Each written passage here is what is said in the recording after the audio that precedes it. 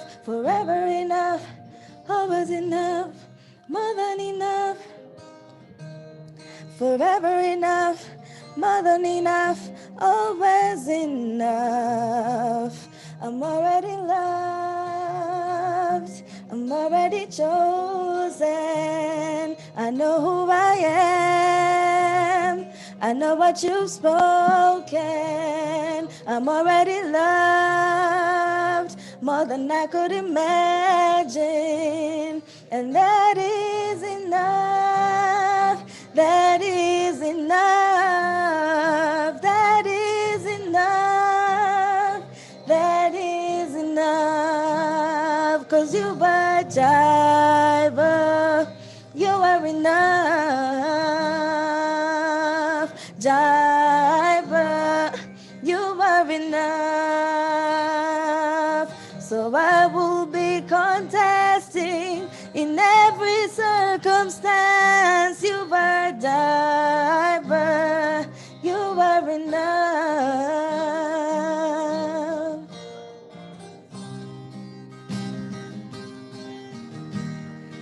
You are Jireh. You are enough. Jireh. You are enough. So I will be contesting in every circumstance. You are Jireh. You are enough.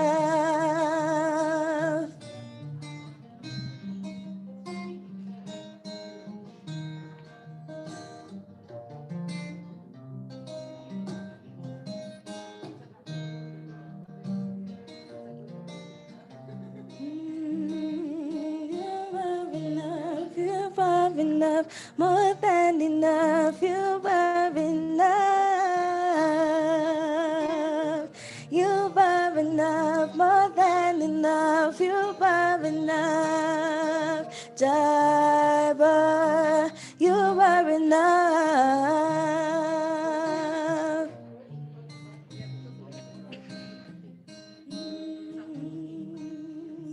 Jireh, you are enough.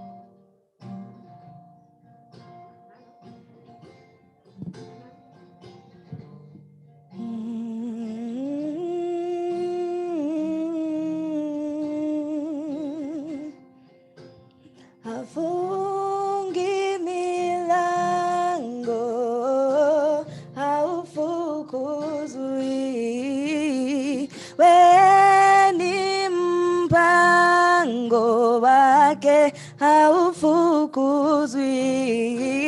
You know that one day, maybe today, you look around and you're not the same. Ni tabibu wa karibu, ni tabibu wa karibu, tabibu wa karibu, tabibu, tabibu, ni tabibu wa karibu, ni tabibu wa karibu, tabibu wa karibu, tabibu, tabibu,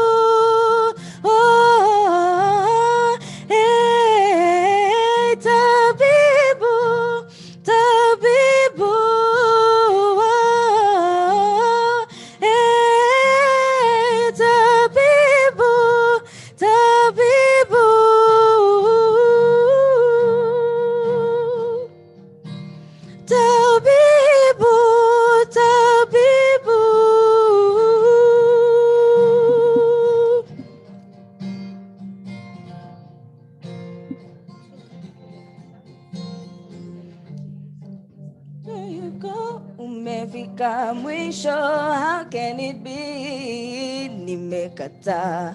Where do you go when you know uko na kipimo? How can it be?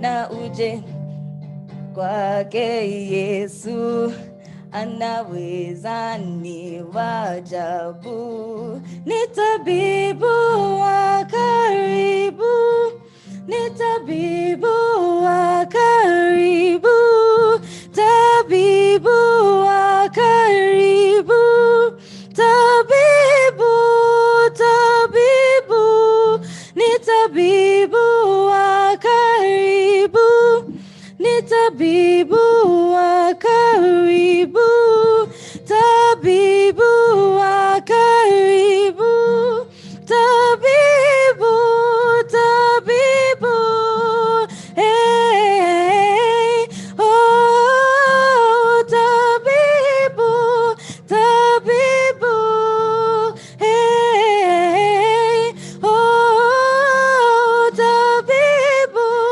tabibu, hey, oh, tabibu, tabibu, hey, oh, tabibu, tabibu, ni tabibu wa karibu, ni tabibu wa karibu, tabibu wa karibu, tabibu, tabibu, ni tabibu wa karibu, ni tabibu wa karibu, tabibu wa karibu, tabibu, tabibu, hey, oh, tabibu, tabibu, hey, oh, tabibu, tabibu, ni tabibu wa karibu, ni tabibu wa karibu, tabibu wa karibu, tabibu, tabibu, ni tabibu wa karibu, ni tabibu wa karibu, tabibu wa karibu, tabibu, tabibu, hey, oh, tabibu, tabibu, hey, oh, tabibu, tabibu, hey, oh, tabibu, tabibu, ni tabibu wa karibu, ni tabibu wa karibu, tabibu wa karibu, tabibu, tabibu, tabibu, tabibu,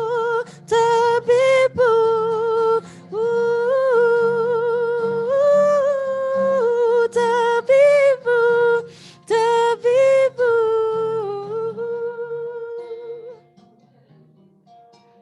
tabibu, tabibu, tabibu.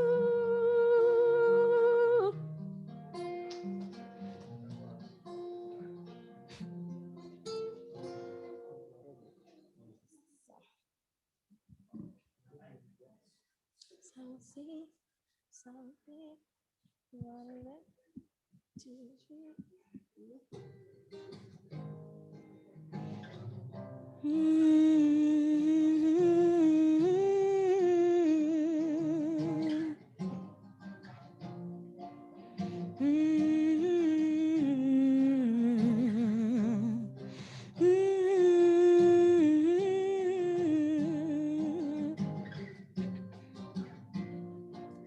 South Sea, South Beach, 111, 203, Westy Kangemina Doni. Number 90, baby, in a city like my city, oh no, no, no. Nairobi, they can do it like we do it in the 254. Nairobi, my hustler, na madem supu, kawangware to buru buru. I love my city, oh yes I do. Na na na Nairobi, my hustler, na madem supu, kawangware to buru buru. I love my city, oh yes I do. Na na na Nairobi, madare Kibera Nadandora Langata Embakasi Kibera Dagoreti Kayole in a city like my city, oh no, no, no. Nairobi, do it like we do it in the 254. Nairobi, my hustler, na madem supu, kawangware to buru buru. I love my city, oh yes I do. Na na na Nairobi, my hustler, na madem supu, kawangware to buru buru. I love my city, oh yes I do. Na na na Nairobi.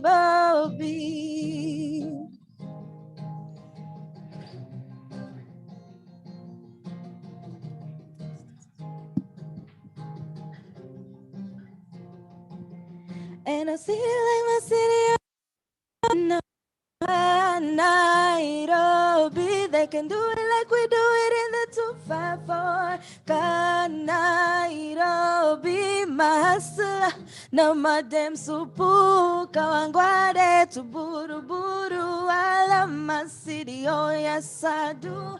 Na na na Nairobi, my hustler, na madem supu, kawangware to buru buru. I love my city, oh yes I do.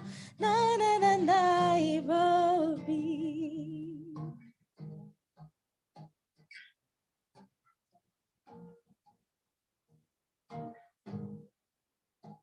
Na na na Nairobi.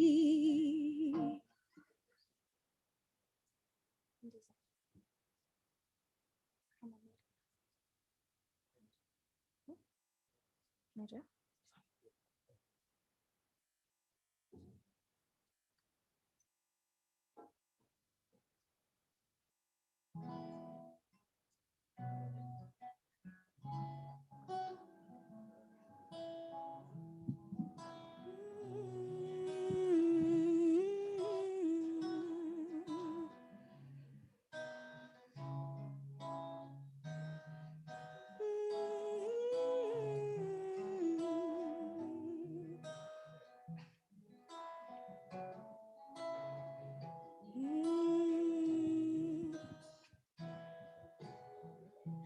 Neria,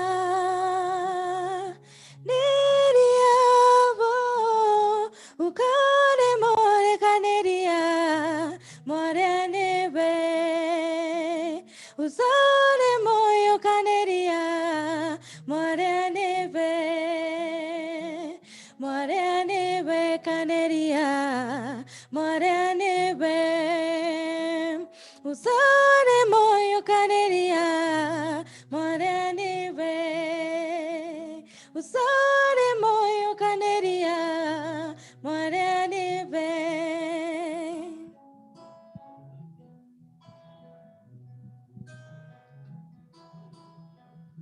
Kufero ni moro me avnazi, sinora moyo we goshinda, usore moyo kaneria, moraniwe. Usore moyo kaneria, more anibe kaneria, more anibe. Usore moyo kaneria.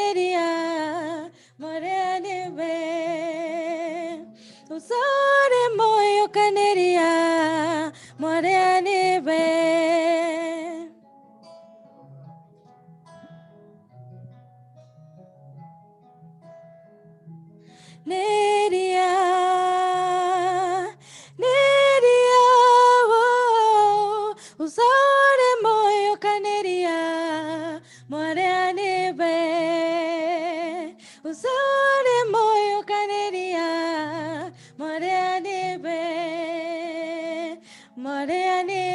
kaneria, more anebe, usore moyo kaneria, more anebe, usore moyo kaneria, more anebe.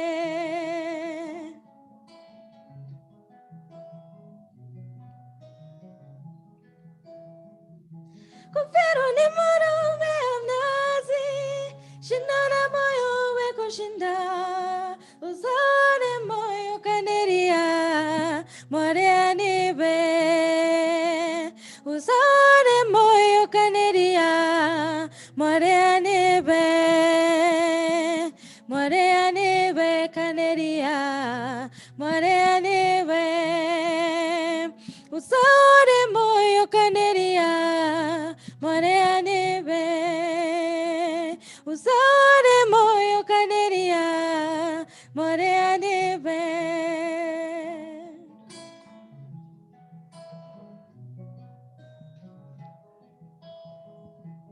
Neria, Neria, oh, usore moyo kaneria, more anebe, usore moyo kaneria, more anebe, kaneria, more anebe, usore moyo kaneria, more anebe, usore moyo kaneria, more anebe.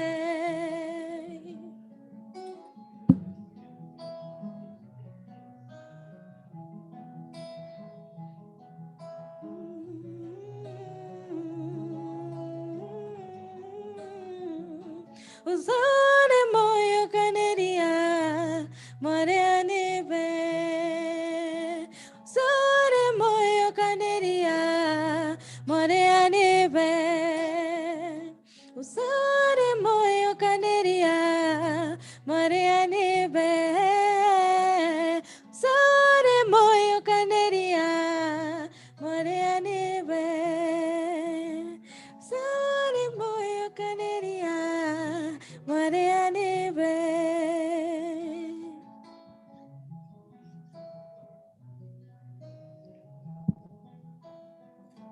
Usore moyo kaneria, more anebe.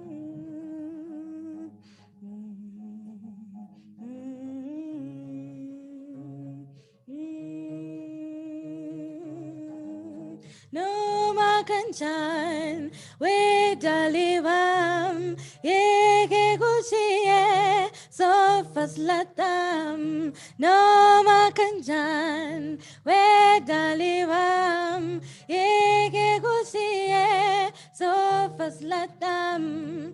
No makanjani, no makanjani. Nama kajan, kajan, kajan. Nama kajani, nama kajan. We dalima mege gusiye sofas latam. Nama kajan, we dalima mege gusiye sofas latam. Nama kajan, nama Namakajani, Namakajani, Kajani, Kajani, Namakajani, Namakajan, Wedalivam, Yegagusie, Sofas Latam, Namakajan, Wedalivam. Yegagusie, Sofas Latam, Namakajan. Namakajani, Namakajan, Namakajani, Namakajani, Namakajani, Namakajani.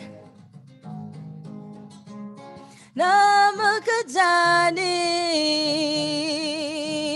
Namakajan, Wedalivam, Yegagusie, Sofas Latam, Namakajan, Wedalivam, Yegagusie, Sofas Latam, Namakajan, Wedalivam, Yegagusie, Sofas Latam, Namakajani, Wedalivam, Yegagusie, Sofas Latam, Namakajani, Kajani, Kajani, Namakajani, Namakajani, Namakajani.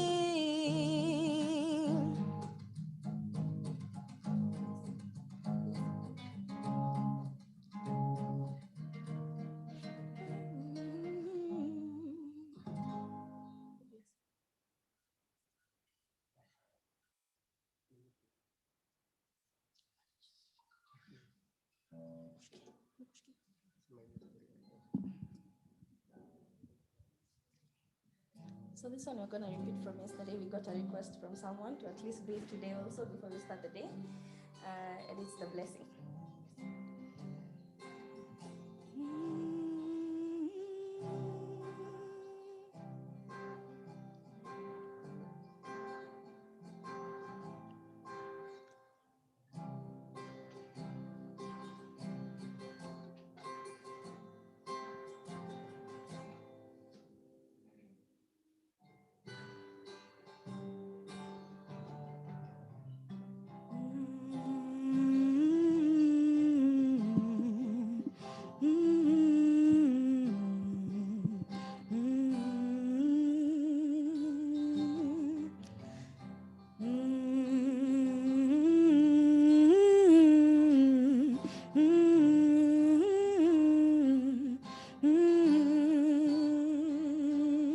Bwana akubariki na akulinde, akuangazie uso wake na kukufadhili, akuinulie uso wake na kukupa amani.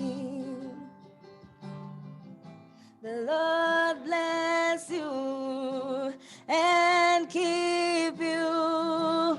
May His face shine upon you and give you peace. Lord, lift you and bless you and give you peace.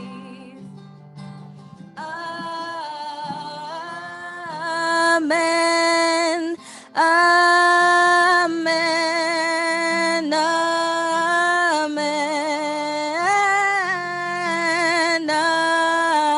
Amen.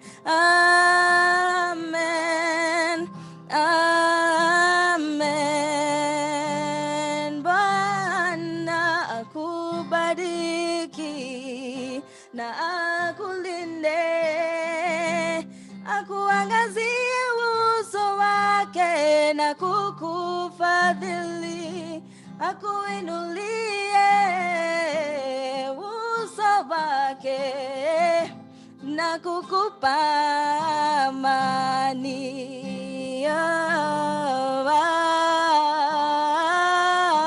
Amen. Amen. Amen.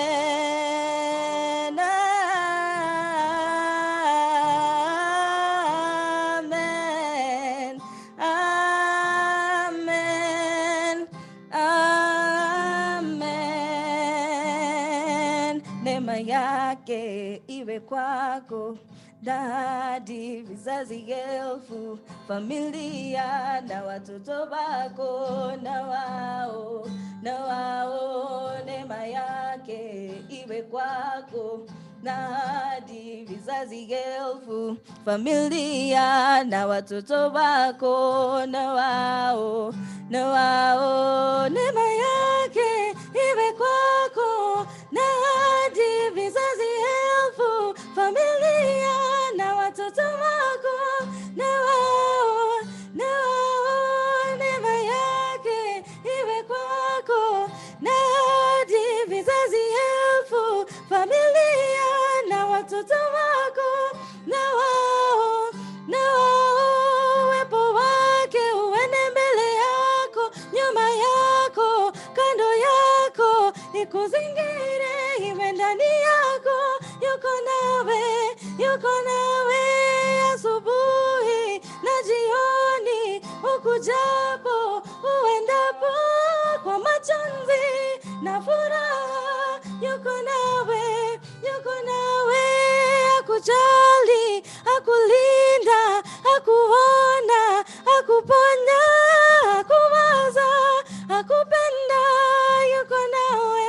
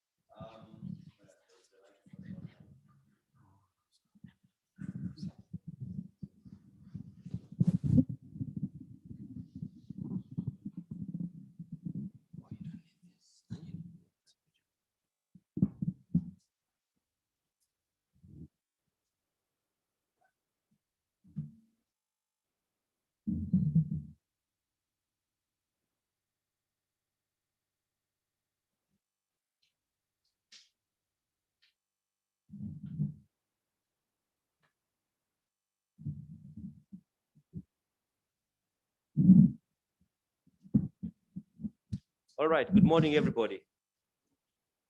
Goodness, good morning. That's more like it. I'd like to welcome all of you, both those of you who are here with us physically in Nairobi, as well as those of you who are joining us online. Thank you for once again being part of this. So without much ado, I'd like to once again invite Wamoyo to lead us in the national anthem, and I'll therefore ask that we stand up so we can see the national anthem, then we'll pick it up from there.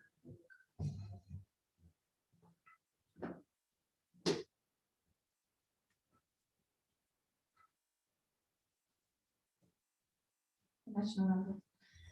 Oh God of all creation, blessed is our land and nation. Justice be our shield and defender. May we dwell in unity, peace and liberty. Plenty Unity be found within our borders. Thank you very much, Wamoyo. You may now be seated. I'm not sure if the online audience was standing. But nonetheless, we are grateful to be here once again on this second and final day of what we'd say is the beginning of a new phase in regards to social protection in this country. My name is Dan Mwangi. I am your moderator for the day. I work at NTV Kenya under the Nation Media Group. I'm a digital and innovation editor as well as a news anchor. And I'd just like to begin by some quick house rules. For those of us who are here physically, let's remember, and for everyone in general, let's remember we're in the middle of a pandemic. Let's not expose ourselves to the risks that it bears. So I would just remind us to ensure that we follow the instructions in our room. We've got this nice red and white themed posters that just remind us, wear your mask properly, maintain the recommended social distance. Some may call it physical distance. Sanitize your hands regularly. We've got sanitizers available. Even right outside, we have that. Across this room is where the washrooms are, just across facing this way. There's water, running water and soap, so we do have that option. So let's just do our best to ensure that we keep this disease at bay. Further to that, those of us who are here, let's put our phones on silent, please, just to avoid any undue interruptions. Like I've said, the restrooms are across this room, just facing this way. In the event that there's anything that you need help with, you just like some help, we have our team seated outside who could then guide you on the same. The online, for those on the online platform, we have the bilingual, that is English and French translation that can be selected from the channel. Then besides that, we have the do's and don'ts when it comes to, and some of the online etiquette. One, we have login on time. We are now past that. So now we're at rename yourself. Again, I said, like some of us, we'll call ourselves Uhuru Kenyatta. Some will call ourselves Barack Obama. So for today, if that's not your full name, just use the name that would identify you with much easier. It will help us with as we facilitate the sessions. Aside from that, keep your camera turned off until when prompted to do so, to turn it on. And this will also help with improving the bandwidth for those logged on across the world. And for those of us who are here in Nairobi, if you're you've logged onto the Zoom platform, we kindly request that you just log off. You are where the action is. And it also just helps us to maximize our internet bandwidth for for streaming and for all the generation of the content from our technical team. So it'll make it easier so that we don't have a bit of a tough time when it comes to streaming for those who are online. Aside from that, mute your microphones at all times until when you're prompted to speak, and use the chat function, the chat icon to raise your questions, basically, so you can communicate to us through that. Until then, if our online moderator, that is Edwin, who will be speaking just in a bit, prompts you to do so, then he'll also just speak on Mentimeter as well. So those are some of the guidelines that we just like you to be cautious about and just to be aware about, alive to, so that we can have a smooth and fulfilling session. Aside from that, I'd just like to now call upon Dr. Martin Atela. Dr. Martin Atela is the head of research and policy at PASCA, who is then going to just kick it off for us from here. Thank you, Dr.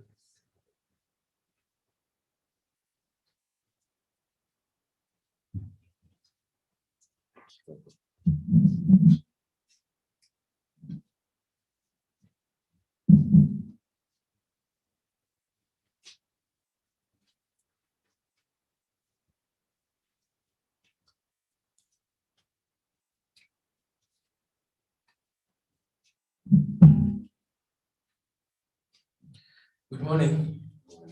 Thank you very much, Dr. Mwangi. I did join you in agreeing that we are very grateful to be here this morning. So let me say hi again to you. Good morning. The online team, how are you? I can't see you, but I hope you're all well, wherever you are joining us from, West Africa and North Africa. Sorry. Sorry for that.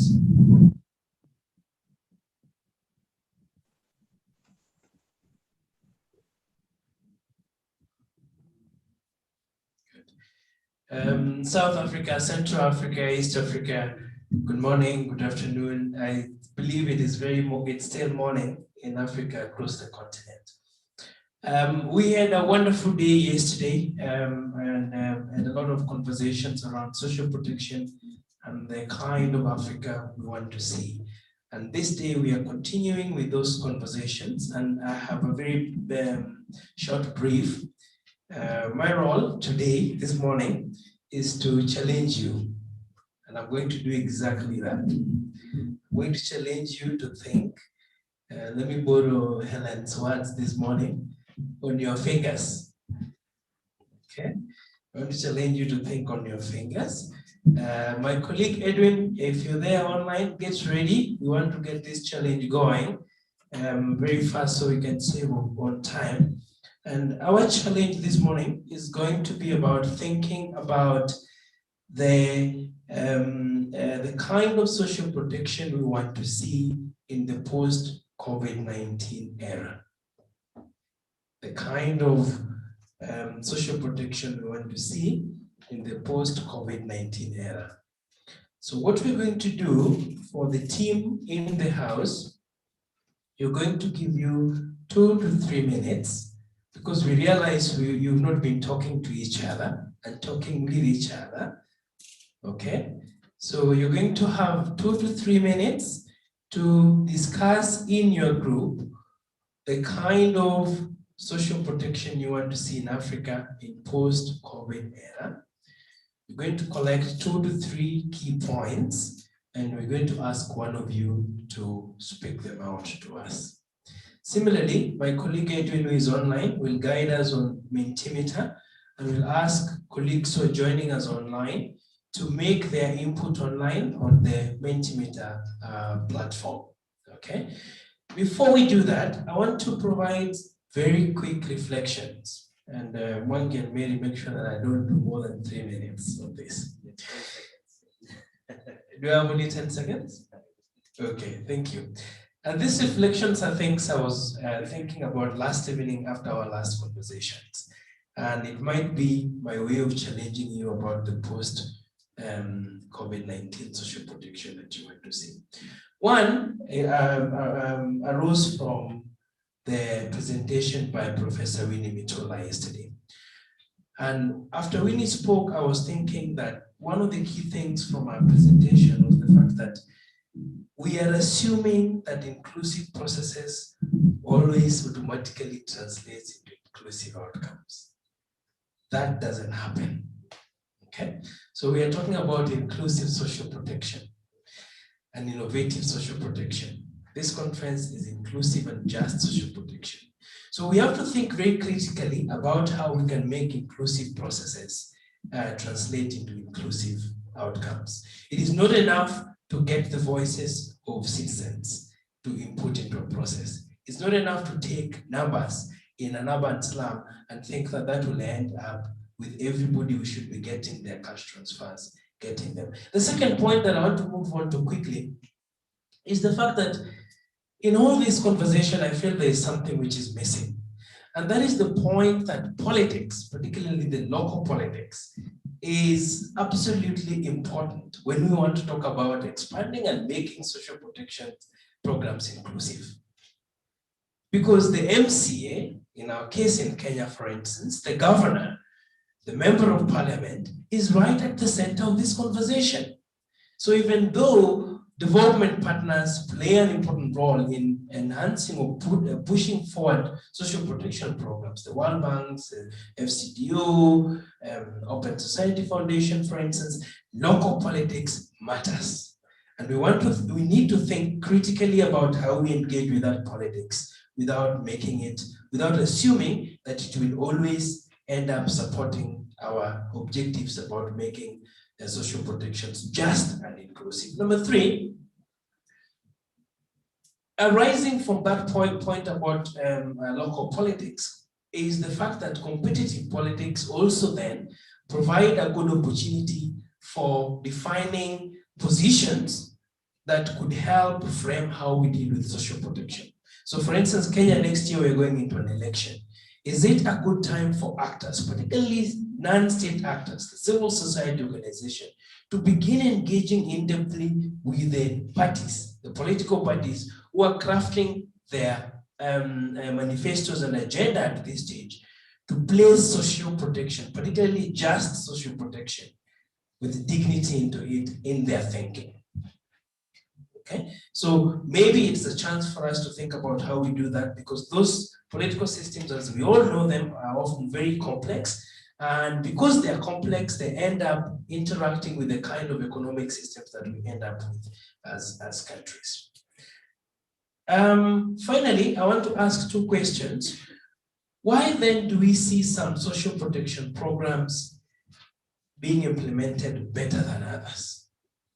I think finding an answer to that question could help us answer the point about the kind of post-COVID social protection we want to see, okay? And it could also help us answer the question, Ellen, that we're discussing this morning about moving the informal into the formal.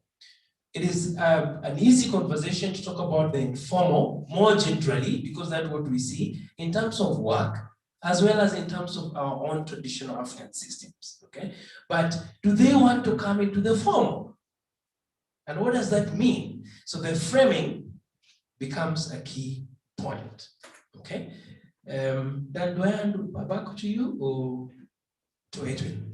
Edwin, are you ready to set up the Mentimeter conversation? Meanwhile, colleagues in the room, this is your time, 2 to 3 minutes, quick conversation. What is the kind of social protection you want to see in the post-COVID era?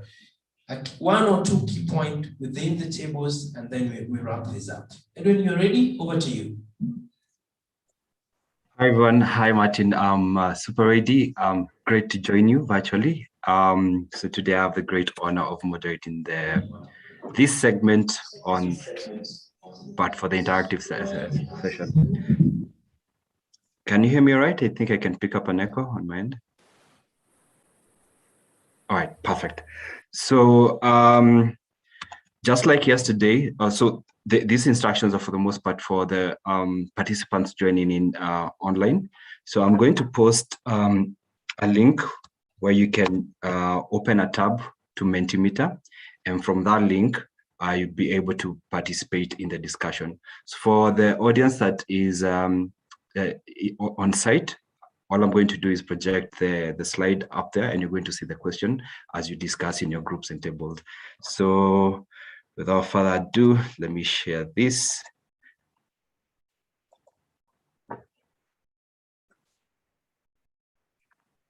So maybe just reiterating the instructions. Just like yesterday, for those that are joining in online, please click on the link that I've provided in the chats, and you should be able to respond to this question here. So basically, what you need to do is type in, and we're going to see your response on the screen. Thank you.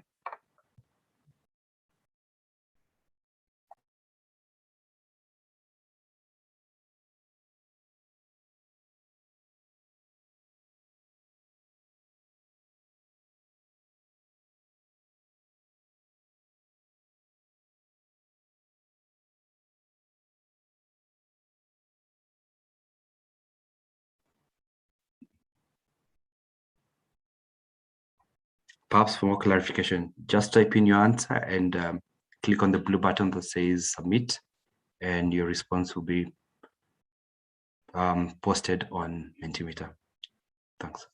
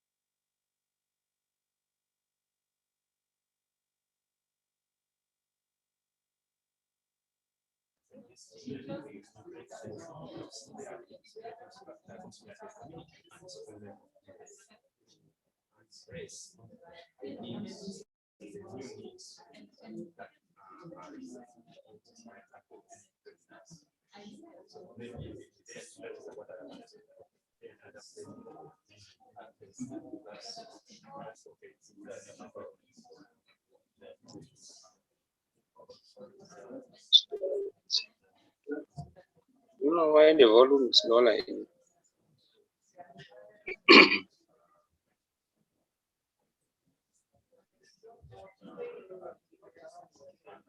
But I think that's a way of making that accessible. Yes, obviously some areas are accessible. So enhancing it.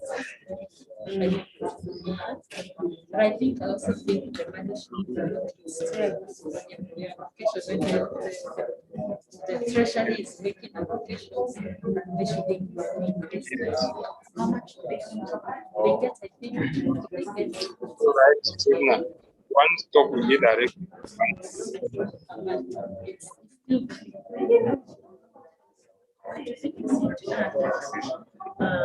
Only 20%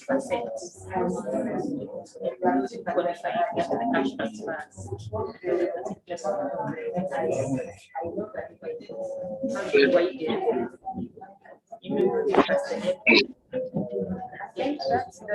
the thing of increasing the budget.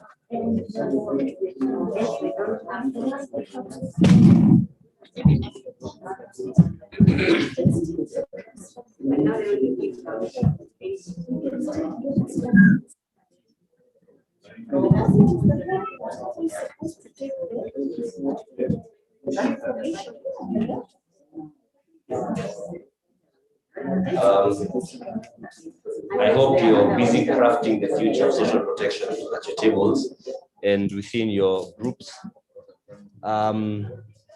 Edwin, just get ready to just take us through some of the feedback on Mentimeter.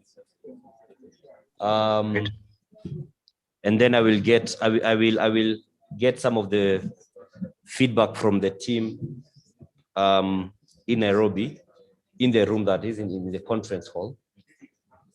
So Edwin, once you're ready. I'm good. And the groups, you just remember you will give us a representative who will share your views very quickly and briefly.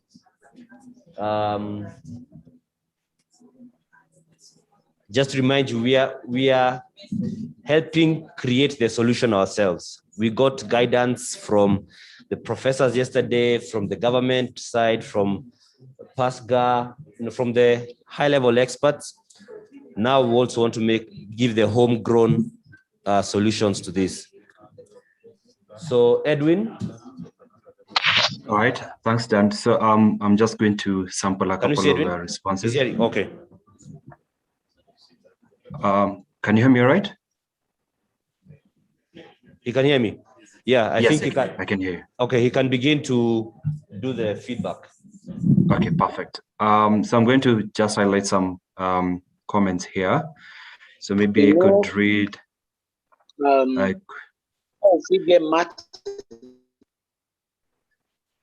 Hello, I think there's someone else whose mic is on. Don't go off.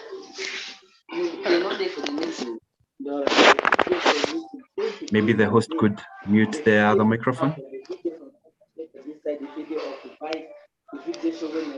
All right. So some of the feedback that we received, somebody said fair social protection opportunities. Let me highlight this one on my left corner.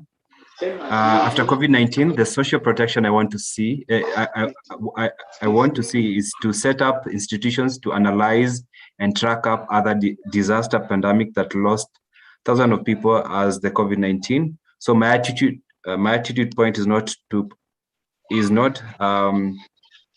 I suppose what he's saying that another thing doesn't happen. We're not caught flat-footed as we have been in 2020 and 2021. Another person says an inclusive, sustainable, and transformative social protection. This other feedback here says social protection programs that insulate vulnerable communities against future social shocks. And I see another saying fairer social protection opportunities. Let me sample some others. All right. Great. Social protection extended to workers who lost their jobs. I think after the COVID-19 pandemic, the group is more vulnerable. This is Jacqueline Kibe from Kenya. And somebody says all-inclusive, sustainable, and transformative social protection. Maybe I'll do two more. Social protection.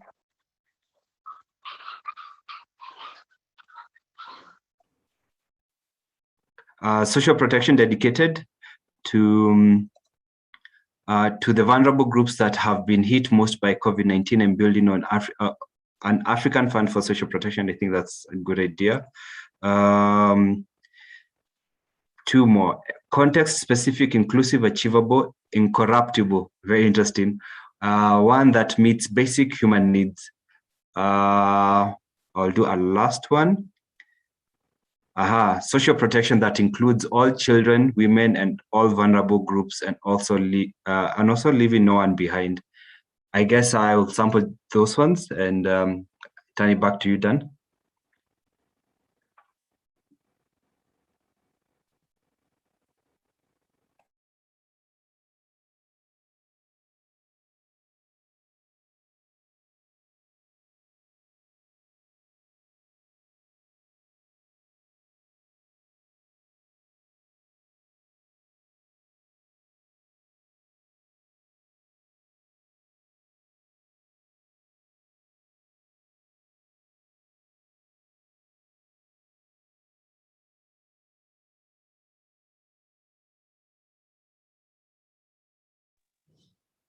Thank you. Thank you, Edwin.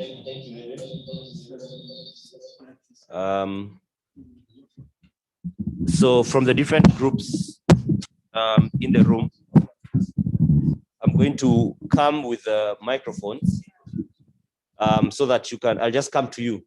Then you'll have your representative from your group share with us. Is my mic on? Check, check, check, 1, 2, okay. To just share briefly what your group feels is the kind of social protection you'd want to see post the pandemic. So let me be democratic. Which group wants to go first? Which table wants to go first? This one, okay. Then we'll go to that table there. So I'll just come and who is going to present? It's you. And I will hold the mics for you, so don't worry. Check, okay. So you'll just introduce yourself then. Thank you. I'm Donatos from Led of Charity, and my colleague is Ellen. And we came up with two themes. First is to promote and implement gender-sensitive social protection. And the second one is to promote and effective implement the universal healthcare program. Thank you. Thank you very much. So there's a matter of gender representation. Then besides that, there is also UHC. Thank you very much. I'll hold the mics for you. So thank you very much. This is Erastus, and I'm also representing my group here. And we came up with more or less 3 points, but I'll mention 4.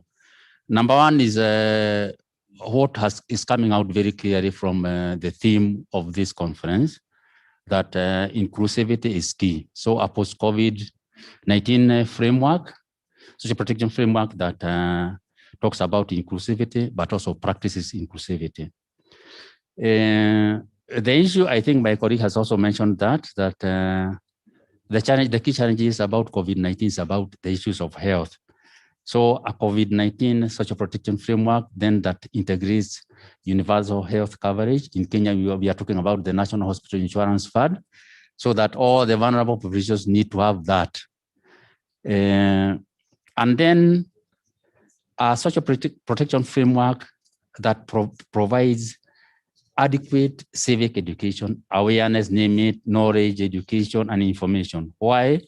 In order to encourage informed citizens' participation, and eventually this will lead to ownership.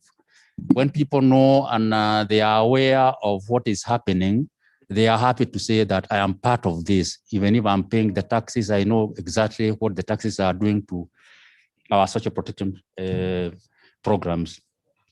And then yesterday, we really talked about what is happening within our social networks.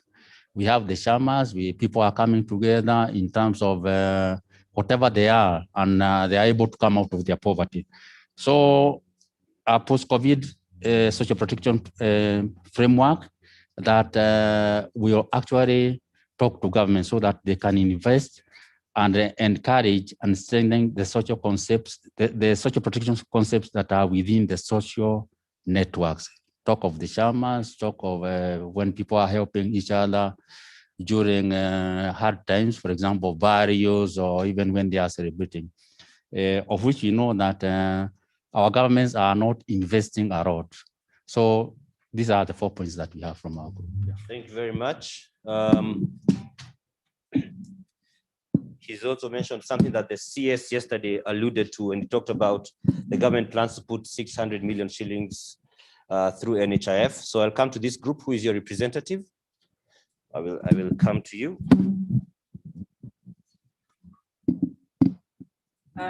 Good morning, everyone. So what we came up with is pretty much what other groups have discussed. So the first one was to build on existing indigenous social protection. So how do we strengthen that? That is where in our community, we have the young taking care of the old. We have the Nyumba Kumi already existing community.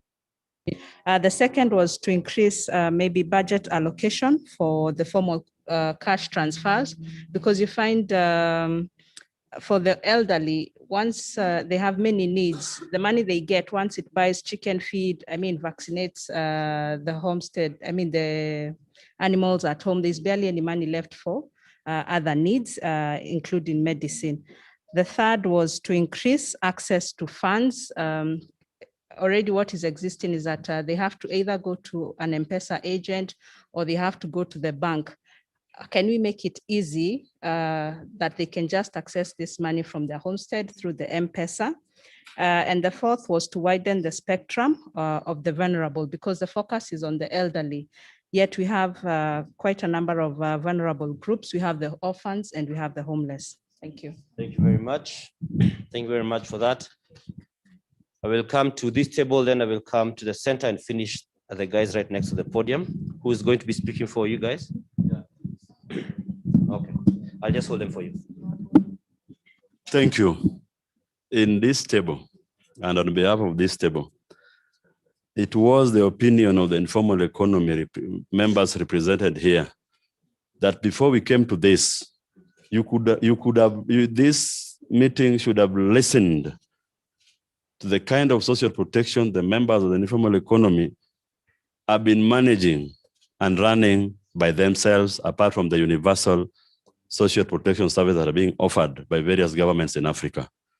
Two, it is important that we widen the basket, not only for the most vulnerable, but also for the unemployed youths to be considered in provision of the safety nets. But as I finish, it is very important for this conference and for Africa to let the voice of the informal economy to be heard before we reach such kind of answering such kind of things. Because the informal economy forms the bulk of people who create employment for themselves in this continent. So I talk to your colleague here that I wish you could have heard from us. How do we manage? What are the challenges? What are the options that we have for this continent? Because we need to have homegrown solutions in relation to social protection. And that I believe in on behalf of the informal economy, you should have listened to us before we reach this level. Thank you. All right, thank you. Just to clarify is that this is part of the solution making process. We're looking at what kind of post-pandemic social protection we'd want to see. And when you talk about homegrown solutions, this is part of what we are doing. So I believe we are all on the same page. This table, you're the one. Let me come to you. Same page, same book. Same page, same book. In the same era, not the revised edition. Yeah, my name is Angelina Kola, and on behalf of my sisters Beatrice Muganda and Cecily Mwangi, one of the issues that came up yesterday was regarding ownership. And this is actually because it is not driven by the stakeholders. So we are looking forward to a post-COVID-19 period where the stakeholders are part and parcel of the solution. And then the second issue is we need meaningful, enough and consistent cash transfers to meet the needs of the persons they are intended to, because most of the times these needs are not equal for each and every person. 2,000 shillings might be enough for one person and might not be enough for the other person. And then we are also calling for transparency and accountability, because most of us, when we try to interrogate the lists, we are told that that is not our work. It is the work of the maybe social development officers. So the transparency will maybe bring forward the issue of ownership that we have been struggling with. Thank you very much. Thank you very much for that. We have our final group here. All right, I'll hold for it, okay. Thank you very much. And on behalf of this table, we observe that at this stage, if we want to see what can happen post-COVID, we have to recognize some of the increasing challenges in the most vulnerable groups, such as, for example, teenage pregnancy amongst girls. It's on the rise, and many places this is reported as so, especially in media. And we are thinking at the school level and in the communities, engaging with the school administration and also in community leadership.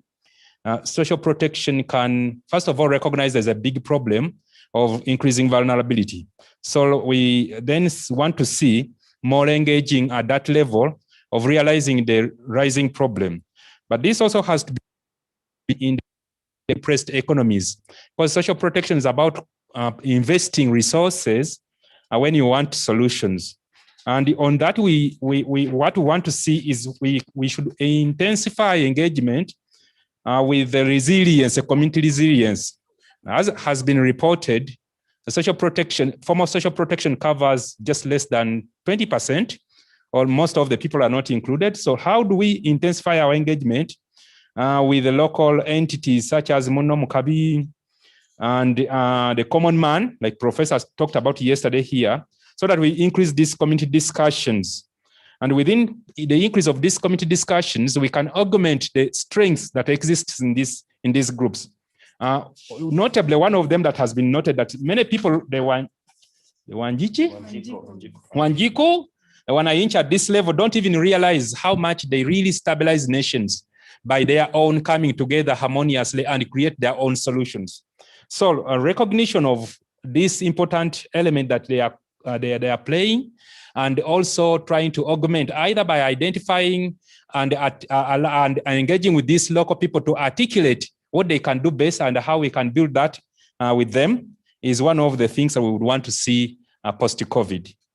And the last point here we have is that, having said all this, we at least know that government, any call on government to engage must be done also in recognition that the economies have been depressed, and very unlikely that they will come up with new investments that match the new vulnerabilities. So again, generally working within the resilience framework and augmenting whatever resources within our indigenous setting is one of the things that we think we want to see post-COVID. Thank you very much. Thank you very much. Let's all appreciate it ourselves with a hand clap.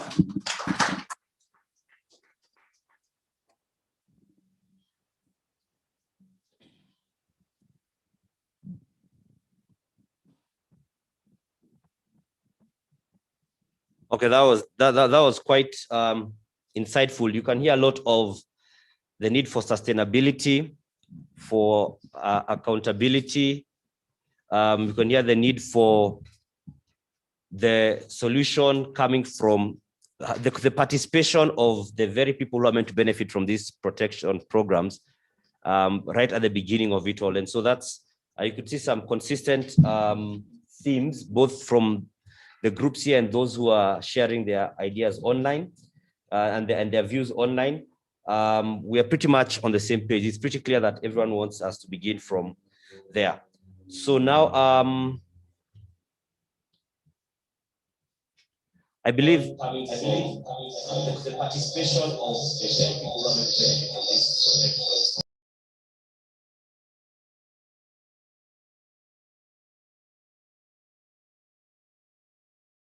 Would now, I believe now we are going to be going to our breakout groups. We are pretty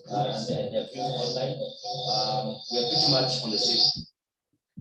All right, we're going to our breakout groups. You could just give me a minute to clarify.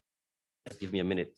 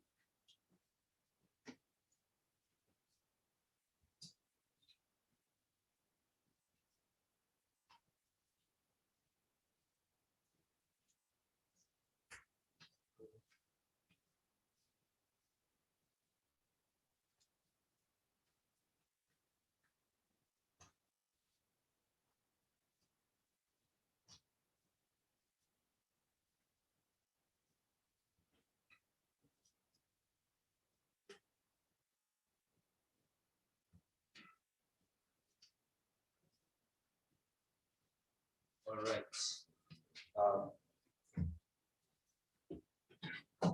right. Thank you for your patience. So like I said, we're going to be going to our breakout groups, which are going to be based on themes.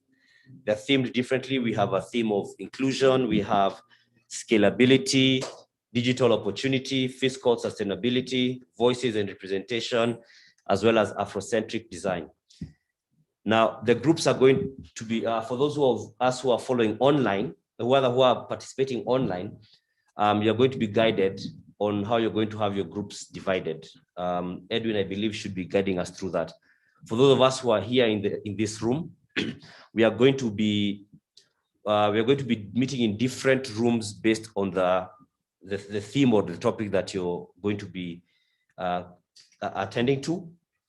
And so, because we'll be moving to other rooms as we walk out, the good people outside there are going to guide you on which group you're going to go to. They'll guide you on the group as well as the theme, the room rather, that you're going to have that. And those of us who are streaming and watching the stream, we'll be having a live interview with Dr. Martin Atela, who was here earlier on. He's the head of research and policy at PASCA. So everyone is catered for. So I'll just read once again. Inclusion, the dialogue leader is Rebecca Sanyu, and the assigned rapporteur is Richard Ngilangwa. Then we have scalability. The dialogue leader is Ebenezer Ajete Sose, and the assigned rapporteur is Professor Elizabeth Bakwayo. Then we have digital opportunity.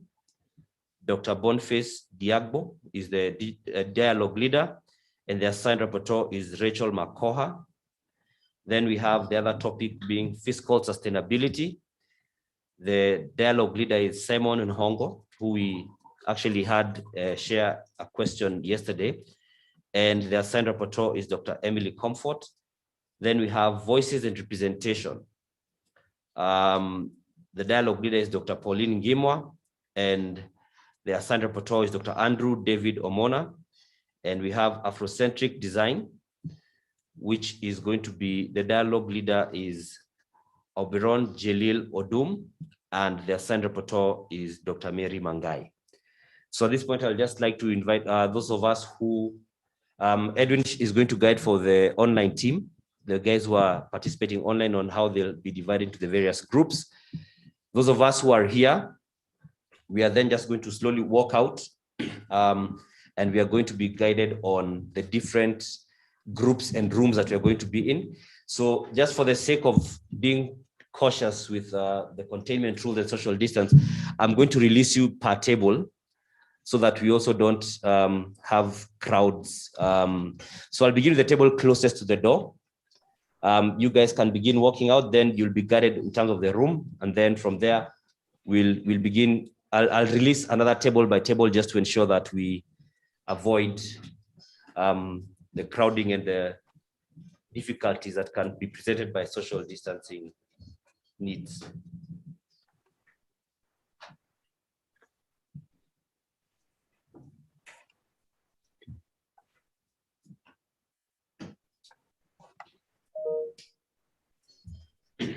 Yeah, so for this, as they do that, just again, inclusion is about how can Africa transcend the informal, formal dichotomy to overcome exclusions. And in regards to scalability, how can Africa realize scalability and ownership of experimental innovations to unlock their transformative potential?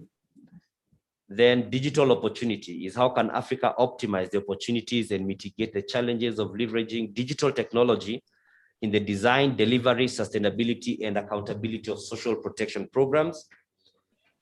Fiscal sustainability is about how can African states rebalance their balance sheet to sustainably finance social protection. Then we have voices and representation, which is how can Africa effectively leverage on voices and representations of citizens in decision-making and accountability for social protection. And last but definitely not least, the Afrocentric design, which is about what can African states learn from the resilience of indigenous social protection systems in the design and delivery of a sustainable and accountable social protection framework in Africa. So I think once, if that group is done, we can maybe have the next table. Proceed outside to just get assigned to your different rooms. This pandemic period has taught us to be patient beyond what we are used to. We are used to, okay, go, and everyone flocks. We look like one of the wonders of the world. But it has taught us patience by virtue of that, and also by virtue of the technology challenges of, can you hear me? Is your mic on? Is your mic off? Things we didn't have in meetings pre this pandemic. And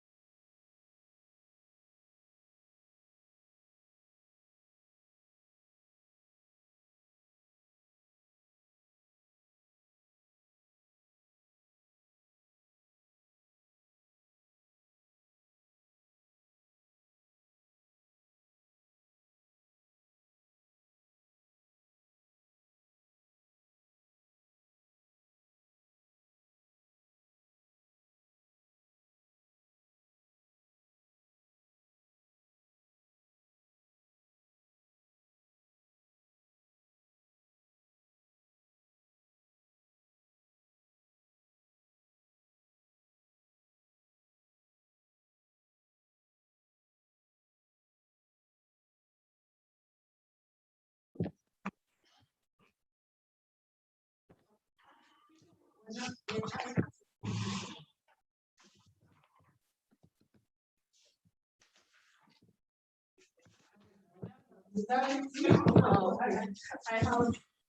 have come to teach for men again. I know. I don't think anybody will fish. Can I fish you and can I fish you? Again. I think in the mixer, many people picked an E instead of C. So sorry for that. They are wondering, are they the only nomads?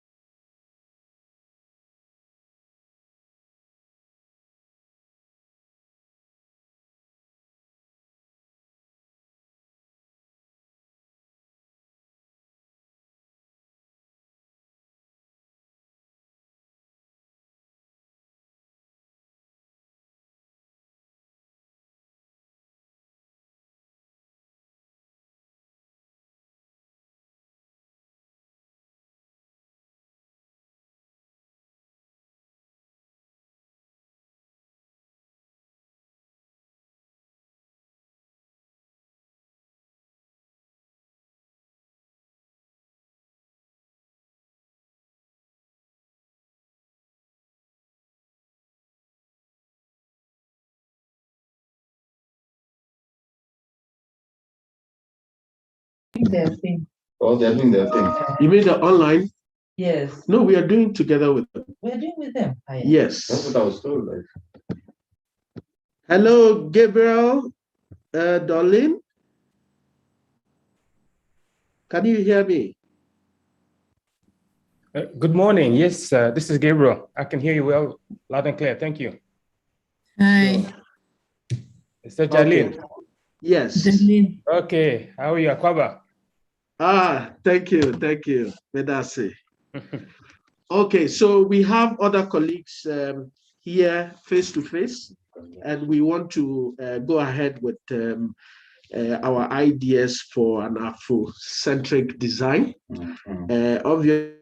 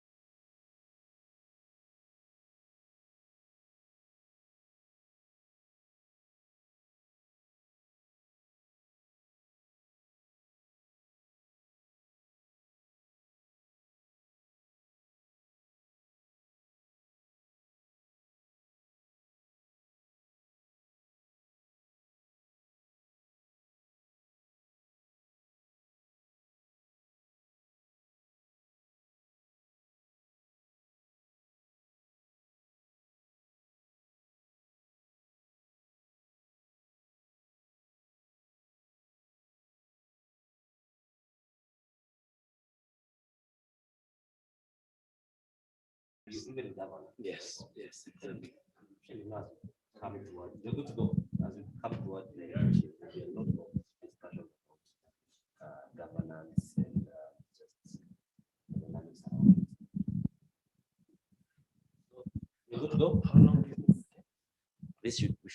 about maybe 10 or so minutes, not each day, so we can save time. Okay. All right, thank you for speaking to us, Dr. Martin Taylor. And maybe just let's begin by some of the feedback that we've had from the different participants at the conference in regards to social protection and the way forward on it. One thing that has come out clearly is the aspect of inclusion. People don't want to be given solutions that are already, you've been brought for a full suit. People want to be there so that you can upimiwe suit, so you can have the suit measured to fit to what your style is. How do we make this a reality, considering there are so many players in this space and influencers and the likes? Thank you, Dan. I think the point about inclusion is a real one, and I think we need to set a context to it. The context being that the formal social protection programs have largely been drawing from Western influence. So World Bank input, UK FCDO input, a lot of Western or neoliberal thinking, as it were. And it's only recently that we're beginning to look back and say, hey, social protection has been part and parcel of the African social fabric. And therefore we need to bring back that discussion. And I say that because I think it is important in addressing the question of inclusivity. Take, for instance, the idea about cash transfers.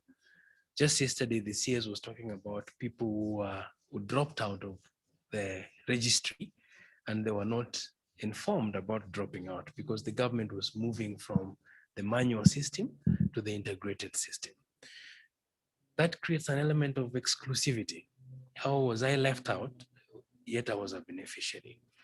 And therefore it goes back to the point about how do we actually actualize the constitutional conversation about inclusive citizen voices in designing programs. And I think this has to go back to the very center of devolution. County governments need to have, for instance, in Kenya, have to have a chance in taking lead in identifying the people who needs to be beneficiaries of social protection programs, because they're the people on the ground, right? So this is a real conversation, and I don't think there's going to be a single answer to it. Different context varies, different governance systems will inform how we respond to it, but it is true that a lot of citizens are not feeling the fact that they need to be part and parcel of designing what it is that they want to see. Okay, and some of these things, like you'd said earlier on in your speech, have got significant implication when it comes to the politics of the day, and you've partly alluded to it. There is a concern that was raised yesterday. We're about to move to a different government or different administration within the next year. How do we ensure that, if, say, for example, some good things begin in this term, that they, we can still see them being, implemented and being realized going forward when Uhuru Kenyatta and his administration, as it is, move out of power? I think a key point has to be about putting up and strengthening systems of governance in the country. And by this, I mean, let me use the word, we as Kenyans and as Africans across the continent, we really have to begin thinking politically and doing things politically.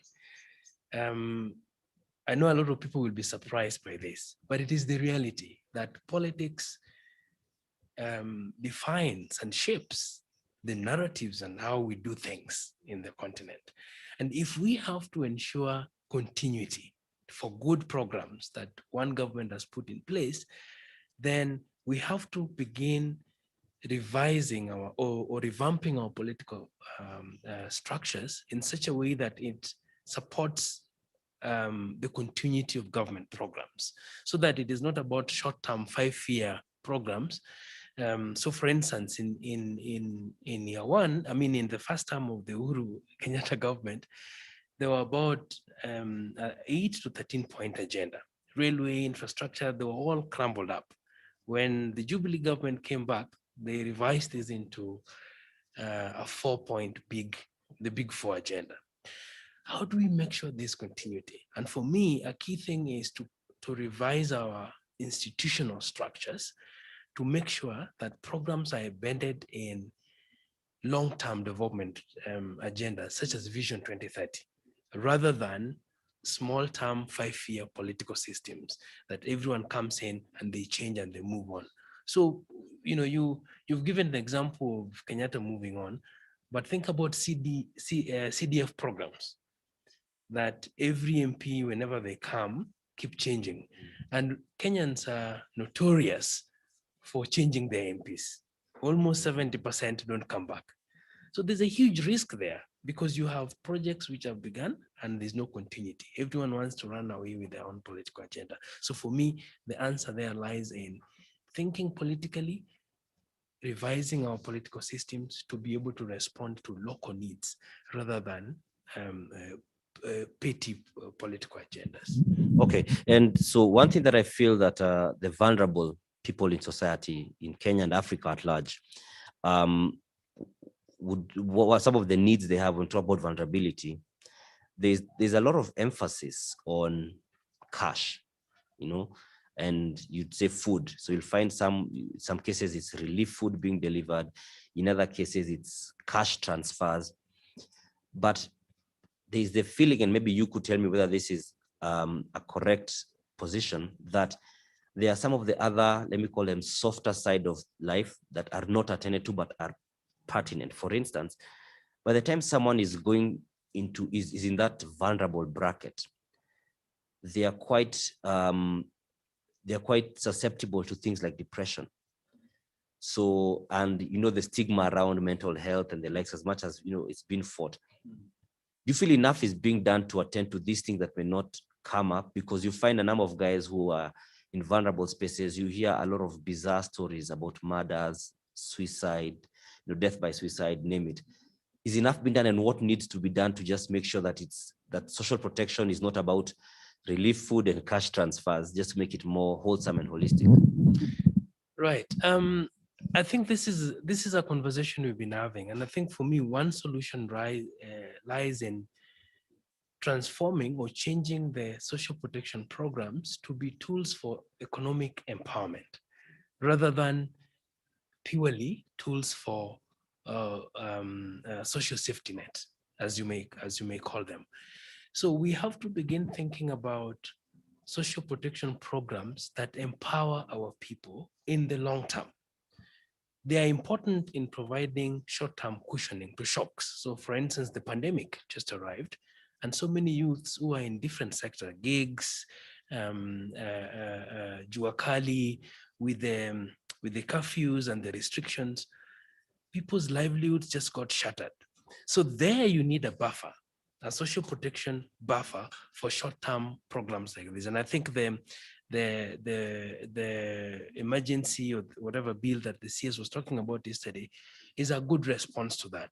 But in terms of long-term and responding to your point about the softer sides of these shocks that don't get exposed out there until the impact is too much, like in the deaths, we need to change our social protection thinking so that we are thinking about using them to empower people rather than making them dependents.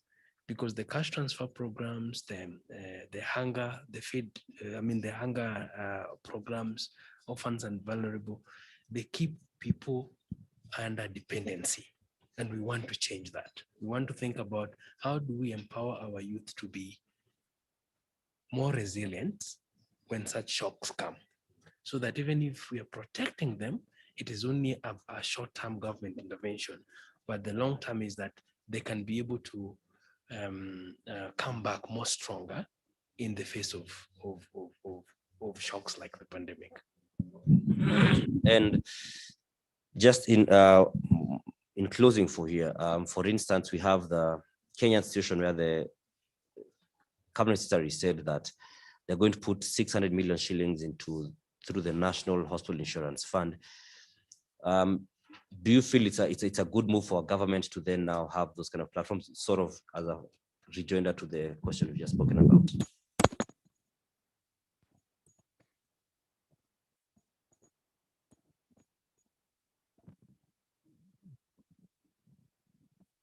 We're back now. Are we okay?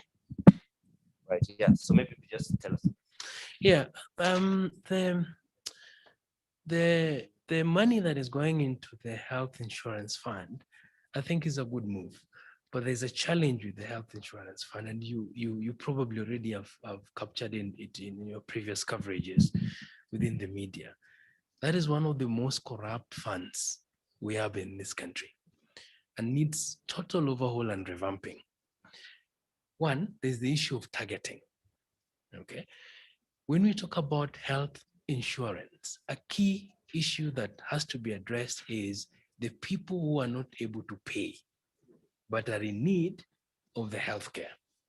As it is, the poorer you are, the much exposed you are to other challenges such as poor health, which means you can't get access to a good hospital, you can't get access to good healthcare, your livelihood, the food you eat is not balanced enough to protect you and grow your immune system.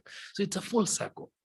So it therefore means that the National Health Insurance Fund has to be revamped such that targeting is made to protect those who need.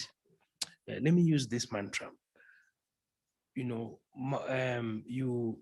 obtain from each according to their ability to each according to their need.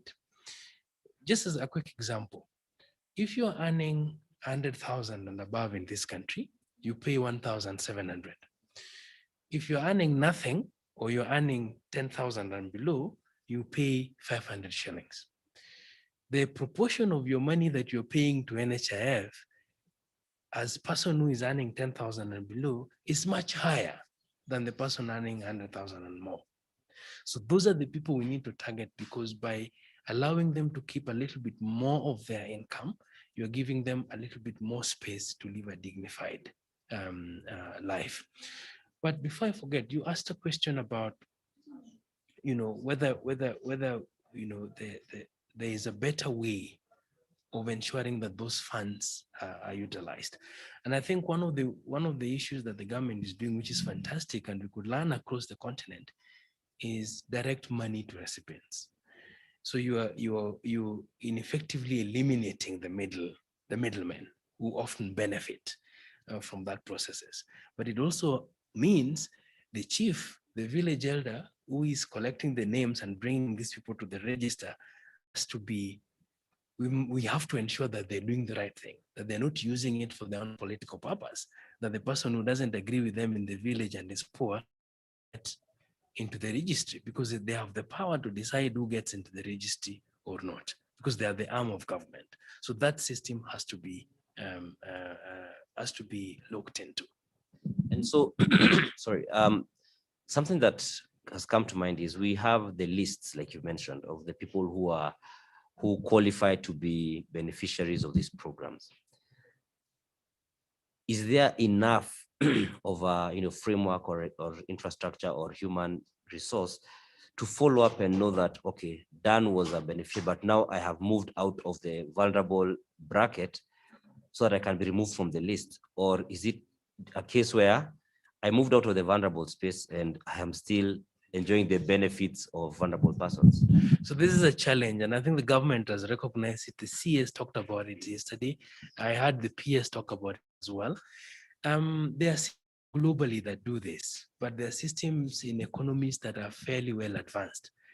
They know quite a lot about their citizens. They have enough data to be able to say, Dan Mwangi is now earning enough good income to be moved out of the space. We don't have that in Kenya at the moment, and it might be something to begin thinking and investing in, because otherwise the population keeps getting older. So our cutoff point is 70 years and vulnerability. More people are graduating into 70 years than are exiting, right? So more people are joining 70 years and less are dying because we are living a little bit longer now. So it means that as this happens, structures such as the National Integrated Information Management System, NIMS, the National Registry, the Communications Authority, all those systems needs to be integrated, interoperability, so that the data that is informing decision about who enters and who exits is one that is robust and reliable. At the moment, we don't have that. And I think it's going to be a huge challenge and investment that needs to be done if this has to be effective. Right. Thank you very much, Dr. Martin Atela, who's been speaking to us about some of the dynamics that have come with this concern and the conversation around social protection and in regards to this conference where we are looking at getting solutions, the way forward after identifying the challenges. Thank you. Thank you very much. Right.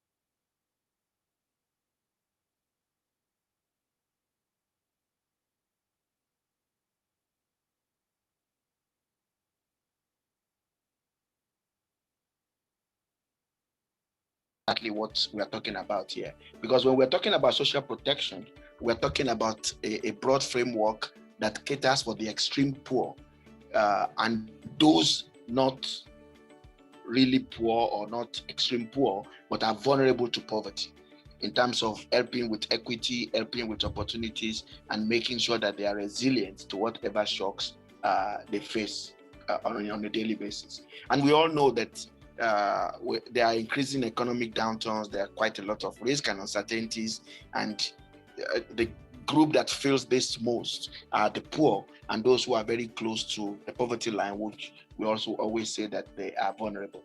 And so social protection is a framework that helps them to find jobs, that helps to improve their productivity, that helps them generally to cope with the shocks, and of course, help them to invest in their welfare going forward in terms of health, in terms of education, and in terms of the totality of their well-being, including the well-being of members of their family, to prevent intergenerational poverty. And to some extent, it's beginning to be clear to everybody that social protection is also transformative. It is not only just protecting people, it also helps to promote them out of poverty, and therefore also has a big role to play when we talk about economic inclusion and social stability and inclusive growth. So social protection is very central to growth, particularly in countries or in situations where there is ample amount of poverty, ample amount of inequality. So in a sense, when you're talking of a kind of program or policies that buffers individuals from shocks and equip them to be able to improve their livelihood and create opportunities to build a better life for themselves and for their children, then you are talking about social protection.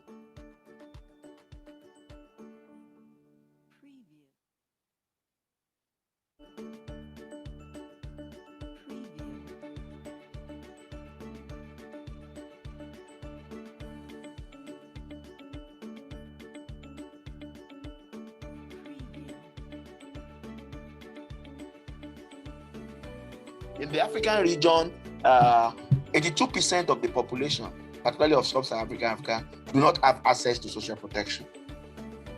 As at 2017 World Bank 2018 analysis. So a sizable number don't even have any protection, prevention, or promoting mechanism to support them. And I think this is very, very important to recognize. Even though there has been an increasing number of social protection programs over time, especially when there are major shocks in the world.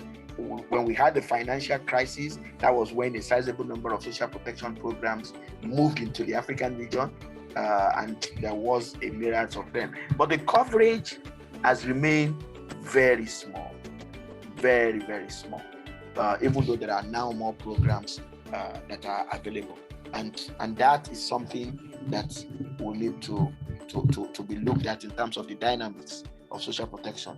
The other issue is that the most of the three groups of social protection that I've mentioned, the social assistance, social safety net is the one that is very, very common that you find in many countries, because it's assumed that every other group can find some support through the market system, through other government policy, but it is only the poor who probably need handout or some kind of support to be able to protect them from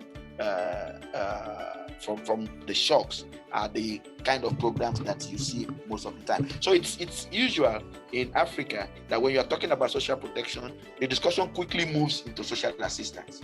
The discussion quickly moves into social safety net. So when you go into literature, you see a lot more about social safety nets than you see about the totality of social protection. There are very little that you see on contributory pensions, non-contributory pensions, and also very little that you see even on labor market activities. And I will probably like you to use that lens when you begin to listen to the next presenter about the key interventions that you have in the African region.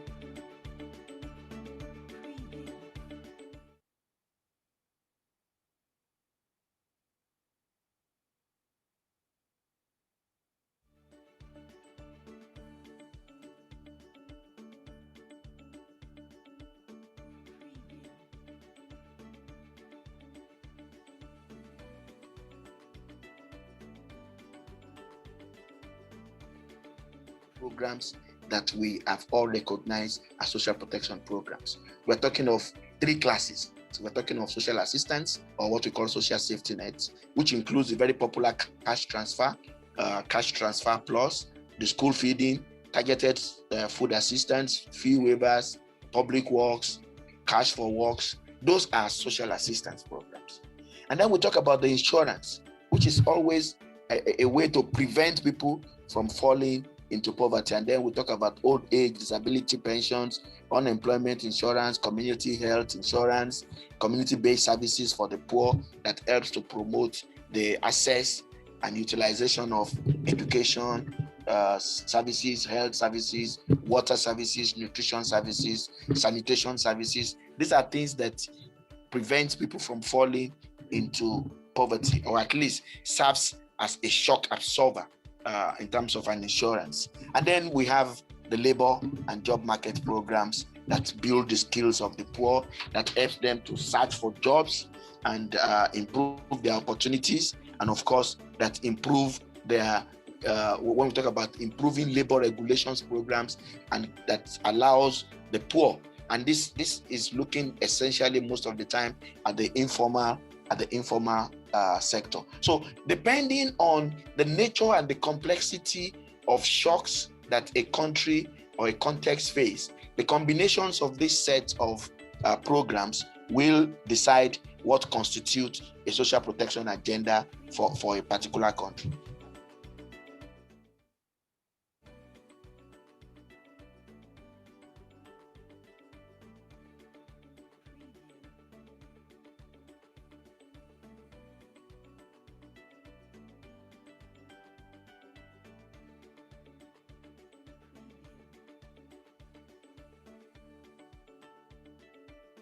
The crisis that we are dealing with now, which is the crisis of the COVID, is the one that has again brought a sizable amount of attention on the issue of social protection in the African region, and that has led to expansion of existing programs. It has led to introduction of new programs, but essentially it is all still talking about social safety net, social assistance. So there is now a lot more emphasis on cash transfers.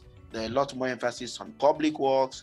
There are a lot more emphasis on a little emphasis on social pensions that are beginning to come up in a few of the country, especially in East and Southern Africa. So if you look at the graph that we have here, you can see the rapid expansion starting from the early 2000s.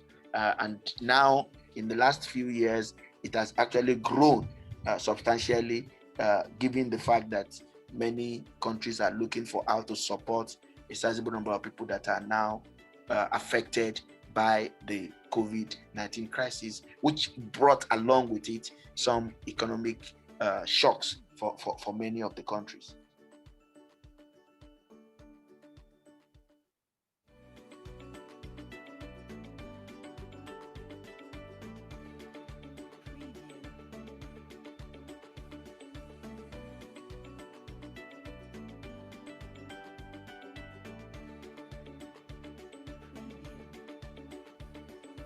Financing is increasing, but it is still less than what is required. Most of the countries in Africa are spending about 1.5% of their gross domestic product on social safety nets, while countries like South Africa, Mauritius, Lesotho are spending between 3 to 6%. Ethiopia, Malawi, Rwanda is spending slightly more than 1%, and the majority are spending less than 1%, and those who are spending less than 1% includes Nigeria, Ghana, and Tanzania. This may slightly have increased in the last 2 years as a result of COVID, but historically, the spending on social protection is far low as to when you compare spending on energy, spending on healthcare, spending on education, and in some cases, spending on the military, particularly for security. So it's important to begin to think of how to increase the spending, and of course how to increase the coverage.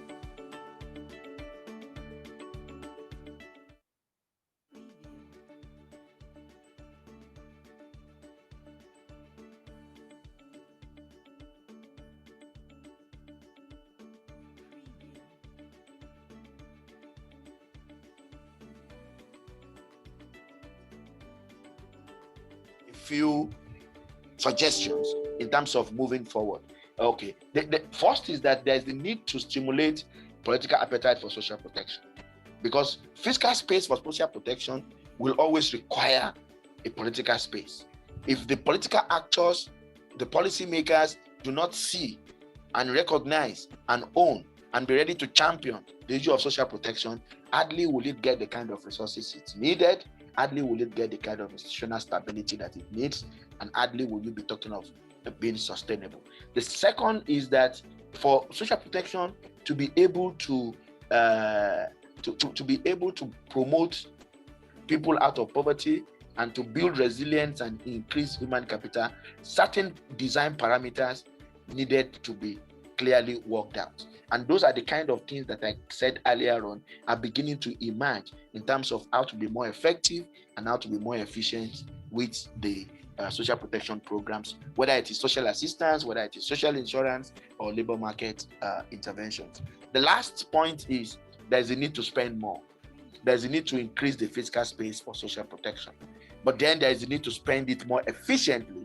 And of course, there's a need to find good sources for funding social protection programs. There are alternatives that many of the African countries are facing, of where they are spending resources to subsidize instead of actually getting the resources directly to those who needs it, and not spending it widely in a way that provides and brings little impact. Let me leave you with this in an attempt not to go too much beyond my time. But once again, thank you for the opportunity to be part of this very interesting and enlightening session on something that is very germane to development, particularly in the African region, and that we should encourage our political leaders to take full view and prioritize the issue of the poor and the vulnerable to poverty.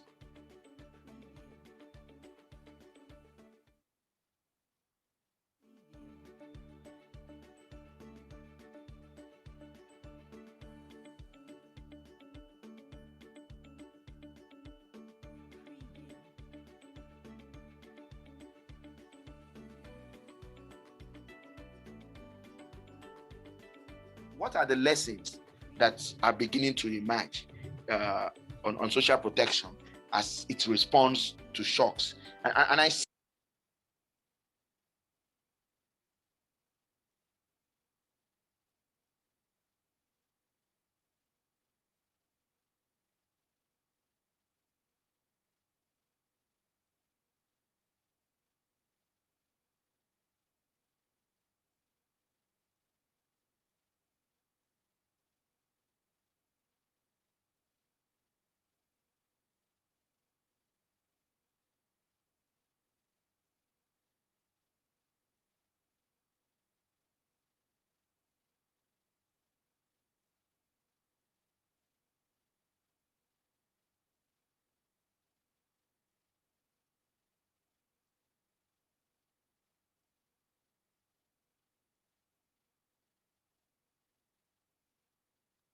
Sorry?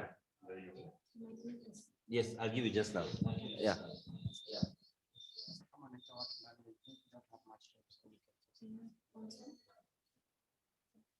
So you can hear me now. All right, I'd like to request everyone to now come back to the main conference room so we can proceed.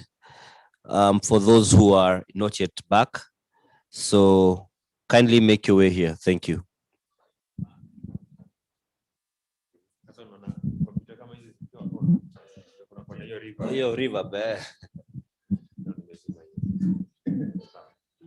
So yeah, you guys can start singing. Then I'll just cue you where I feel when what do you call it? When I need to take over. Let me just give you this.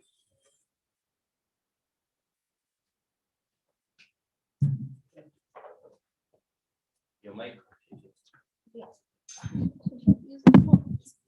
Yes. You're welcome.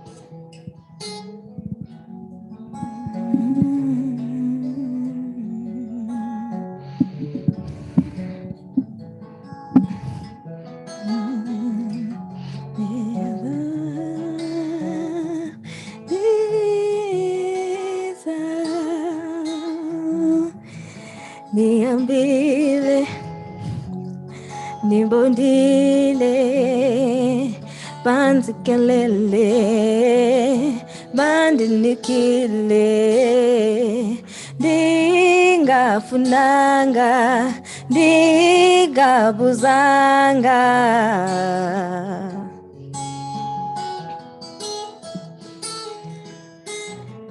Ndiza, undiza, ndiza ubuya, niupate niklizio yami, uzuyenze msuva yona.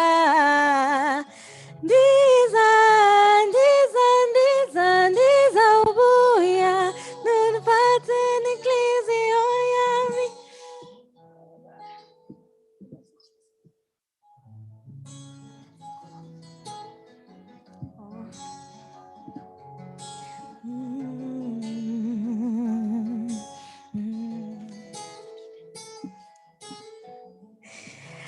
Niambile, nibonile, banzi kelele, bandinikile, ndingafunanga, ndingabuzanga.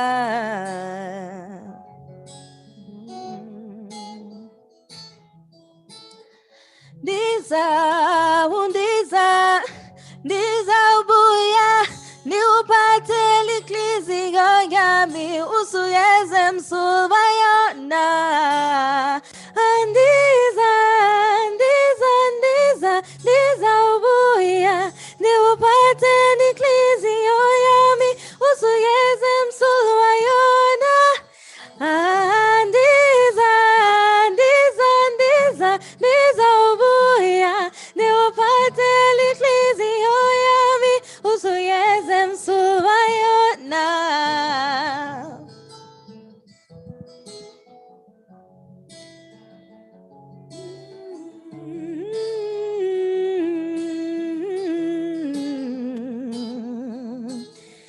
Ndiza, ndiza, ndiza, ndiza ubuya, niupate liklizio yami, usuyeze msuva yona.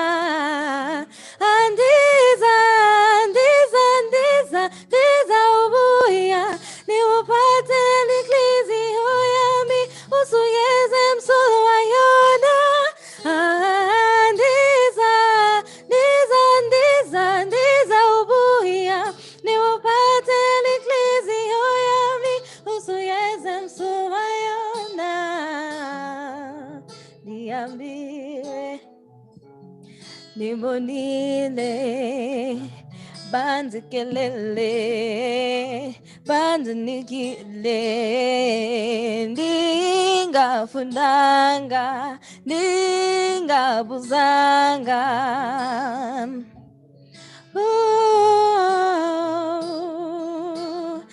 Ndiza, ndiza, ndiza, ndiza ubuya, niupate liklizio yami, usuyeze msuva yona. Ndiza, ndiza, ndiza, ndiza ubuya, niupate liklizio yami, usuyeze msuva yona.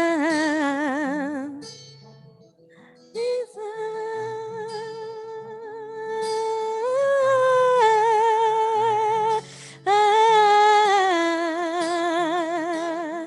Ndiza, ndiza, ndiza, ndiza ubuya, niupate liklizio yami, usuyeze msuva yona.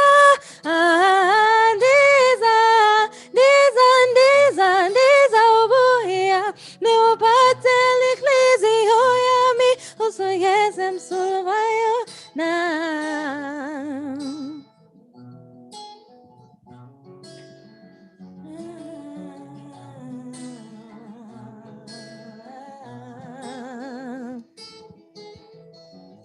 Niambile, nibonile, banzi kelele, bandinikile, ndingafunanga, ndingabuzanga.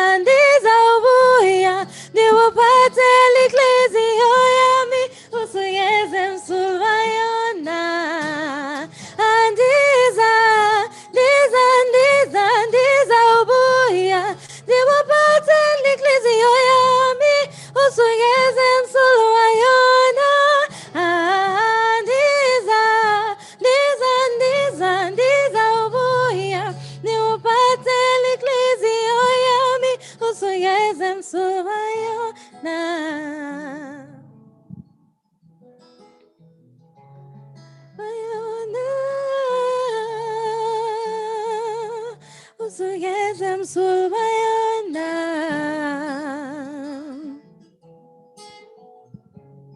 Wayona,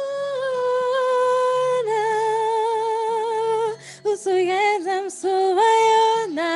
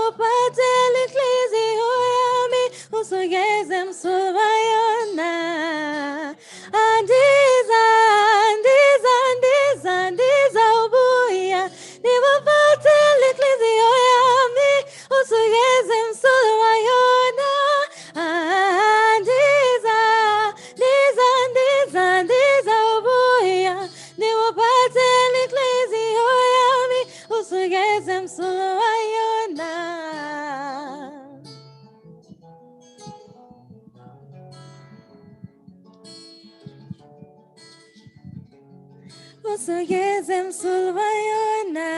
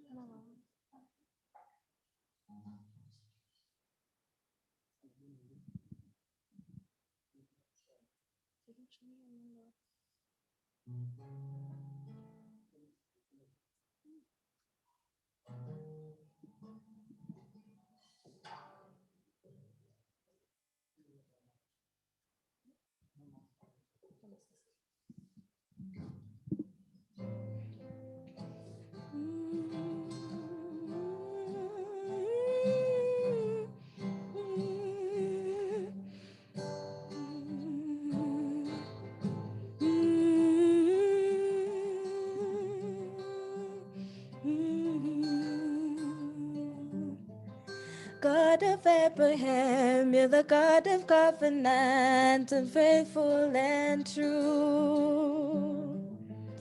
Time and time again, you have proven you'll do just what you said. Though the storms may come and the winds may blow, I'll remain steadfast. And let my heart learn when you speak a word, it will come to pass. Great is your faithfulness to me. Great is your faithfulness to me. From the rising sun to the setting sun, I will praise your name. Great is your faithfulness to me. Your faithfulness, it never runs out. It never runs out. Oh, your faithfulness, oh, it never runs out, never runs out. Great is your faithfulness to me. Great is your faithfulness to me. From the rising sun to the setting sun, I will praise your name. Great is your faithfulness to me.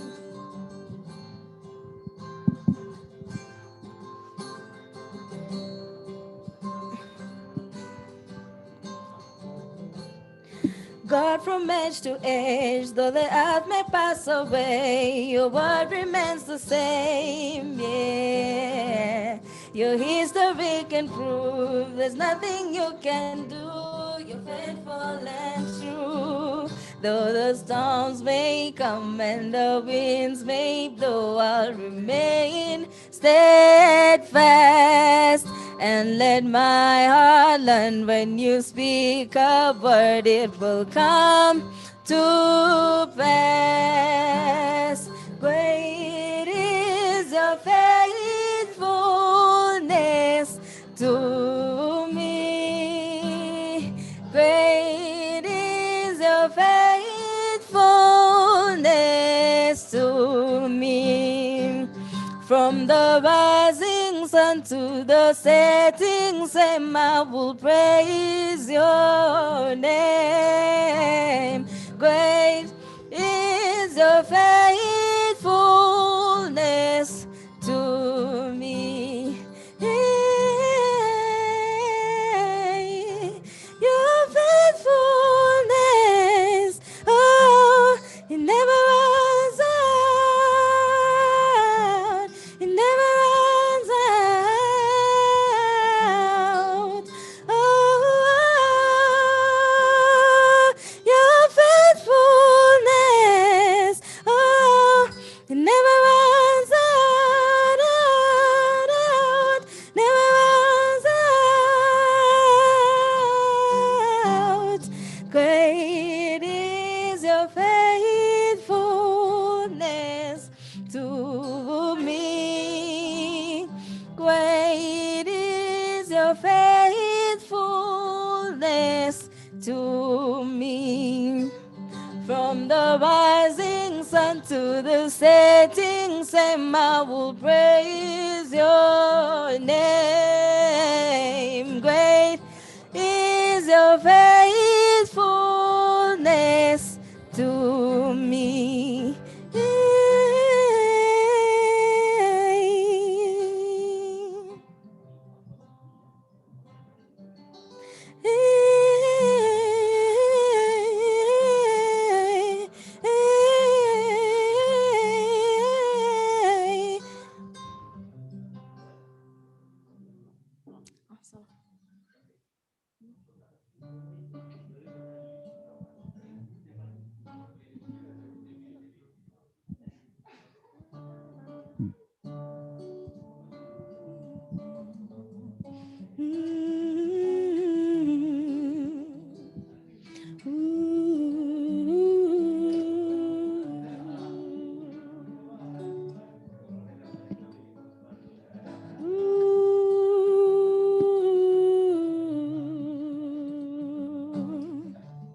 Anapari mama,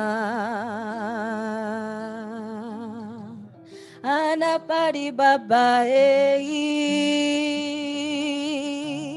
anaparo uduto, enalo duto mapokane no, enu andiko nu barua. Monangisue anaparo uduto iruandiko nubaruba monangisue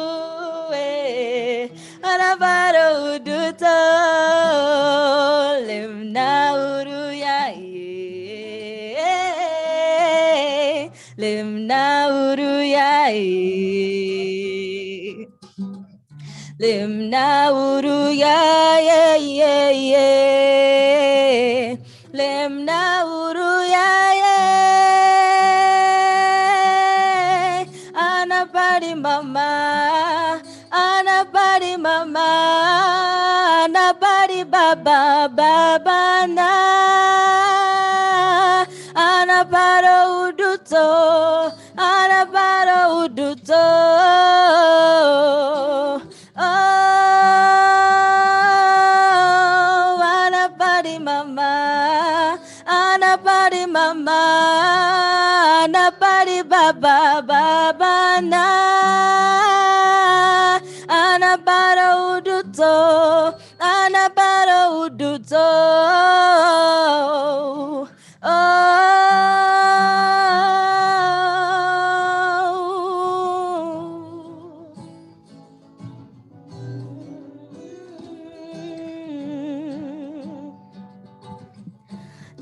Limnauru, limnauru, limnauru ya ye. Limnauru, limnauru, limnauru, limnauru, limnauru, limnauru ya ye. Limnauru, limnauru, limnauru ya ye. Anapari mama, anapari mama, anapari baba, baba na. Anapara uduto, anapara uduto.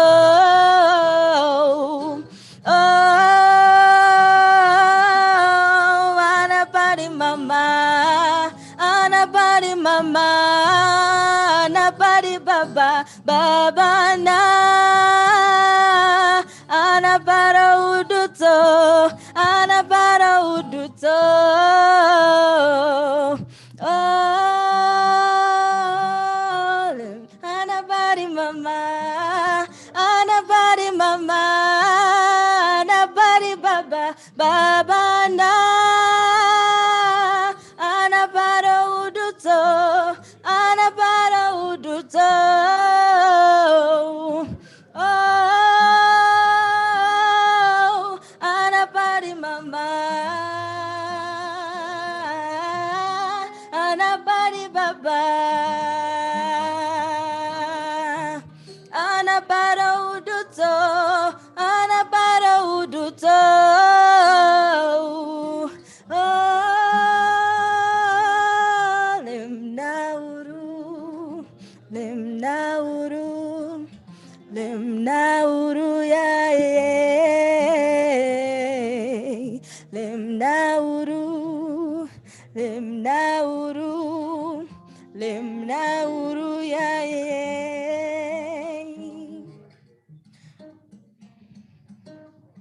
Limnauru, yeah, yeah, yeah.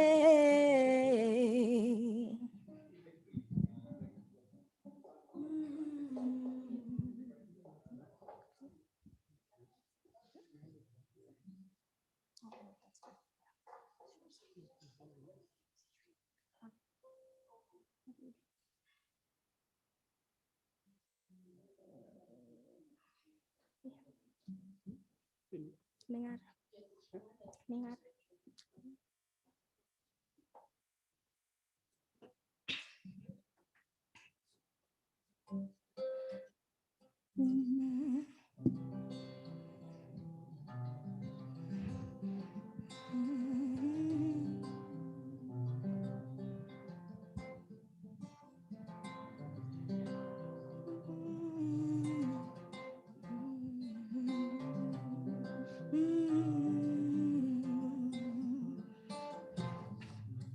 Umenifanya ning'are, umenifanya ning'are, umenifanya ning'are Yesu. Hey, umenifanya ning'are, umenifanya ning'are, umenifanya ning'are.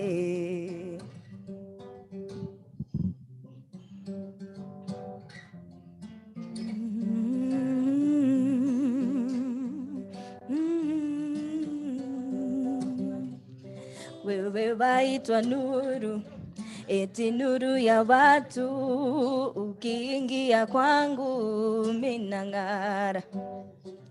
Ndani ya hiyo nuru, eti kuna uzima, ukiingia kwangu nina uzima.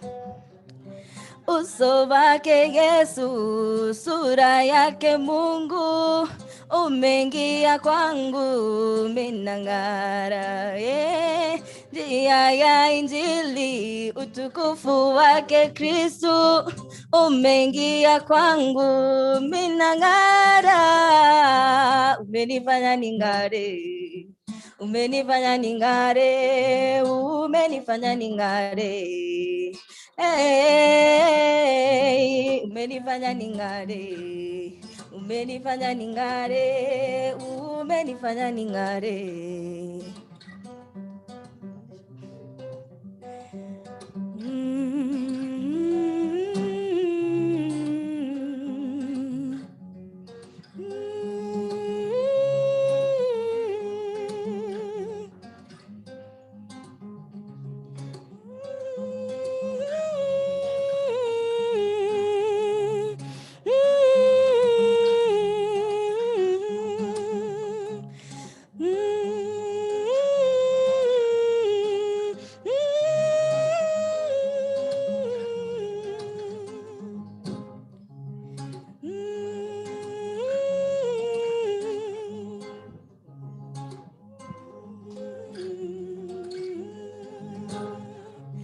Umenifanya ning'are, umenifanya ning'are, umenifanya ning'are, Yesu.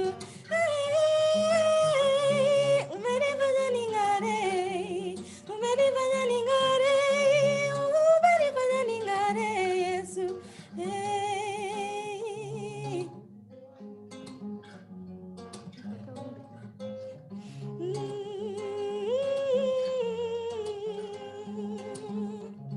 Wewe waitwa nuru, eti nuru ya watu, ukiingia kwangu minang'ara. Ndani ya hiyo nuru, eti kuna uzima, ukiingia kwangu nina uzima. Uso wake Yesu, sura yake Mungu, umeingia kwangu minang'ara. Nuru ya Injili, utukufu wake Kristo umeingia kwangu minang'ara. Umenifanya ning'are, umenifanya ning'are, umenifanya ning'are, Yesu. Umenifanya ning'are, umenifanya ning'are, umenifanya ning'are, Yesu. Umenifanya ning'are, umenifanya ning'are, umenifanya ning'are, Yesu. Umenifanya ning'are, umenifanya ning'are, umenifanya ning'are.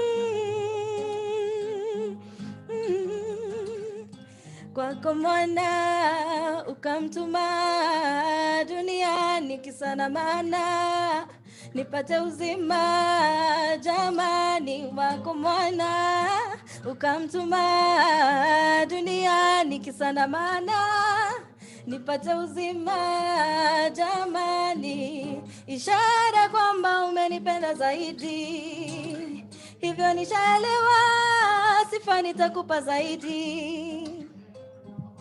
Ishara kwamba umenipenda zaidi, hivyo nishaelewa, sifa nitakupa zaidi. Na siwezi zuzuia kusema wako wema, na sio kama najigamba, umenitenda wema. Na siwezi jizuia kutenda wako mwema, na sio kama najigamba, umenitenda wema. Umekuwa mwema kwangu, kwangu, kwangu. Umekuwa mwema kwangu,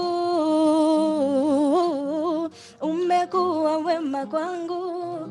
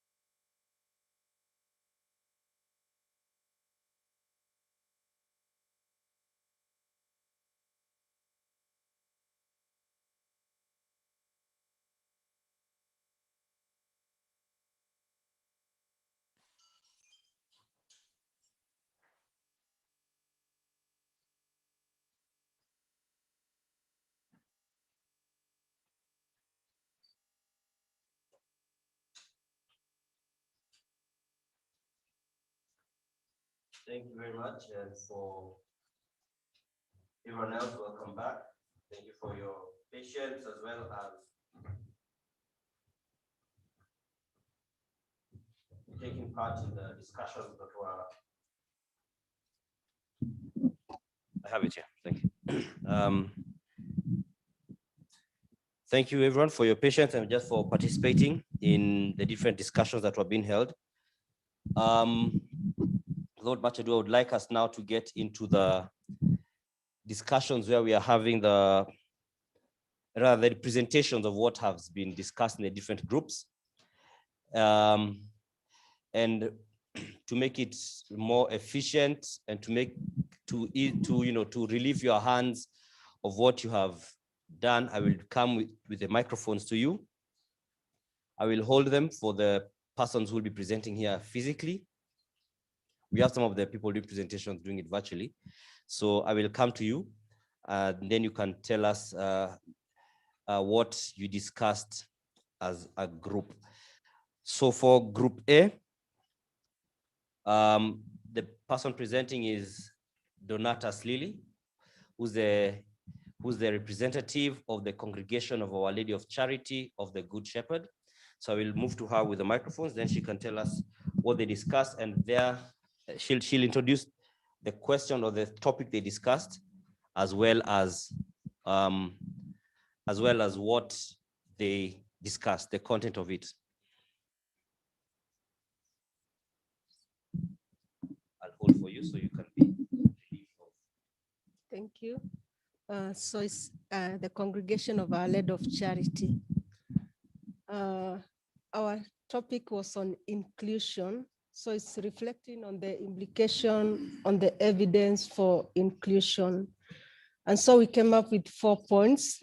The first is including target groups and the whole community in decision-making enables achievement of diverse information in designing programs and interventions. This helps to curb corruption and increases accountability. Programmers, including target groups in decision-making, get diverse solutions to their needs. Number 3, inclusion shapes effective interventions being sought for. And the last is inclusion changes negative attitude, that is from policymakers, cash transfer officers, healthcare providers, and others. So my group was composed of myself and Edric, and I kindly usher Edric in case they send point I've left. Thank you.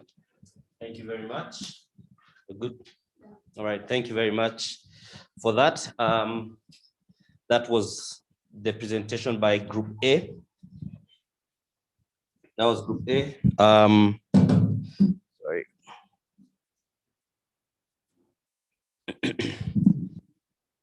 So Group B, Group A was talking about inclusion, and we've heard what they had to say about it and their views and the benefits that would be drawn out of that. Group B was talking on scalability, and the presenter, the person who's a dialogue leader who's going to be giving a presentation is Ebenezer Ajete Sose, who should be doing it virtually. So Ebenezer, if you can hear me, we are ready for you. Yes, we've given it to Prof. Elizabeth to do it on behalf of the group, please. Professor Elizabeth Bakwayo is going to do the presentation on behalf of the group, please.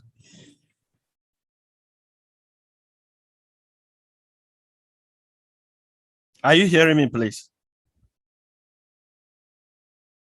Doctor, to Professor. Yeah, Professor yes, Elizabeth Bakwayo. Yeah. All right, thank you very much. Let me move to her.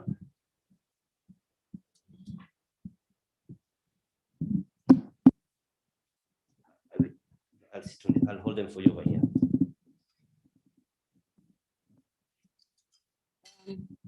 Thank you. Our group discussed the question on how can Africa realize scalability and ownership of experimental innovations to unlock their transformative potential. We defined what we thought experimental innovations was about, and we said it's a lot, that there are a lot of pilot interventions on the continent which are not yet being implemented on a large scale. And so the question is, how do we make them part of who we are as Africans and also make them, put them on a larger scale? And our answers were that we need to clearly define what social protection is from our perspective, and to contextualize it depending on our region as Africa, because there are so many definitions out there. ILO, World Bank, different organizations define social protection differently. And so we thought we as Africans, we also need to contextualize what social protection means.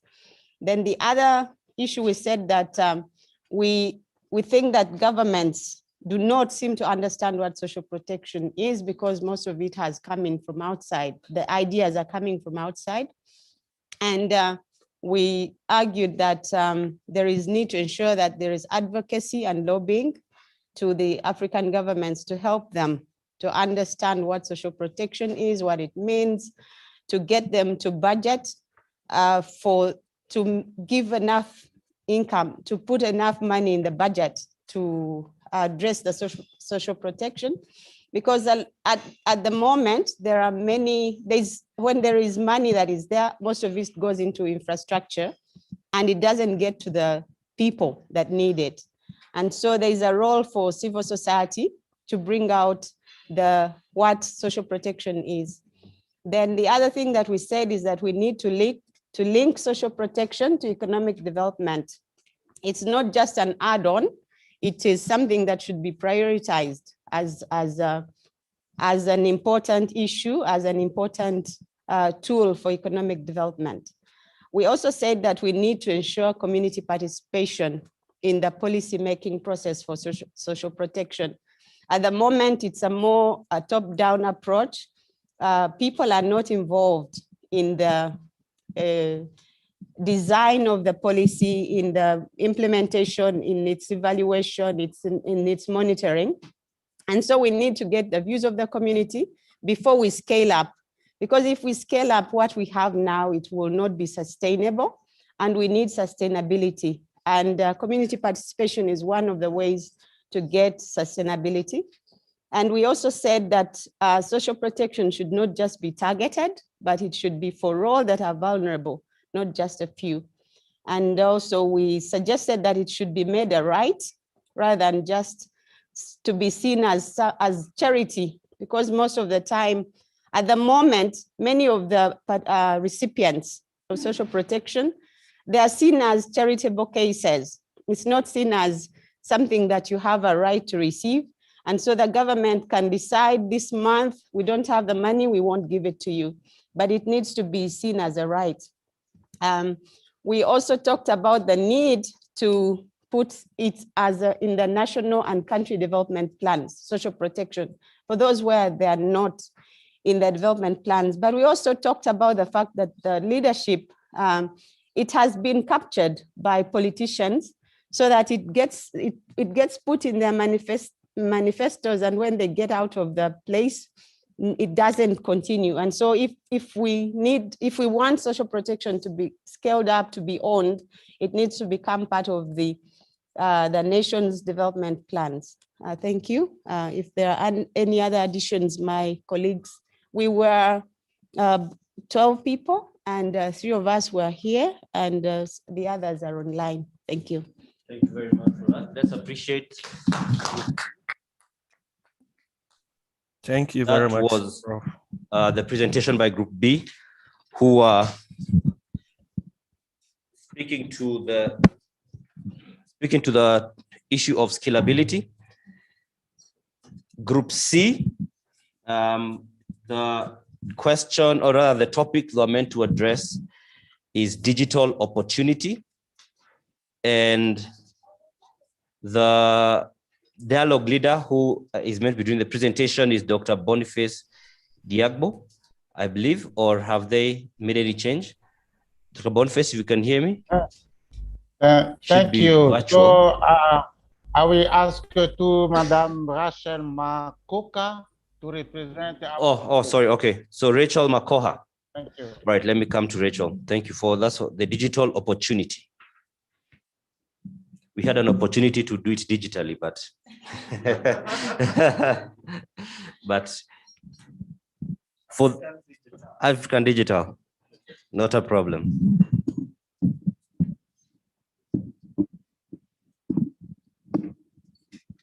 Thank you, Dan. Group C was dealing with the digital opportunities. How can we harness them in the social protection delivery? And we were 10, majorly from Kenya, Uganda, and Congo. And the 3 key issues came out from the digital opportunities breakout session. That is accessibility. The people we are targeting able to access these digital platforms. Another issue that came up was affordability. And we are asking how affordable these platforms are. Can these vulnerable people be able to afford these smartphones that or phones that are able to access these platforms? And the other thing is usability. We noted that there's a category of beneficiaries, that is the older persons who are not able to use phones. And this becomes a challenge, as we saw in the challenges that come with using digital platforms. And these challenges include security issues. Sometimes you find that the caregivers actually steal from the beneficiaries or even the service providers. We also have mobile money fraud with conmen actually being able to access the funds of these beneficiaries. And we also have another problem that is perhaps coming from the government, that is the selection criteria, where you find that the vulnerable people, that is the category of children, those who have reached the age of 18 are still in the system, or you find the elderly persons, those who have died are still in the system. So there are some ghost beneficiaries because of the problems with selection criteria. And we thought that to address these challenges, we need to, one, find a way to monitor delivery and accountability of these cash transfer programs or any other type of social assistance that is given through digital platforms. Secondly, we need to have an information management system. Of course, we have the example of single registry in Kenya, but because of the lack of coordination among the different ministries that are providing these social assistance programs, there's a lot of duplication. And this can be addressed by having that single management information system. There's also need to create awareness to the beneficiaries and their caregivers by giving them capacity building to know what they should expect from the government and how they should access these government assistance programs. We also need to improve our monitoring process to ensure that the cash actually reaches the beneficiaries. And again, we also need to come up with a universal coverage system that not only for health, but also for social. And we need to equip our research institutions, our service providers, perhaps give them incentives so that they can develop user-friendly digital platforms. So that's what we covered in Group C. Thank you. Thank you very much. Let's appreciate Group C.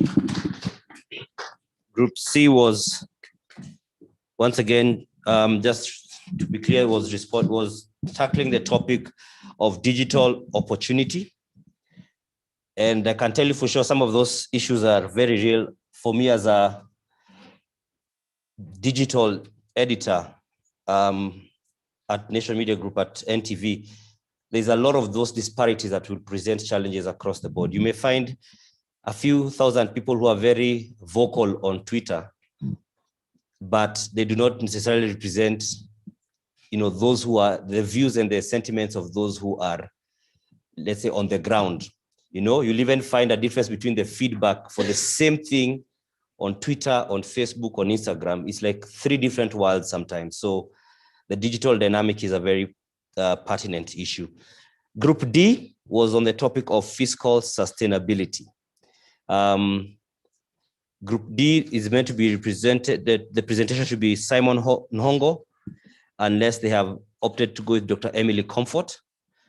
Dr. Emily Comfort, okay. I will come to her, she's right there. And this is about fiscal sustainability, I believe.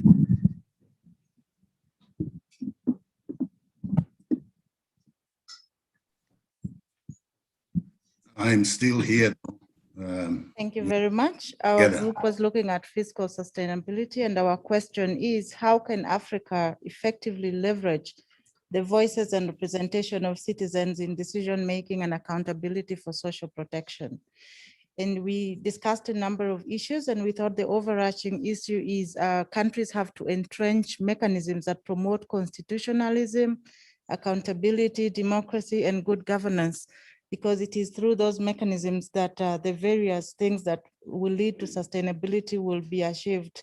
So one, we need to reframe social protection as a human right issue where social protection becomes the legitimate right of all citizens, regardless of status and background.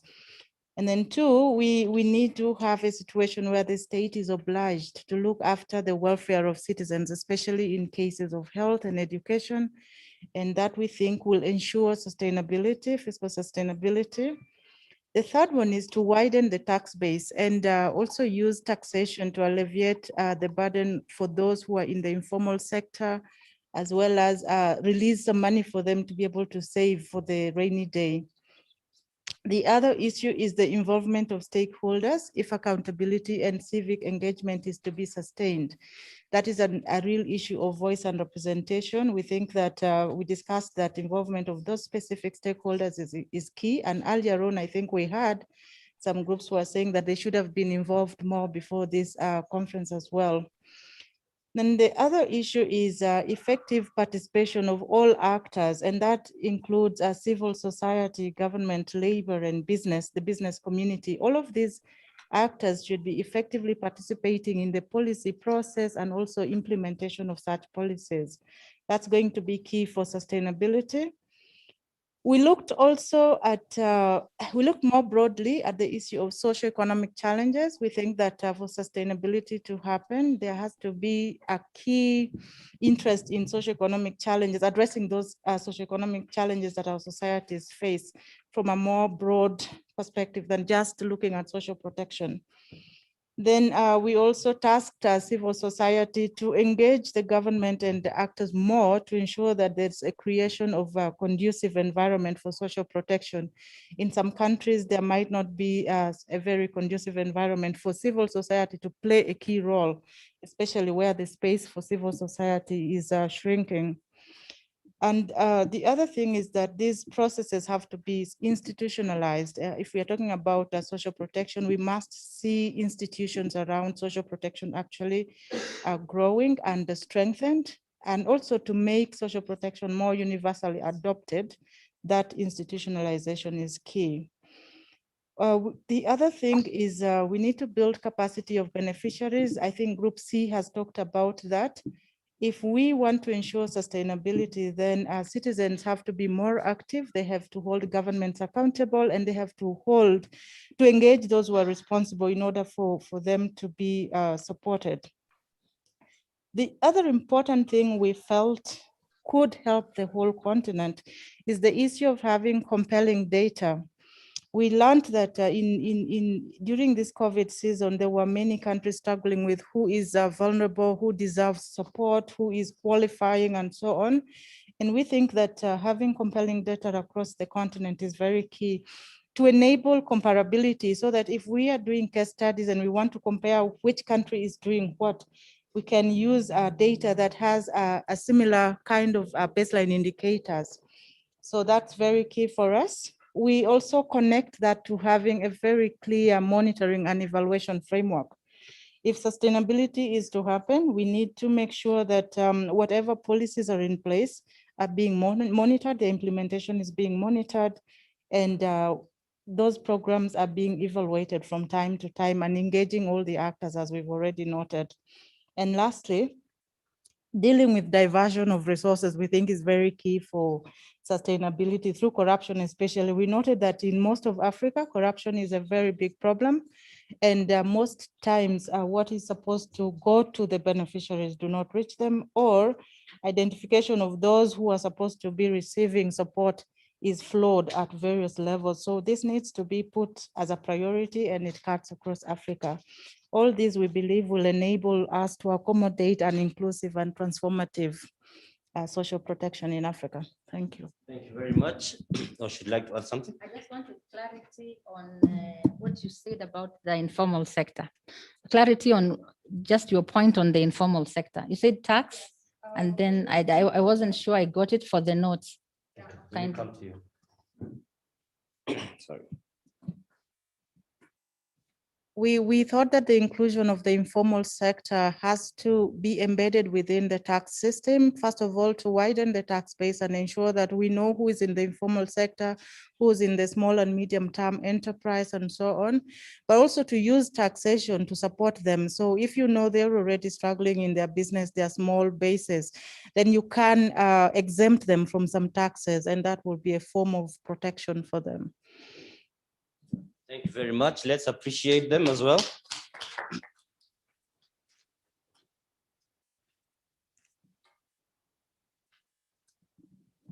Thank you very much, Dr. Emily Comfort, for that. Group E, which was tackling voices and representation. The dialogue leader was Dr. Pauline Ngimwa, and the assigned rapporteur was Dr. Andrew David Omona. So you're the one doing the presentation? All right, I will come to you, Dr. Omona. It's here.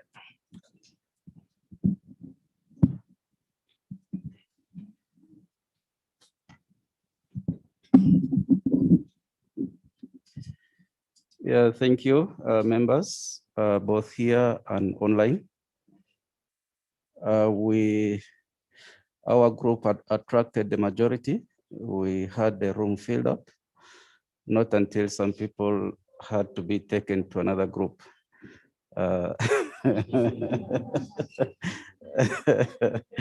Because of the touchy issues in regard to voices and representation. When members started thinking through and reorganizing their thoughts about getting the voices and representation, people say the first thing is we need to identify and locate these local people, where these local people are and who are there, because at times we talk of local, we have the non-locals also in the local. Like in the different communities, you have something for the local people. You find the elites are also there. When it comes to representation, it is them that will be elected, or they force themselves to be elected. But this very local person is forgotten. Then we also need to identify the characterization of these local people, the women groups, the people with disability, the children, the elderly, and so forth. And when it comes to getting voices and getting representation, we said we need to start at the village level, identify people at the village level. It should be the community members to identify these people and get these people from the village.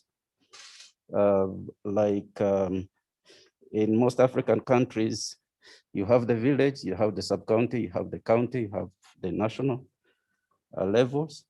So it should be these people to identify people who should represent them at the village level, and should be a combination of the different characters at this level. And there are some settings like the market. Even in the market, there are people of different groups. So people should go to also those local groups, because those people have arrangements where they have the chair, they have all this. Before you could come to the market-wide group, you need to go and get these local people at those settings.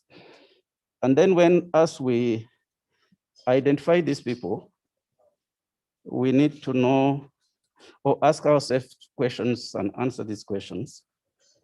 Do these people's voice matter? Is there a way if they talk or they speak, their voices will be heard? If we know that these are people who speak and people get to listen, then we can get these people. So when we get these different categories at the different levels, when we go to the local level, we have now radio stations that are spread all around the different parts of Africa. We need to do the level of engagement and make people understand what social protection is, use the local language so that everybody will listen to the issue of local protection in their own language. Then it is then that those who understand it well will take it to the level of implementation. And also we know the issues of politics. The political actors in the different countries of Africa tend to use these grassroots organizations for their politicking. And we know that these organizations have a conglomeration of different political affiliates. When a politician goes and starts using such a group, it will definitely tear the fabric of the group. So we need to get the politicians out of this, using these local settings as their launchpad for their political agenda.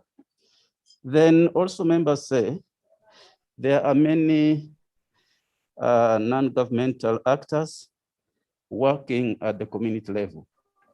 So there's need to use such community-based organizations to educate people on issues of social protection so that these people identify what they need and how they need it, other than getting somebody from the government and or from the international community who will come to identify you to you your problem and try to address your problem in a way that is best understood by him or her, but not the community. And also we say that if there is anything for monitoring purposes and accountability, things can be transferred from the state level or international level to these local actors, because these are the people who know who needs what, who is sick, who should be assisted. And when they are the ones controlling whatever and identify, control, and distribute, then the most vulnerable people in the community's interest will be taken care of, other than letting somebody talk for them in a way that is not what they want. Thank you. All right. Before we even let you go, your group has raised a point that there's the need to get the politicians out of the equation because they are using these vulnerable groups for their own political agenda. Yes. The question becomes, how practical is that, how realistic? Because these people being vulnerable, they need of resources, and the politicians will come with money. They'll pay them for these kind of things.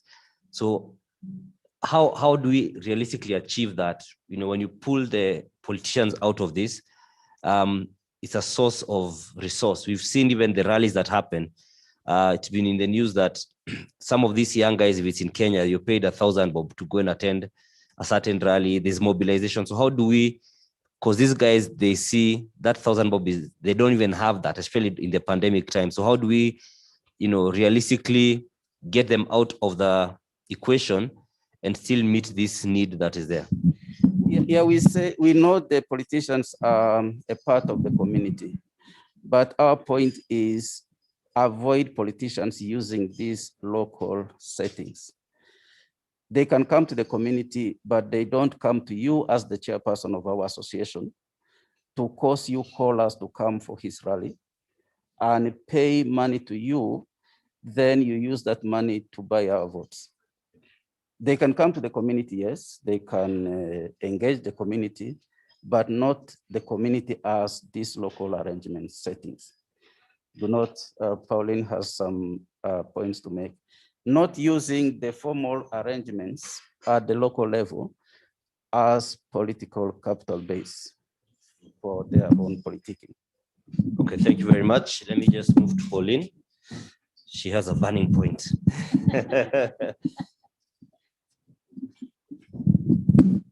Well, it's actually not a burning point, but just to add to what Andrew has said, one of the things that can be considered is to create a formal structure that protects the community, those informal community setups. Like, for example, coming up with some sort of formal governance structure. And well registered at the national level, whereby you say that this is how a chama should be ran. And it is properly, there are clear policies that protects such that there is no influence from outside players like the politicians. That is one of the ways that can probably protect such formations from such kind of interferences. And that is what our groups seem to be suggesting. Okay, and we'll be getting to a group in a bit. Yes, this looks like the hottest topic of the day. Definitely, politics always sells.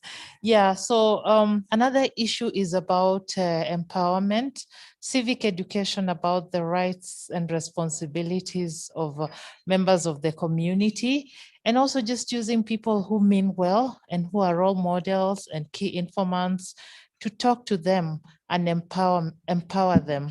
It's not always easy to maneuver and resist the interference by politicians, but empowerment is the key point. Yeah. Okay. Thank you very much. Then I'll come to Dr. here, then we can move to the next group. Yeah, thanks, Dan. I think I was going to reemphasize Beatrice's point. We can't avoid engaging with politics, but how do we engage with the politics smartly? And there lies one of the solutions, that our community members, our organizing within the community have to be empowered, with ways of engaging with the politics, with the knowledge, so that they can engage with that politics better. But so long as politics remains about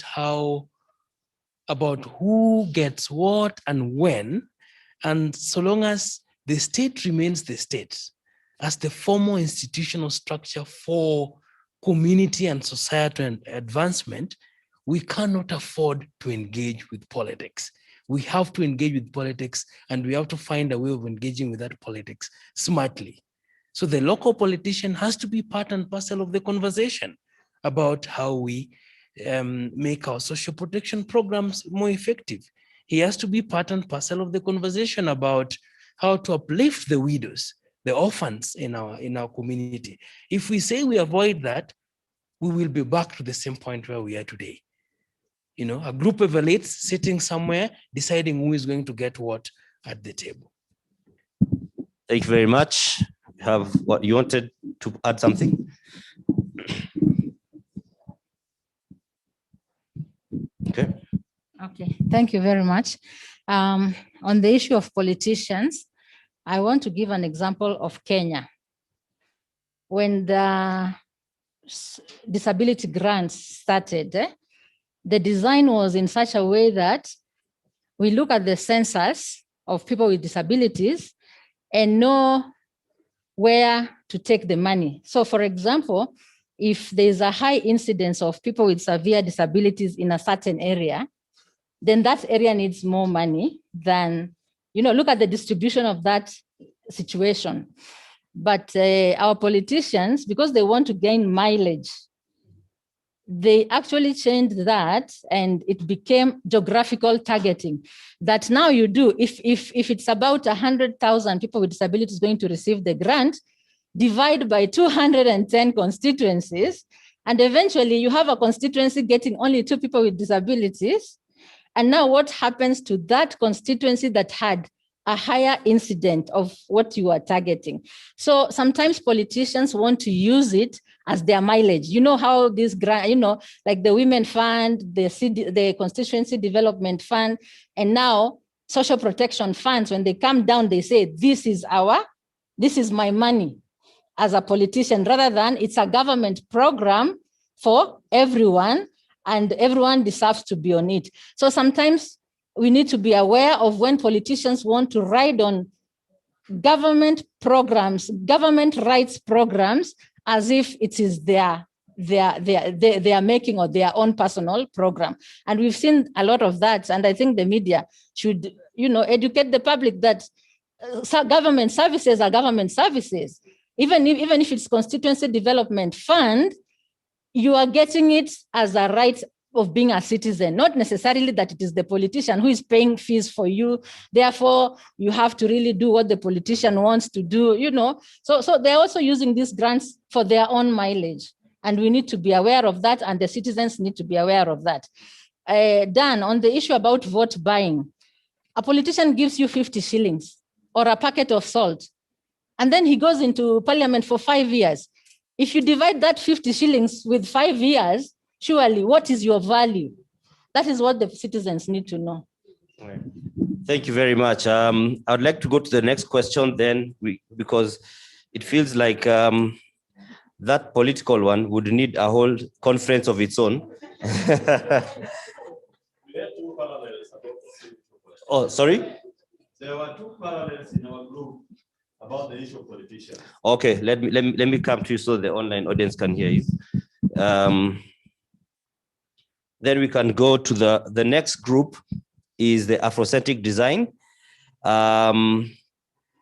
It is Dr. Mary Mangai who's presenting that, or is it Auberon Jalil Odum? Oh, it's you, right? Okay, so let me once, and they're discussing the Afrocentric design. So once we finish with his comment, I'll just come straight to you. Then in case we can get maybe just one comment on the same from our online audience, just to remember we are a hybrid event. We could see how we can go about that. The issue here was about voices and representation. From the other parallel, we did say that for us to succeed, we need political goodwill. But then we did say, as we are generating, as we're engaging the community or the would-be beneficiaries, we need to keep off the politicians so that they don't influence the decisions or understanding of the stakeholders as their own product. But then when you want to, when you now want to turn our voices or our policies to be actualized, is where the political goodwill so that we can influence them, maybe through assemblies, the county assembly, the national assembly, and even the Senate. So those are the 2 parallels that we had in our group. At inception, since when we want to engage to get the voices, let the community itself and other non-state actors guide the community. When you want to influence the policy now, we come now to engage the politicians so that we can get their goodwill. Those are Thank you very much. Thank you very much for that dynamic. Can I add to the point? Just a second.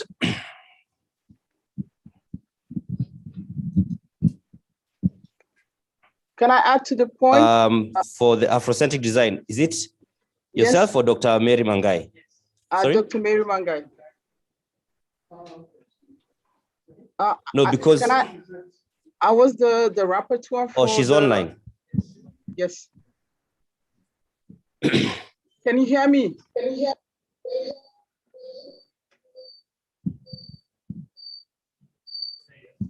Yes. Okay. So I was the rapporteur for the Afrocentric design. So the question that was posed to us is about what can African states learn from resilience of indigenous social protection systems in the design and delivery of a sustainable and accountable social protection framework in Africa. So in summary, we identified 4 concepts from the question that was posed to us. So the issue of identification of indigenous social protection systems, the issue of design, delivery, and accountability. So from yesterday's discussion, we had already dwelled on the fact that COVID has shown us that more people need to be covered in social protection in Africa. And the issue or the question is, how can we be progressive in realizing a continental social protection system? And how can we innovate and improve on the indigenous social protection systems that we already have in Africa? And then the issue also of relearning our social values, our virtues, and regenerating them to benefit us in social protection. And that we also summarize that we have African communities have the strength, and we can actually harness those strengths. So let me just quickly run through the indigenous social protection systems that we identified. So some of the indigenous institutions that help to support each other to design an Afrocentric social protection in the past would include table banking, street collectors, informal credit systems, businesses having contribution systems that covers each other during insurance when the need for insurance arise. We also saw that there is the social capital. So those are the indigenous social protection systems that had been with us from inception, and of course the list is endless when you want to look at different African communities and what they are doing to support each other in the past, and to ensure that that during shocks they are there for one another. So the issue of the designing, we also looked at the fact that we need to digitalize these indigenous social protection systems and to make them innovative and invent new hybrids of this indigenous social protection system. And we found that Africa has the strength for social networking, and with the issue of collectivism and communism, we can actually leverage on our social networking. So for instance, there were examples around people actually borrowing in their indigenous group, which is sort of a reverse of the individualistic formal social protection that we have. So the use of so we can use this as a base for our design. So borrowing from the collectivism aspect of our indigenous group. And there was an example of Chama, which is a source of contribution to the National Health Insurance financing. And their members and their families could benefit from it. And once the CAMA makes their contribution, probably within a specific period, members can actually be activated in the system. And we also found that Africa and its community has the advantage of community ownership of projects. So in our design, we should look at community ownership of social protection projects. How do we ensure that communities sees social protection projects as theirs? And we've discussed examples of models in some African countries. For instance, an example is the youth employment and social support. Someone made that example from Nigeria. So also the use of community to target those that are similarly poor, which is what we used to do in the past in Africa. So in the past, when the rich want to help the poor, the community decides who is poor. And this model or targeting or design is used to the community will be the one to define the criteria for who is poor and who should be helped. And so we need to leverage on this strength. They can actually do the things that they could do themselves. We also found that the design of the need-based involvement in social protection systems would actually benefit the communities. And they should also be involved in the implementation of community-based projects. And in that way, to actually be practical about it, there should be, or there could be, a community management,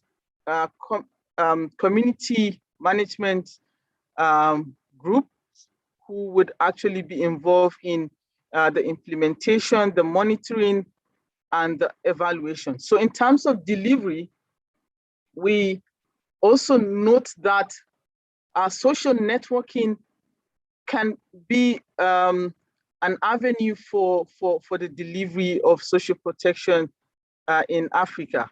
So Africa in general believe in socialization, we believe in communism, and we believe in collectivism, which is away from the Western individualistic approaches to projects and to programs. So we can actually deliver in that light. We can also deliver based on social values.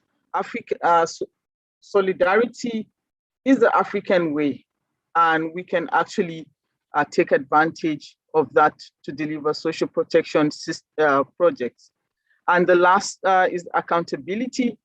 We all know how the reason why we are where we are in Africa is also part of the accountability systems that we have. So to ensure accountability, we will need the communities to monitor and to evaluate this social protection program to ensure that there's no fraud, there's no corruption, and so the involvement then of the communities, the involvement of the beneficiaries would be very much beneficial to the African way or the Afrocentric way of delivering social protection program. So in a nutshell, that was the discussion that we had in our group. Thank you.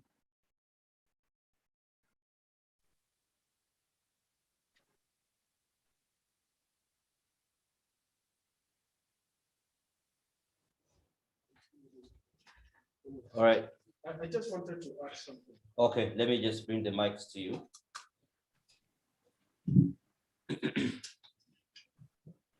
We have some additional contribution here. Just give me a second. Yeah, some additional contribution here from Auberon. Have I said it right? Right, who was in the same group. We just get the mics to you.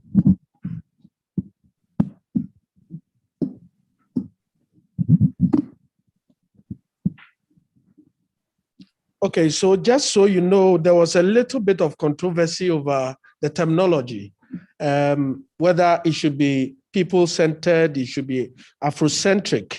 But I think by the time we finished, we agreed that basically what we want is something Africanized.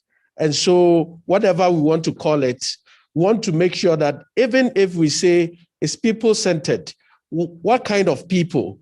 We want something that is, very specific to, the African man. So basically, it should be something that is innovative, that is inclusive, that is effective. And we have found that, there are some limitations. If you look at our current, indigenous dispensation, you will see that we are moving more into being individualistic. People are, staying in gated houses. And then again, we saw also that the indigenous, SP programs are based on solidarity.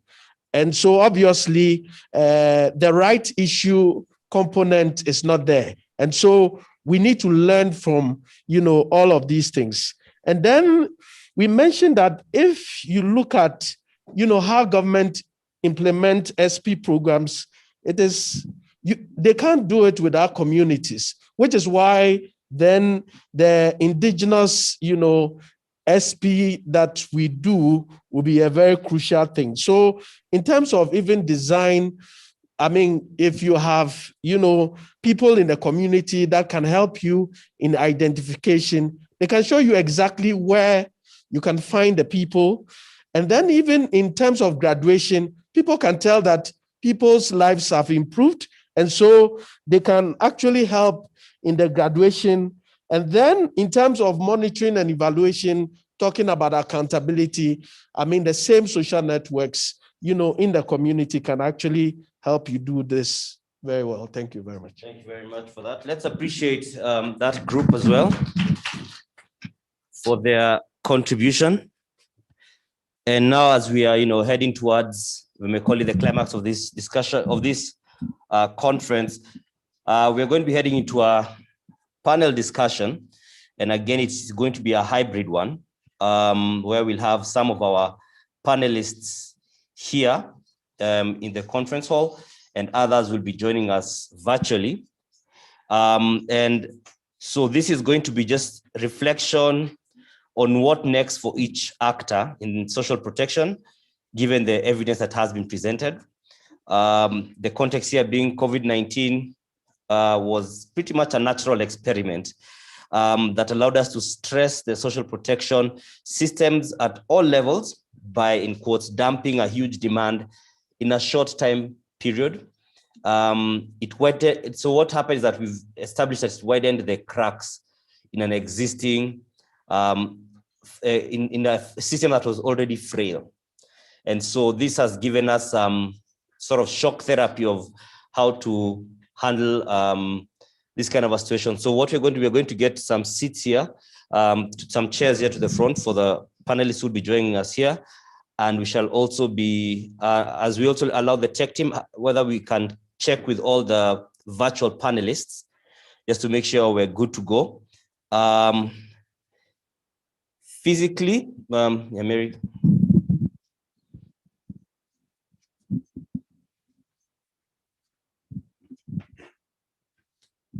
All right, so physically, here we have Winnie. She's virtual. Yes, Winnie Mwasiaji from Kenya, but she's joining us virtually. Here we have Richard Rory in Kenya as well.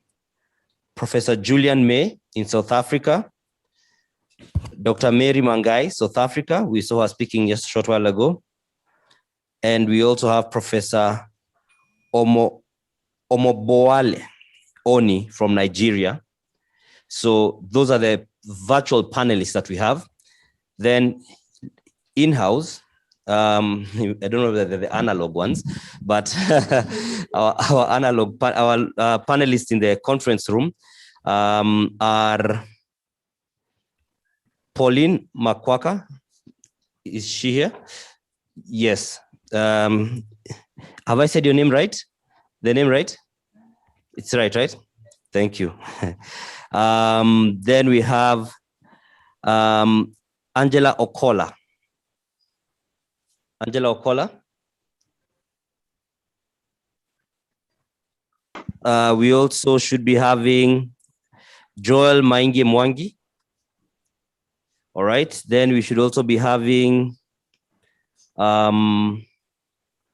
yes, I think that's the people we'll be having physically. So what we'll do, you could take a second to stretch as we set up the chairs over here. Stretch inside the room, because if you go outside, I know how people.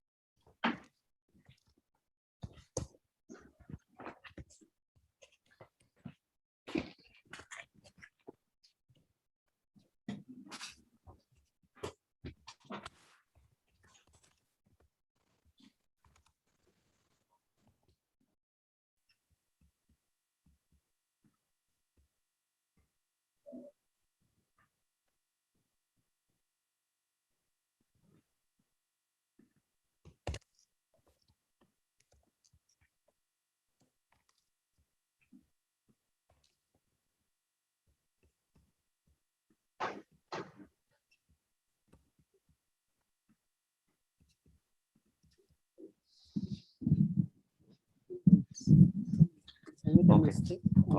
Okay. Okay. Okay. Okay.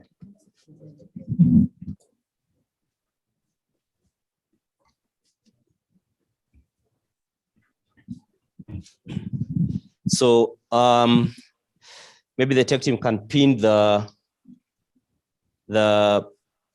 panelists on the virtual panelists. We can pin them so that it'll be easier.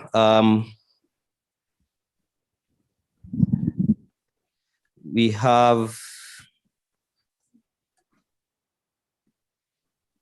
a correction on one of the panelists. It's Cecily Mwangi, the General Secretary of the Kenya Union of Hair and Beauty Workers, Kuhabo, who is among us. We apologize for the error. And is also one of our panelists. And Joel Mainge is a representative of the persons living with disabilities. So I will request those of us who are on the panel to just come and take a seat on the front chairs. So that we can kick this off. The extra chair behind is for me to sit on as I hold the microphones for you, just so that we can again be very cautious with the pandemic. Karibu sana.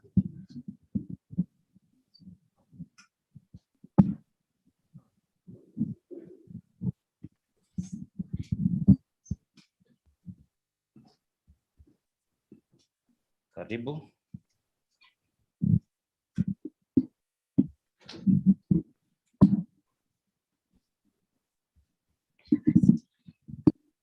No, just come to this side. Yeah.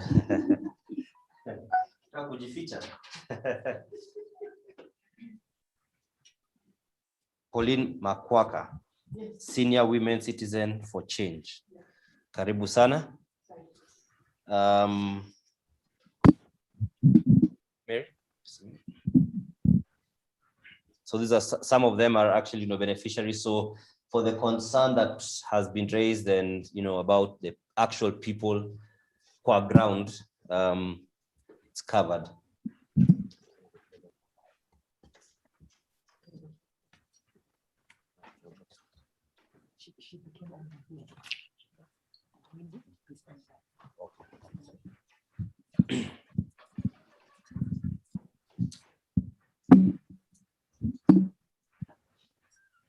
All right, so we have again some of our panelists online and others are here. So I'll just begin by just speaking to, is this mic on? It is, eh? Yeah, okay, thanks. Check 1, 2, can you hear me? Check. Now you're on. Okay, thank you. Sorry for that. Let me begin with Pauline from the Senior Women Citizens for Change. Maybe you could paint for us a picture of what, vulnerability is, what social needs there have been for the people you represent and what kind of situations they've had to deal with. Just for us to understand the need for some social protection of sorts. I'm asking, maybe you could paint for us a picture just so that you can get we're trying to set the context of what let's say, let me put it, your experience with, social protection for yourself and group that you represent here.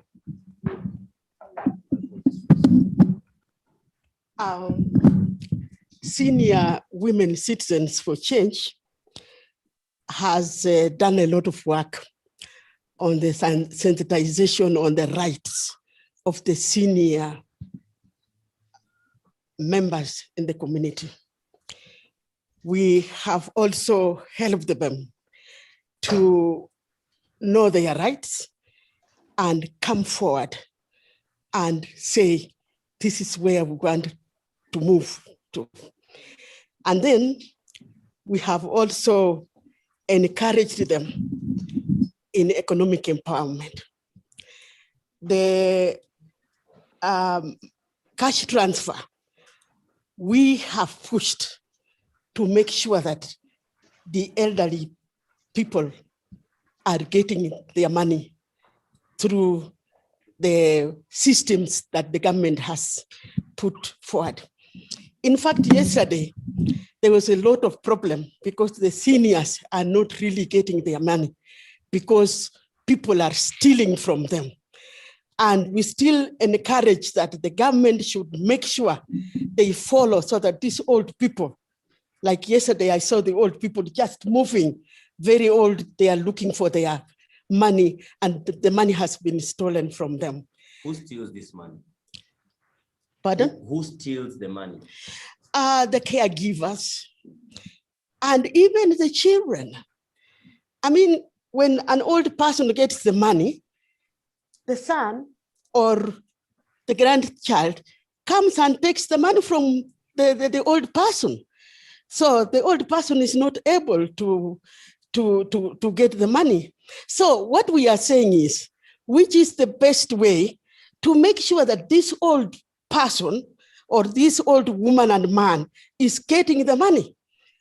We need to make a follow-up, like we are saying, the community should be concerned to make sure that the old person in the community is getting the money. Okay. Okay, thank you very much for that. That's some good context. We'll be back to you in a bit. I want to come to Joel. And Joel, maybe you could tell us what it is that you do, as a person, and how then your experience has been by virtue of being in a vulnerable situation, and just paint us a picture of that situation. Let me just come to you. You could just face forward. I'll hold the mics from the side. Thank you. Maybe to start on is me as person with disability, what I have experienced of late, because my disability comes from the accident. I got accident on 1996, and from that time I have seen so many discriminations, especially to persons with disability, whereby there are people in the family, they see as if having a disability is like a curse. So there are people who don't like to be associated with you.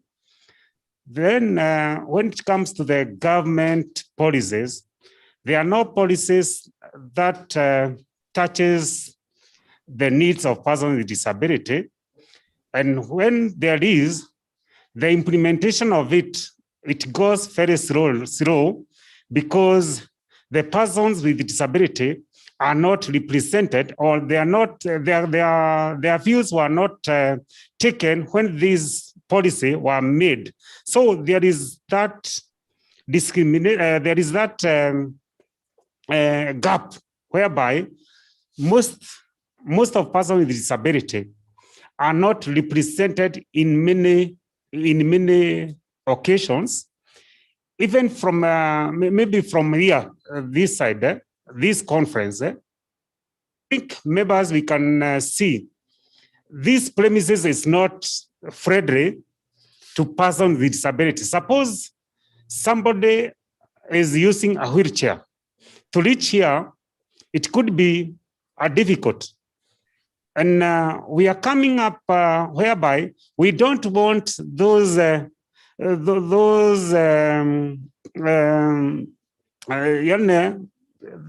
what can I say? These assistants, that's so much assistance, because somebody with a wheelchair want to come to this hall, there must be assisted to enter into that door because there is no lamp.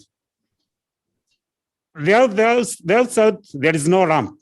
So that person need people who can assist that person to come. And in this time, in this era, there are so many people who have a very big interest, or they are misusing.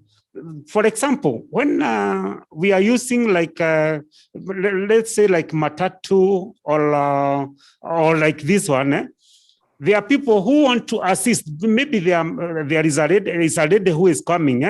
If it's some man who, if there are men who want to assist them, they hold even the places where they are not supposed to touch. So I think in that place, we are requesting to be informed from the word go. Okay, and maybe something that I had asked earlier, what is your your everyday, how your daily operations are in terms of what work do you do, and so how does your situation affect your work, and do you see any kind of discrimination even in your daily engagements? Yes, me myself, I do a business in CBD, and sometimes it's so difficult.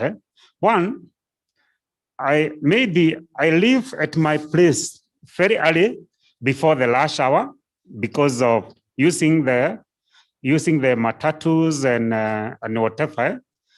Then when I'm arranging my goods so that I be in business, I have to pay an extra money to people who will assist me in that place. So there is so much difficulties, and probably when we come in socialization, you see the crutches I'm using, these crutches broke at any time. So there are times I maybe need an assistance, or I use an extra money to maintain my daily ongoing. Okay, thank you very much for that. And I want to come to Mama here to just tell us what your experience has been, and that of the people who the group you represent in regards to the conversation we have about social protection, just for us to understand the context. My name is Cicely Mwangi, General Secretary of our trade union by the name Kenya Union of Hair Debit Workers. I'm talking of hair debit because all of you pass through our hearts. We make you beautiful, we make you handsome. So it is from that ago that I'm talking about. Hair debit industry is a very big industry. About 80% of the workers in this industry are women. They are women who are young, old, and they're single. These women, the nature of work, make sure that they stay at the workplaces from 5 up to 9 at this time when there is the curfew. Otherwise, they operate almost 24 hours. These people have no exposure, they have no connectivity, they have no rights. So we as a union, we decided to, we as hair debit workers, we decided to come together at the form of trade union to fight for our own rights. One of the main rights we are talking about is social protection. Social protection is not a privilege, it's our right, as provided for by the law. So it is there, workers in the industry do not have the information. And even those who manage to have the information, they do not trust the government programs because they think that by now engaging with the government will get access to them and they will be forced to comply with the laws. They will also be forced to start paying tax. So they say they do not see any benefits come from the government, so they prefer staying on their own. So what we are doing as a union, we are telling them that we are all Kenyans, we have to be law-abiding people. And for us to be law-abiding, we must know our rights.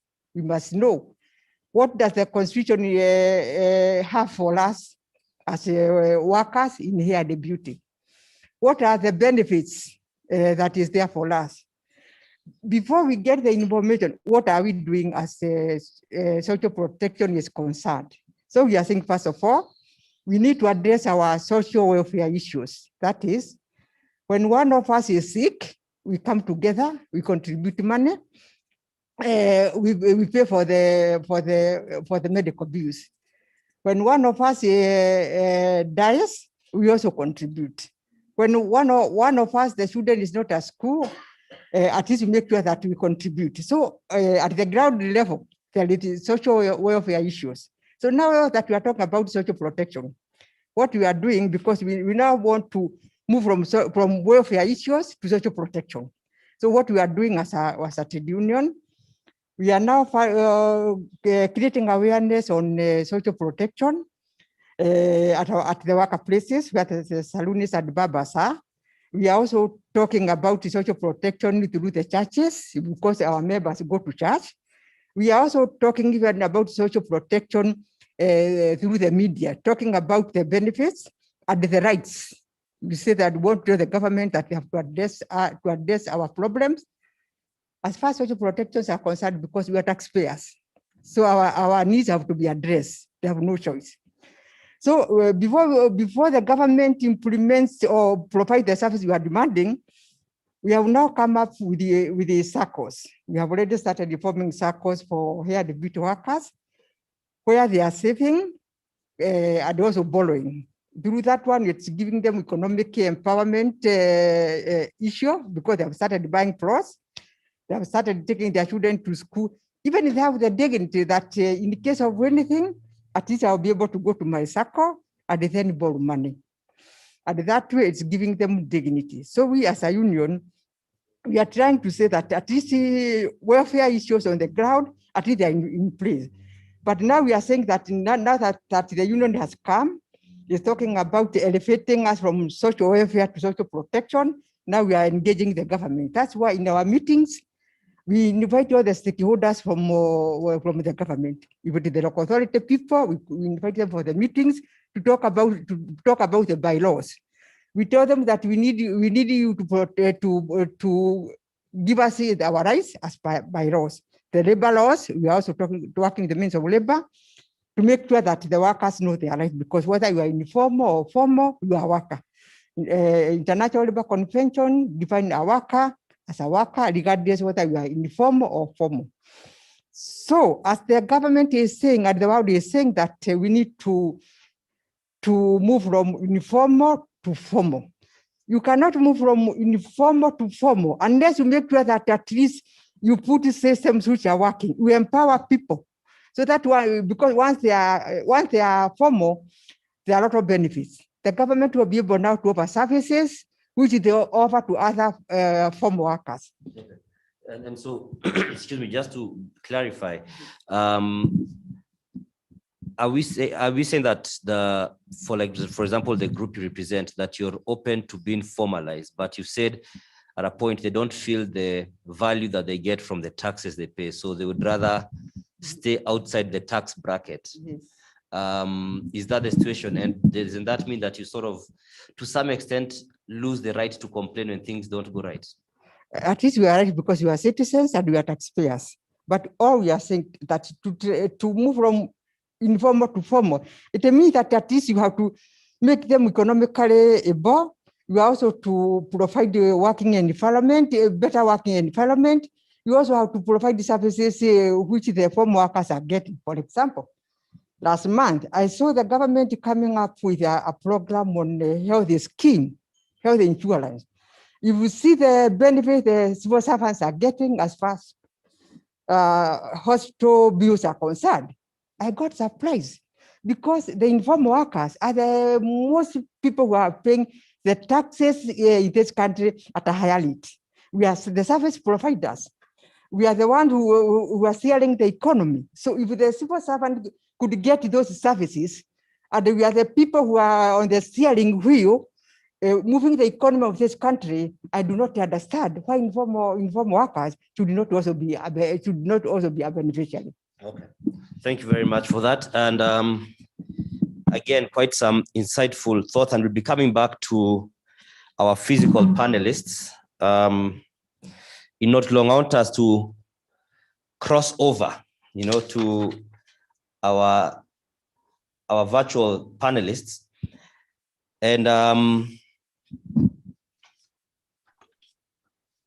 me just arrange my notes here. I'd like to just, we've had some of the concerns that have been raised by the people who, the good ladies and gentlemen who are on our physical panel in regards to their circumstances and the people they represent, the people under the, who share circumstances as theirs. And I want to first of all just get some quick comment, like from, let me confirm. Yes, Winnie Mwasiaji, that's from the government. That's the State Department of Social Protection. From what you've had, being shared here, and she's been shadowed by Richard Rory from the NSSF. And from what you've had here, do you feel that there's still quite some way for the government to go in regards to just meeting the needs of the people who are in different brackets of vulnerability? Thank you very much. I listened to the presenter, and I believe she has a lot of concerns that are being looked at as a government also. I want to say that the government is actually, I know she's talking of informal sector to be covered under social protection. And I think a lot of the people who are covered, especially during COVID, were looking at the informal people who had really lost their job. And the government is working towards making sure that we expand social protection interventions and looking at the systems and looking at the programming to ensure that we are having both long-term, immediate and the long-term strategies to be able to take care of all these people. I think if it's anything, if you look at the safety nets, most of the safety nets are actually covering those who are in the informal areas. It's not looking at basically those who are employed. So apart from the employment, which is mainly contributory, I think most of the government focus has been on trying to cover those who are not working, the old people, looking at the persons with disability, looking at orphans and vulnerable children. Those are actually categories of people who are not working. And even during the COVID, the expansion was done in the informal sector. And most of the people who are covered with most of the intervention was looking at those who are not working. But I know a lot still needs to be done. I know targeting has been a big challenge in terms of knowing who is who and who is where, especially during the COVID, there was a bit of we saw our weaknesses in some of the things in terms of being able to target. We didn't have proper system to be able to cover. So most of the time we used community structures, we used offline data and the local administration to do the COVID. But this was emergency and we could not do otherwise. So currently we are looking at even building systems that will have all the vulnerable groups in the registry to help us in terms of fast tracking when we need to do targeting to reach out for these people. And I think the government is trying to really put in efforts to make sure that the social protection system are well built to be able to address and or to be able to reach all the vulnerable categories of people that we are working for. So I think we take our concern, but in terms of targeting, we also agree that we've been having a problem with being able to target, and the enhanced single registry that we are building currently will be able to have all the poor people and vulnerable people. So therefore, when it comes to targeting, even during emergency, it will be able to assist us in terms of scaling up to reach these people. Of course, we also know the delivery system, they are talking at money is not reaching. But some of these things must be education at the community level. How do we make sure that the people we are having as our caregivers are able to give us the money? Because the government cannot do everything. That will require a partnership, even with the community members, to be able to monitor and see is the money reaching the people? Because as much as we are monitoring, it will again take a lot of transparency and integrity within a household to see that the money reaches the person is supposed to reach. So we hear her concern, but again, we are asking that we work together with them to be able to monitor that this money is reaching, because the government cannot enter all households to be able to see that this money is reaching the right people and also reaching. But as much as possible, we are putting systems in place for monitoring, but it will need a lot of partnership in terms of working. That's what I'd like to say. Thank you.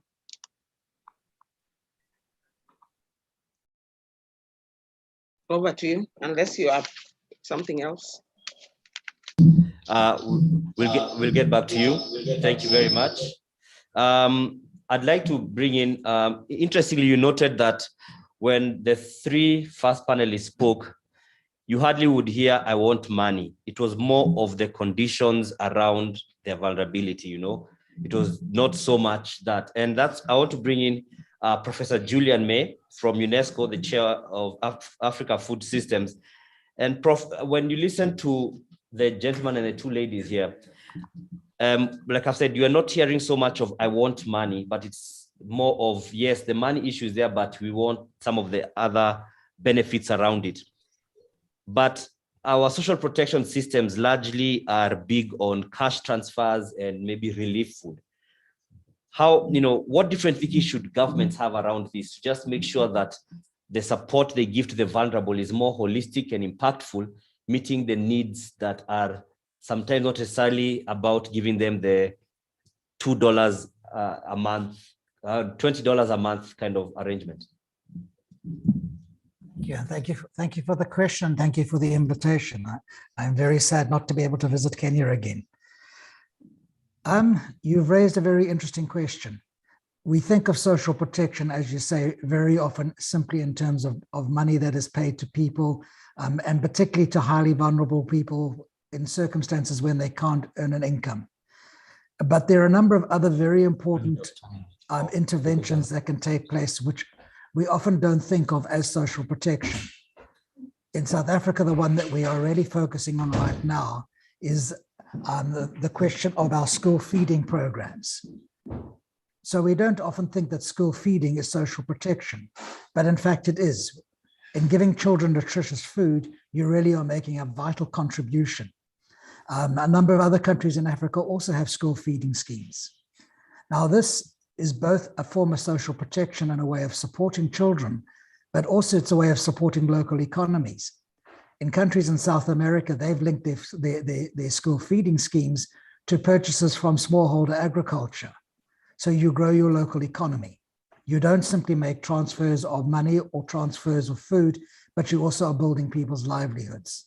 So that's one really interesting way in which we can think about a form of social protection that's not simply about the transfer of money. Now, another one. We are increasingly concerned about how the environment is used and the negative impact of people who are poor as they try and make sense of their livelihoods.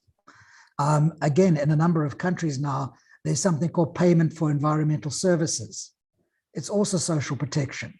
An example which we're looking at right now is in Bangladesh, where smallholder fishers, people who are fishing from the rivers there, are asked not to fish when the fish are very young. There they are providing both food as well as financial support so that people can build alternative livelihoods. And at the same time, they're also implementing rotating savings clubs so that women too can benefit. So those are also other ways in which we can think about social protection that are not only about giving money, but are recognizing that people are making livelihoods and sometimes are asked to make sacrifices to benefit others. I think let me stop there. Thank you. Much for that, Professor Julian May. And I want to now come to Dr. Mary Mangai, who's in South Africa. And she's from the University of Pretoria, that's in South Africa. And Prof, Dr. Mangai, there's a feeling and there's been a concern that some of the solutions that African states are taking up when they're trying to bring social protection solutions are pretty much lifted from other countries. So you find they're not customized or they're not as relevant to the African context. Maybe you could speak to that and how we can get that balance right, because we are not entirely disregarding the value that those other countries' programs have, but they are not, like has been said, Afrocentric or African-centered. Okay, thank you very much for that question. So I would like to cue into the conversation, and especially also taking a leave from what Prof. May has said, and to also add to the issues that some of the beneficiaries had put, and then to cap it up with the issue of how we, as a continent, try to get a very much indigenous continental way of solving some of the issues or the problems that there is in our continent, and especially when it regards to vulnerability and how to support the poor. So I think part of the conversation is around the issue of government looking at multiplier projects that are very, that would in the end bring some form of multiplier effect. So for instance, while we look at, getting cash transfers from donors, the question we would want to pose or ask, or rather engage with the African leaders is what they can do to actually ensure that there is a multiplier effect on the livelihood of people regarding some of the projects. So for instance, the Cabinet Secretary mentioned of Africa being in the dark. And while that seemed to be a light conversation, I didn't take it that way. I thought that is indeed a statement in reality, because when you look at the entire continent, you would realize, or you would agree, that we have a power deficit. And we know that, or we have alluded to the fact that about 80% or even more of the people are actually working in the informal sector in Africa. And if we have an Africa or a continent who is in darkness, and we are not taking advantage of the entrepreneurial spirit that we have in Africa, it then means that the tendency of us getting out of, the challenges even post-COVID would actually be difficult. So in looking inward, Africa as a continent, or the leaders, must be accountable. They must ensure that there are projects that can actually, it can trickle down, and the effect we can see in terms of how it will benefit, the entire continent in terms of food security, and in terms of social security, economic conditions of people can actually be improved. If we look inward and we look at what capital project can we, leverage on to actually ensure that, some of the people who had lost their job during the COVID would not have, if some of the key projects that governments in Africa are supposed to they're actually supposed to ensure that these projects are executed. So I think that very importantly is the issue of we focusing on how can we transform, Africa in a very dramatic way, such that we would have transformative projects that are transformative. We would have the fourth industrial revolution, taking its course in our administration, but also having its effect in the informal economy that needs to be boosted. And of course, government needs to also look into how can we ensure that there are fee waivers. How can fee waivers in terms of healthcare, education, and in that way there would be some kind of support that might not be explicit, but we know that the implicit reasons for that can actually trickle down to every person in the community. So I think that we need to look inward. We also need to think already further than what we are thinking now in terms of sustainability. And one of the issues or types of social protection that we did not focus in this conversations since yesterday was the social care and support for the economically and socially vulnerable aged people.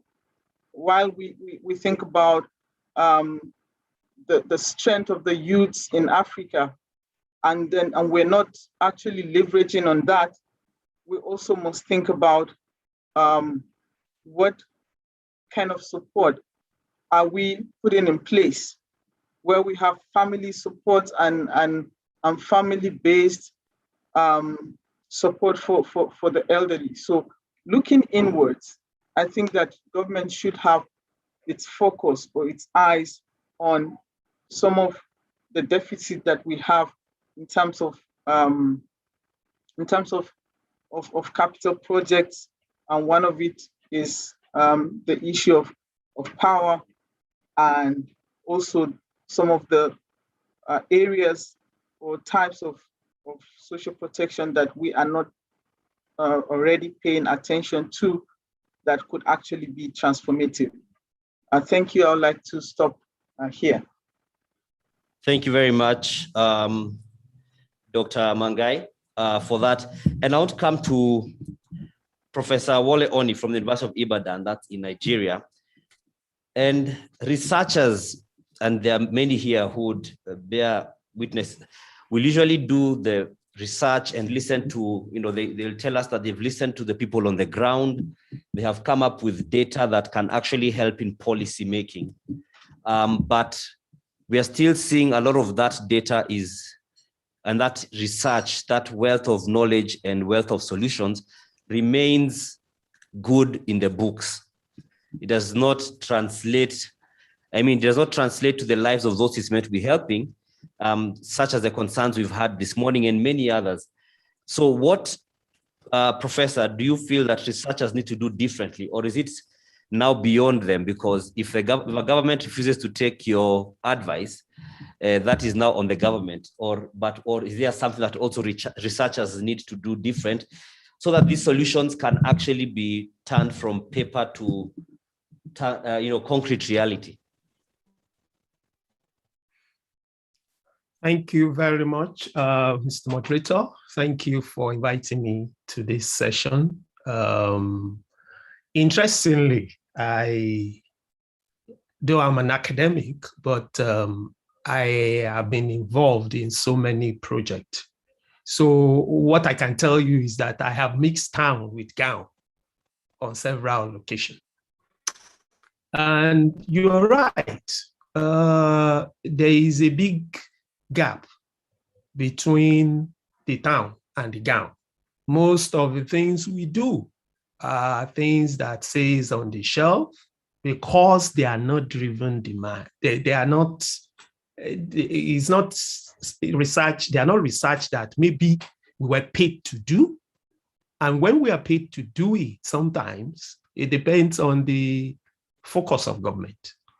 But one thing that I have taught out through my experience with several projects and what is emerging, being an academic, and through the experience with several projects I have been involved in social protection, is that there is a need, because what is even coming up now is that there is a need for a lot of debates between government, regional government, AU, and academics, practitioners.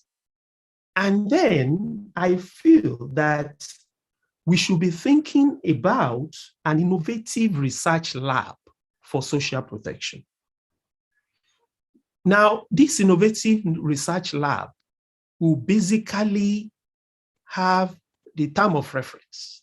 It could be sub-region, it could be regional in terms of African-based, it could be country-based, depending on how we structure it.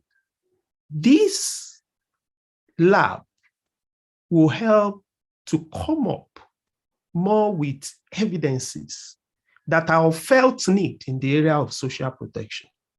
I've had a lot of people talk about the issue of political economy. Yes, it's a big problem. There is always what you call elite capture. When people with the experience I have in a project called Youth Employment Social Support Operation, most of the communities will tell you these are the poor people. And you will see most commissioners, most politicians wanting to influence that list identified by communities. So the point is, how do we ring-fence? What can research do to ring-fence and make sure that we have less of an exclusion problem? Because politicians will always want to have their ways. We devised ways in that project. We told those people on the project to say, based on the academic experience we had, to tell them that, yes, there is nothing wrong in coming up with their own lists, apart from the single register that we've developed. But they should provide fund for that list, because we know that if you don't target right, the wrong people that you target will not give you the right result. Because what you want to do with most SP projects is to break intergenerational poverty. So essentially, one of the things that I see is that we need to close that gap between town and gown. And one way of doing this, and I'm pushing this to PASGA, that maybe we should start to think of how can we put together a proposal that will make it look like AU, sub-regional countries, need an assistance, most especially in the area of providing evidence-based research. For example, my country, Nigeria, will have challenges in so many areas, in the area of political economy, in the area of how to target properly. Even with the single register that we've developed, we're still having challenges of exclusion. We're still having of how best to update that single register, because it must be dynamic. Some people must come in, some people must go out. So basically, you need that think tank or that innovative lab to help to bridge that gap, because there is a very big gap between the town and gown in African country. The government just see them as an institution that stands alone, that probably will not benefit. So one pragmatic way that I think we can do, we can go about, is for government to fund. When they fund that institution directly, at least they will expect some deliverable for them. And AU can lead on this. When there are monies coming into AU to put together a think tank, then they will have a term of reference to say, this is what we want from you in the area of how we can even engage the donor agencies, the private sector, and government, for example, to make sure that they put help us design evidence-based output, to put all this, your output, into their development plan when it comes to government, because that's what can sustain social protection. Then make sure that the private sector see it as part of their corporate responsibility and for us to engage the donor partners on what exactly we want. We don't need money every time. Sometimes all we need is technical assistance. Maybe I should stop here because I would like others to also say one or two things. Thank you very much. Over. Thank you very much, Prof, for that. That's insightful. And I don't know if Richard Rory is on the line. Do we have Richard Rory, I believe? I'm online. And I just want to bring in a concern that comes up and possibly touch on, NSSF, for the benefit of those who may not know, is the National Social Security Fund. So among the panelists and other people who are within various facets of the vulnerability categories, they feel there's usually a trust issue. There's a trust issue with the government. So you had Madam Cecilia Mwangi saying that, there's a concern that people don't see what their taxes are doing because they don't feel the government is doing what it should. And so we do know that, the NSSF has had some challenges in regards to concerns of corruption in it. And so what is being done, like from where you sit, just to affirm the people who are the beneficiaries that it is not, there's nothing to worry about in regards to the trust concern, and just to give, just to inject that kind of confidence, because without the confidence, you may have some of the best solutions and products, but they will just remain marred by apathy. Thank you, moderator.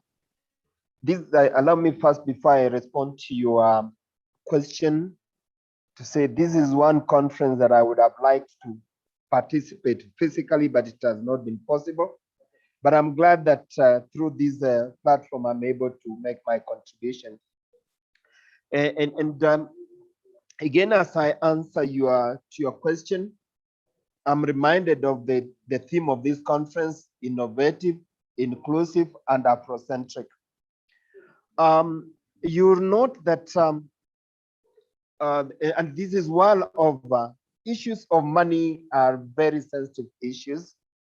And if there is anything that the public is very much concerned about, is the issue of trust. And all social protection programs. Get to see you properly. Yeah. Where's the problem? Is that okay? I think it's also because there is light behind you. Yeah, is that okay? I don't know if you could. Let me change the position. Is that okay? Such that the light is beaming on you from the window, so that we can. I can ask someone to put off the light. Much clearer. Put off the light, please. Somebody is going to put off the light. I'm in a conference room, that's why. Yeah, you could also tilt your screen a bit down because it's cutting you off at the chin. Is that okay? Yeah. Okay. Am I now being seen? Almost. Oh gosh, what am I gonna do? Whether, I don't know the dynamics of the room you're in, if you're able to have your face toward the windows, sort of, so that the light from the windows beams your face, that will make it allow me to walk to the corridor. A good shot. Yeah, allow me to walk to the corridor. Oh, he's walking the corridor. That's what I'm gonna do. Oh, that's better. Yes, because, looks like that is the only solution. Am I now being seen? Yeah. Now I'm outside.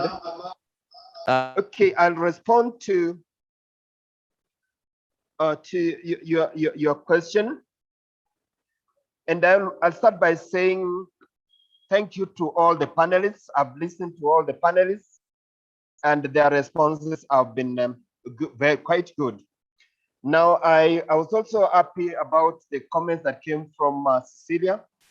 The comments came from my brother who had an accident some time back. I'm also limping, so I've come to learn exactly what it means. In terms of trust and NSSF, unlike the programs under the State Department, that is the cash transfer programs, which are non-contributory. NSSF is a contributory program where membership is by contributions, and it's for all Kenyan workers, both in the formal and the informal. Over and above that, of course, there have been historical issues that have touched and questioned the trust of the institution. And the government has addressed that through the NSSF Act number 45 of 2013. Through that act of the fund and the employees of the fund, they are subject and there are penalties in the event. Also, one of the ways you realize of improving trust is transparency and accountability. And unlike before, NSSF since 2014 has been holding every year an annual general meeting where members participate, where members question, where members scrutinize the financial report and are able to give their views. Over and above that, NSSF currently has embraced the ICT, and you realize during this COVID-19 period, ICT has become a very, very important tool. Through the ICT, NSSF has been able to link up with all its members. And as I speak about this, I want to speak more about the informal, where my sister Cecilia comes from. In order to bring on board the ICT, and in order to promote the issues of confidence and trust, NSSF has brought on board Safaricom, and as through Safaricom embraced USSD use, and NSSF through *303#, that's a USSD code. Anybody in the Republic of Kenya, even we who are participating at the conference right now, can access NSSF.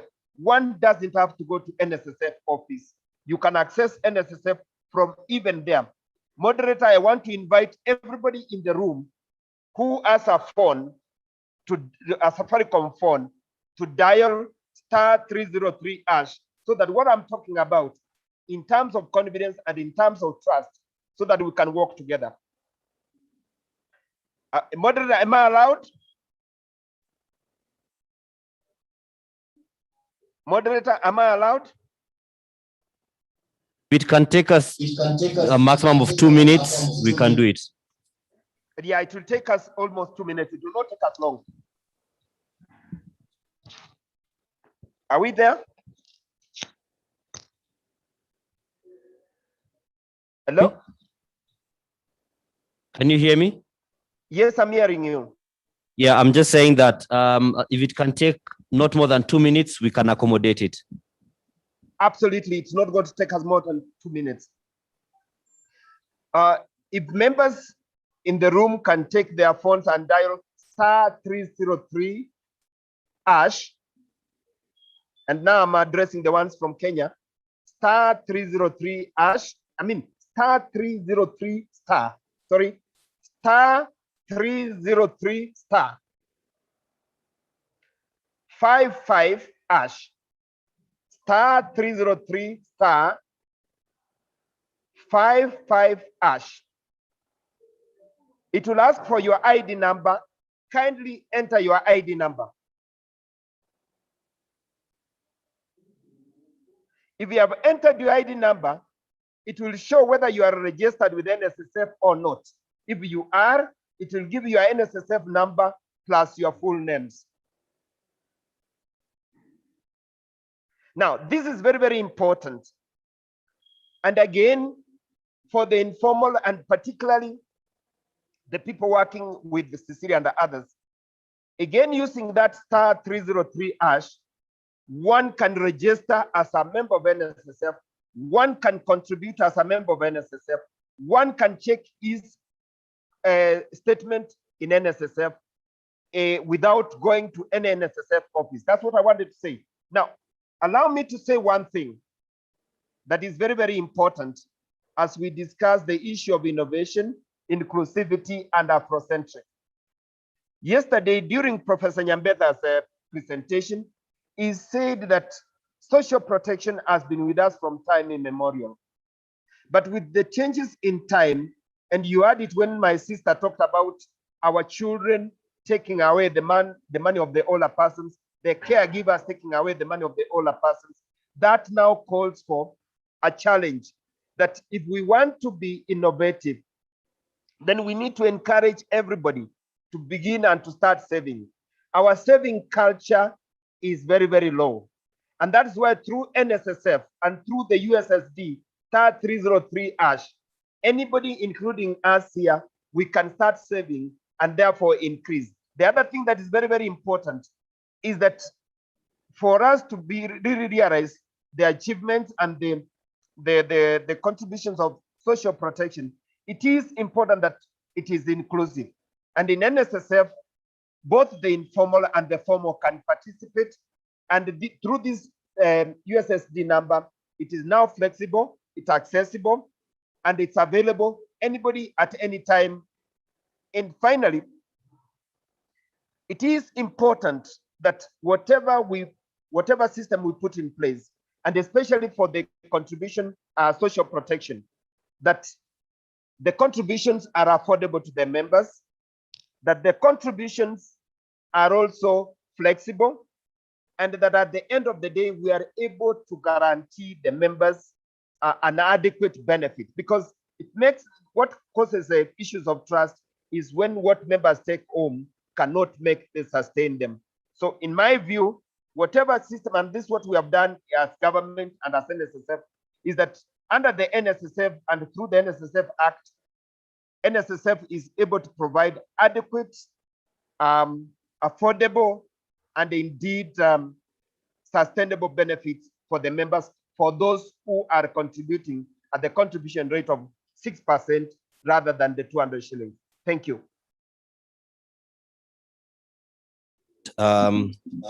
Insight, and I just want us to do, thank you very much for that insight. I will be coming back to you in a bit. I just want us to do one more round of just brief answers.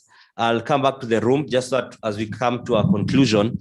And I just want to know from the ladies and gentlemen who shared their experiences, based on what you have heard being shared by the experts as well as some representatives from government, do you feel things are going to get better? And in addition to that, what would you like to be done to make things better for the group that you represent? Listening to the experts and even the other experiences, I think things can get better. But listening to the Nigerian expert, we need to bridge the gap so that we are allowing the empowerment of the community and the government, the community, and the experts to do research so that we can come up with a better way of social protection. Because to me, I feel the involvement of the community, the empowerment of the community will always help the lower people here to take charge so that the social protection can be strong. Yeah, because from up there, okay, but we need to empower the stakeholders.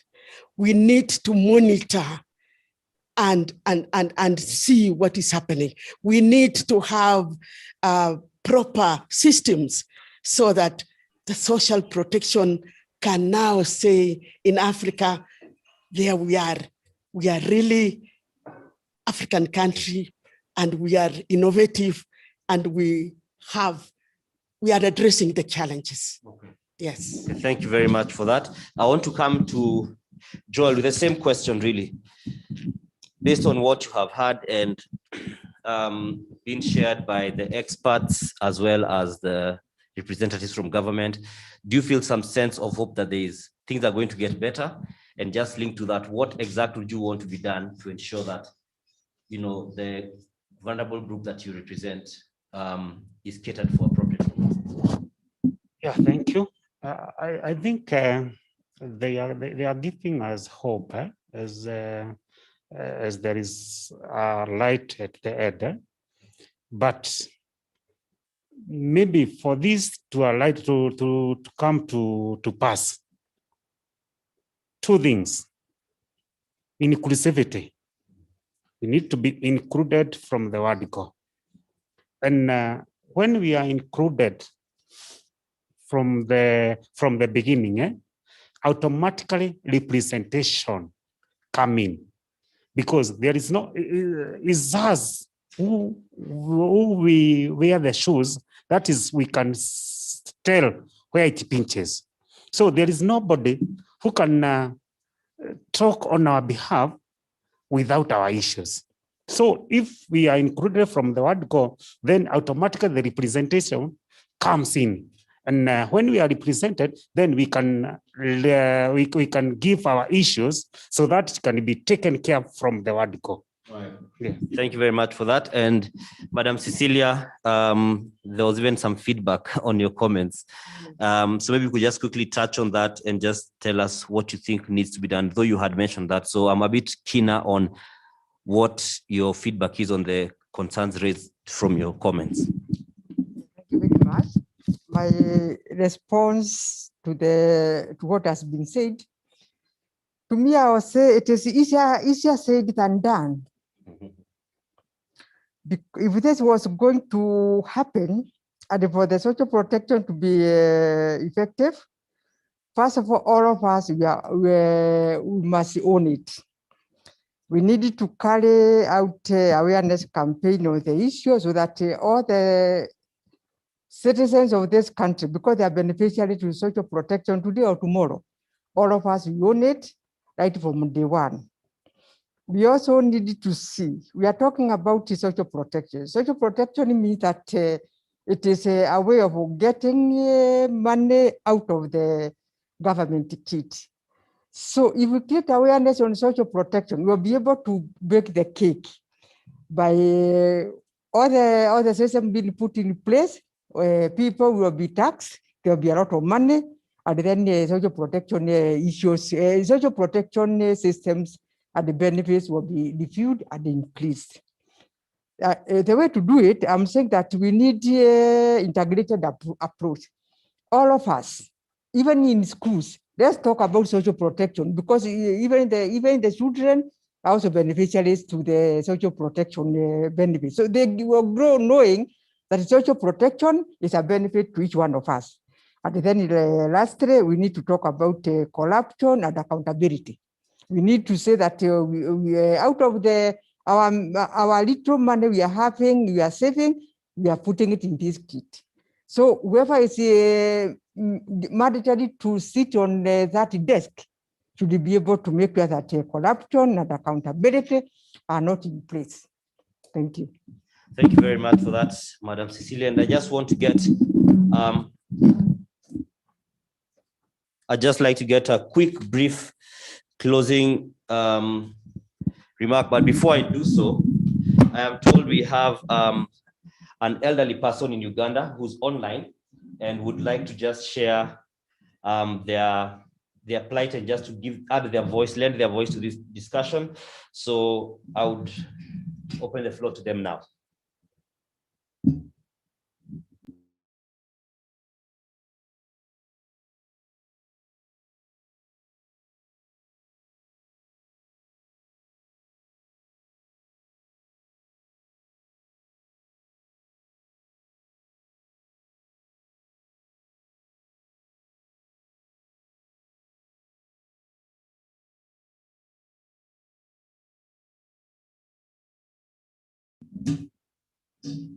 Sorry? Oh, please, the individual who would like to speak, let us know your name so that we can unmute you from our end.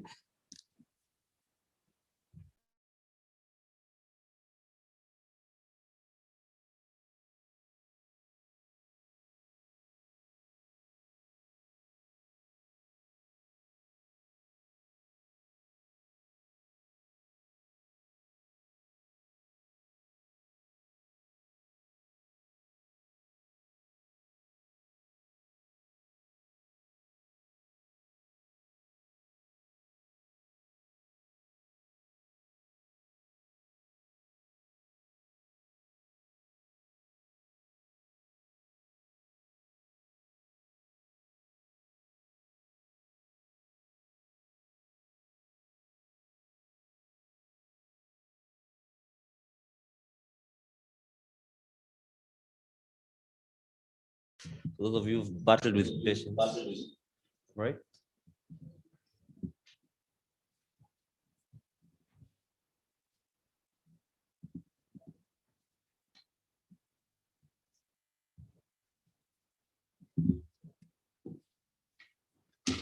All right, the person who would like to speak is called Were Wataga from Uganda. Were Wataga from Uganda. If we're ready, we could then listen to you briefly so that we can come to the closing remarks from our panelists who are online.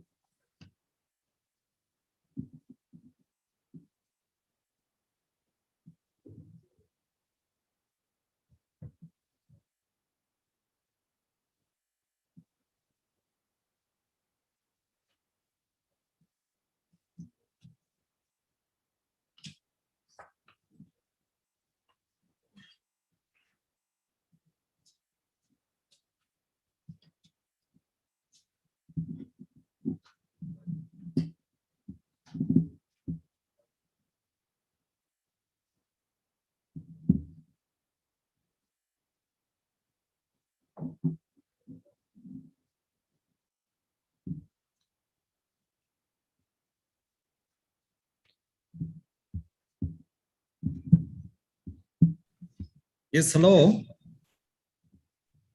Yes. Hello? Hello? Yes,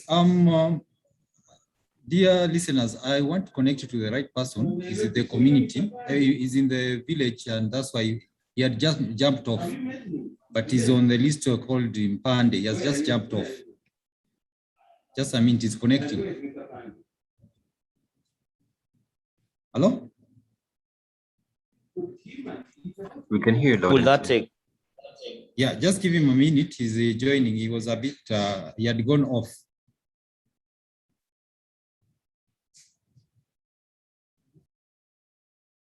Back. I'd like to now just come to, once again, our online panelists just for some closing remarks, and I'll be a bit specific on what I'd like you to respond to. Let me begin from Nigeria. Professor Oni, one of the concerns I'd like you to just quickly address in about a minute and a half as we close is there's been a concern, the researchers are very academic, which is what they're meant to be, but become so academic that implementing it, or even just for the people to own the message and to own the research and own the agenda becomes more difficult because there's a lot of jargon.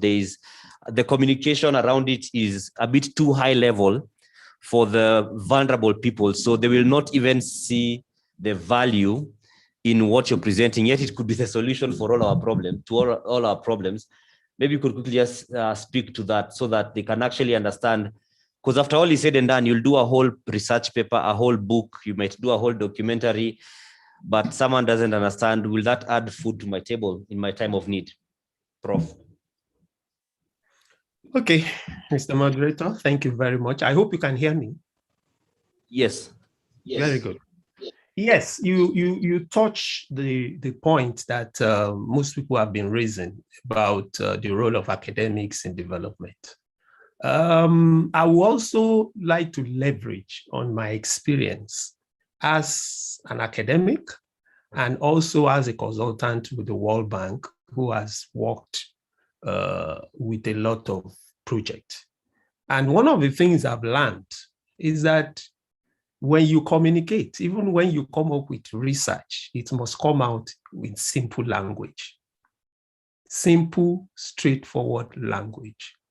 Then there is whatever you do, even with your research, must be participatory.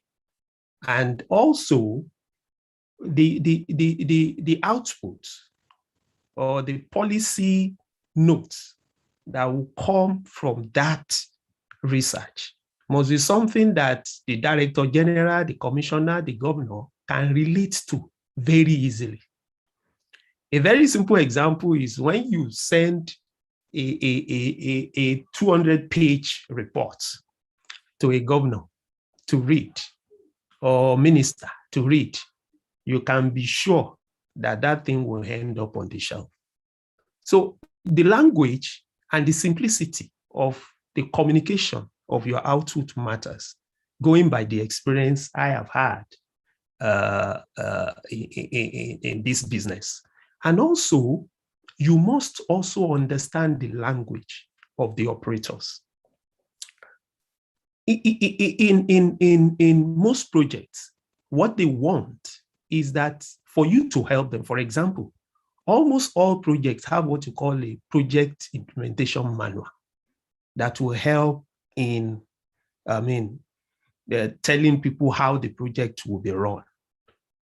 That document, for example, if they ask an academics to come and work on it, must be done in a participatory way. Those people, the M&E, the MIS, the operation manager, the GMV, that is the person involved in gender, the person involved in so many of the operations must be involved. And you must use them to develop that manual so that whatever you are coming up with, they can easily relate with. In fact, you make them to lead as much as possible. And that's why when I talked about the issue of a lab, an innovative lab, it's not going to be the strict academic thing. It's going to be a mix so that we'll be able to narrow that gap as much as possible. Even academics will now learn how to use words that are easy for people implementing, are easy for beneficiaries to understand. And when you talk about accountability, what do you mean? In my own sense, in example of projects, I see community developing disclosure board to say this is how much we've spent on this project. And they can easily be taken up by community members. And in coming up with design, it must be bottom up. The beneficiaries, people sitting there have said it clearly. So how do you come up with all this kind of design or academic work to help them understand and relate more with what you are talking about? How do you let them understand their role and responsibility? Because in every social protection program, the role and responsibility of beneficiaries must be clear. How can academics help us to understand this more? How can we, using our understanding, for example, my experience on some project shows clearly that it is not as if people in the community don't have a good sense of what they want. I was part of the first set of people that developed a community-based targeting method used to populate social register for Nigeria. When my own sense of poverty was using FGT measure, that is the relative measure, to generate poverty line, and also using the absolute value. When I got to communities, poor communities, they made me realize that their own definition of poverty is a little bit different. The poorest of the poor are the people that at the end of the day, when they are hungry, they don't know when their next meal will come from. When they are sick, they will resort to prayer. They can't even afford to buy Panadol. These are the basic, simple way of going about, though we can flesh it up with our academic work, but then helping them to now determine the poorest of the poor, or validate the poorest of the poor using proxy test. All these things we now have to come together and mix and relate well with those operating, the beneficiaries, so that they will understand our language, and government. Thank you very much for giving me time to for that, Prof. We appreciate your contribution and your insight, and just especially you being an academia and saying that you need to be simple, not simplistic, but simple in your communication. And I believe we have the elderly person from Uganda. His name is Mpande Joram. just to, in a minute and a half, just share what you'd like to share.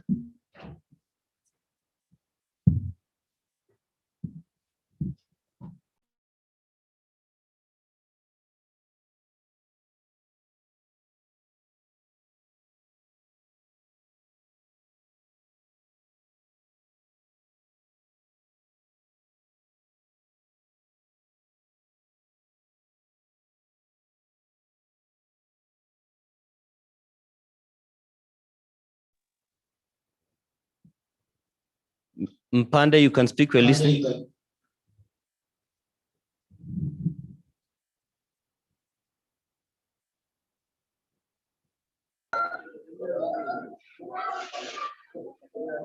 Hello? Yeah.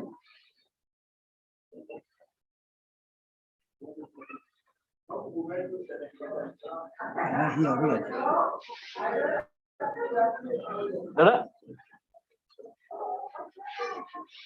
Hello? You can speak, we're listening. We're listening. Just speak. Okay. Mr. Panda Joe is not around, but the Muzee is around. The Muzee now can talk.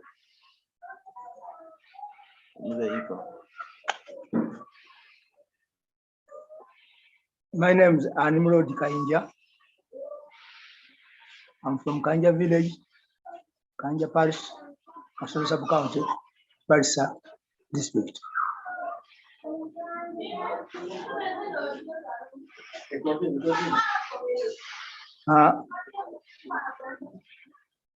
I'm a peasant. My education is J3, 1959. Then I went to Arapai for 3 years. I have a certificate of unmanned crop husbandry.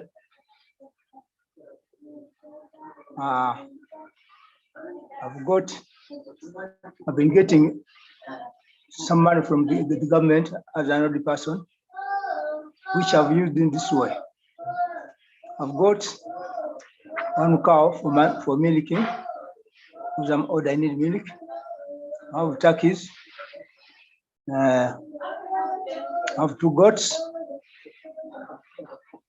for helping me in the home as a family.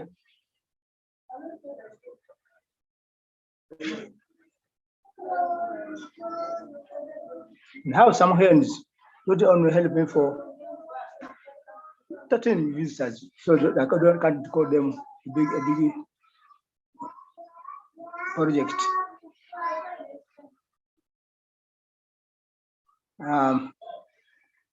I'm also born again person of a church at home in the midst of Abundant Life Mission International.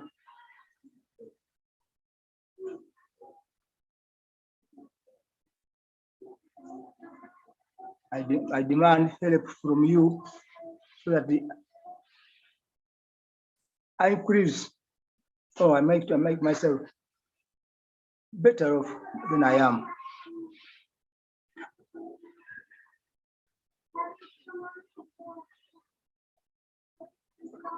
I'm a Mugwere by tribe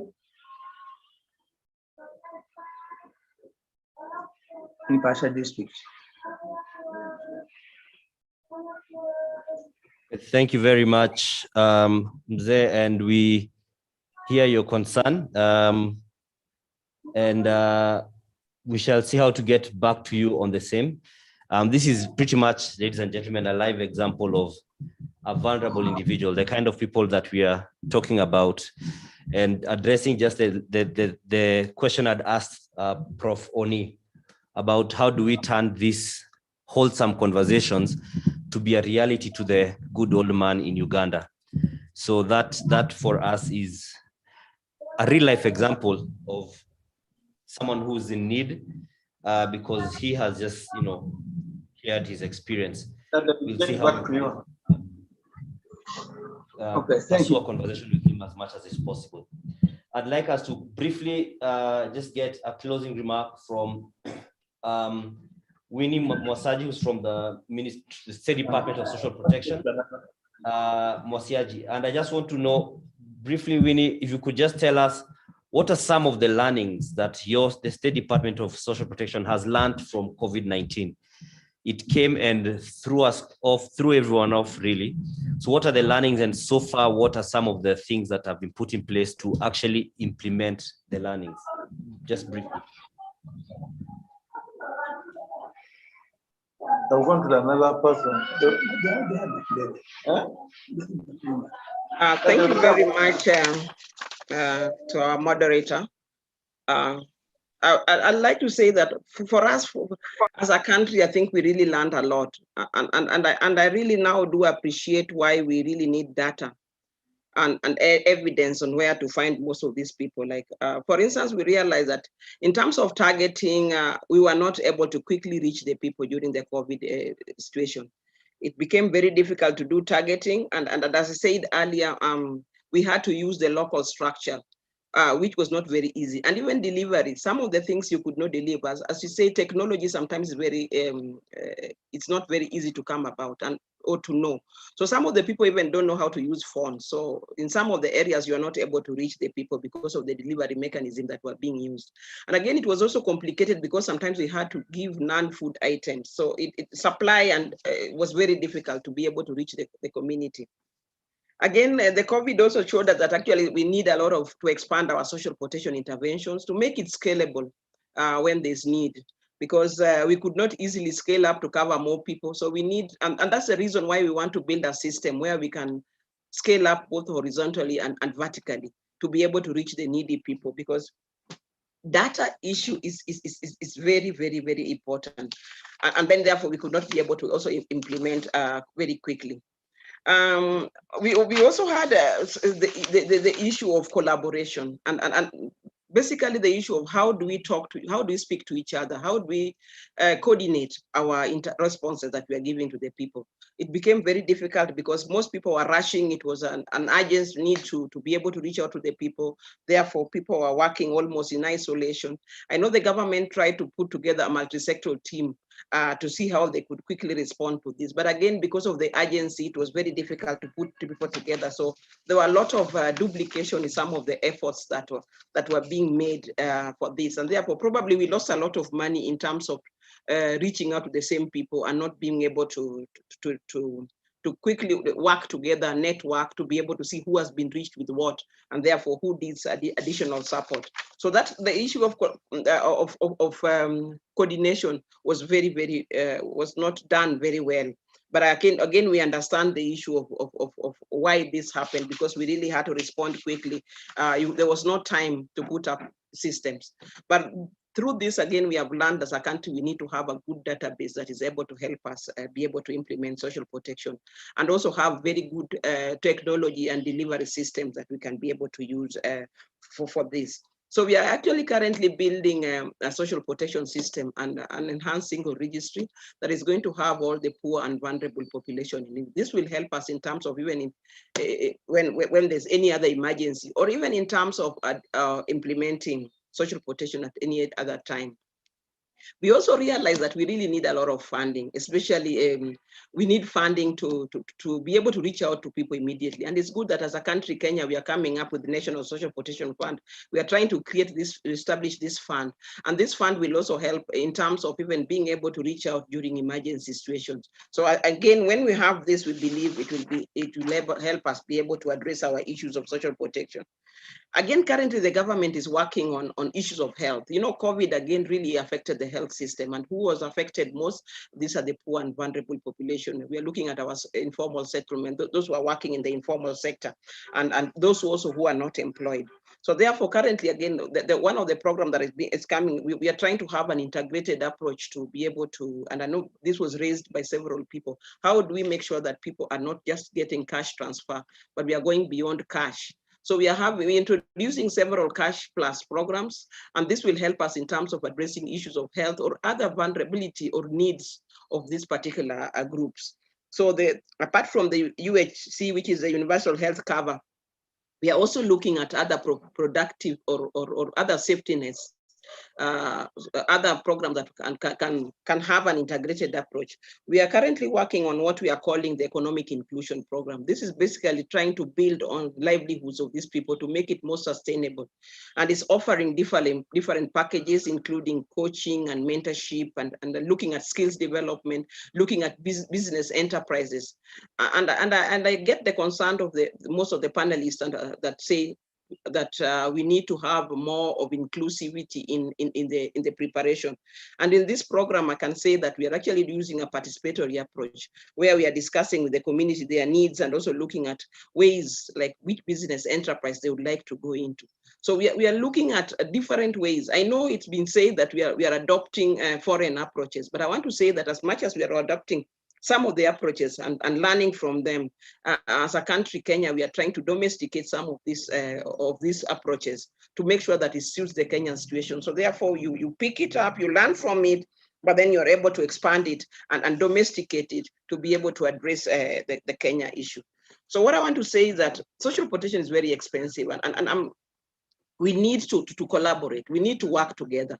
How do we work with the civil society to be able to even create awareness, or also to be able to augment what the government is doing, because the government is not able to address all these issues.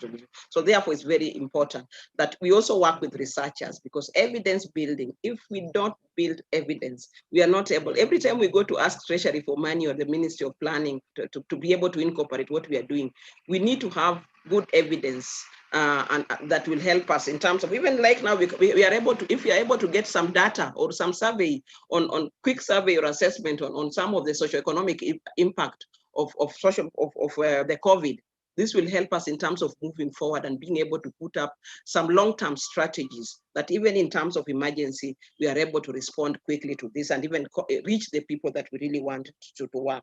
So again, as one of the panelists said, that integration approach, I think this is quite important. But again, more so building homegrown financing. How do we make sure that we are building homegrown financing? That we are able to even respond to this issue. I know the COVID was too much and we got a lot of support from all over, but how do we have sustainable, how do we make sure that we create sustainable financing for this? And again, researchers come in, building evidence, and this will be able to help us justify and be able to say, what are the costs? What is the cost of not being able to provide social protection? What do we need to do as a country? So then we come up with what we do, what we can do together, and to be able to address all or any eventualities or even any emergencies that we come across.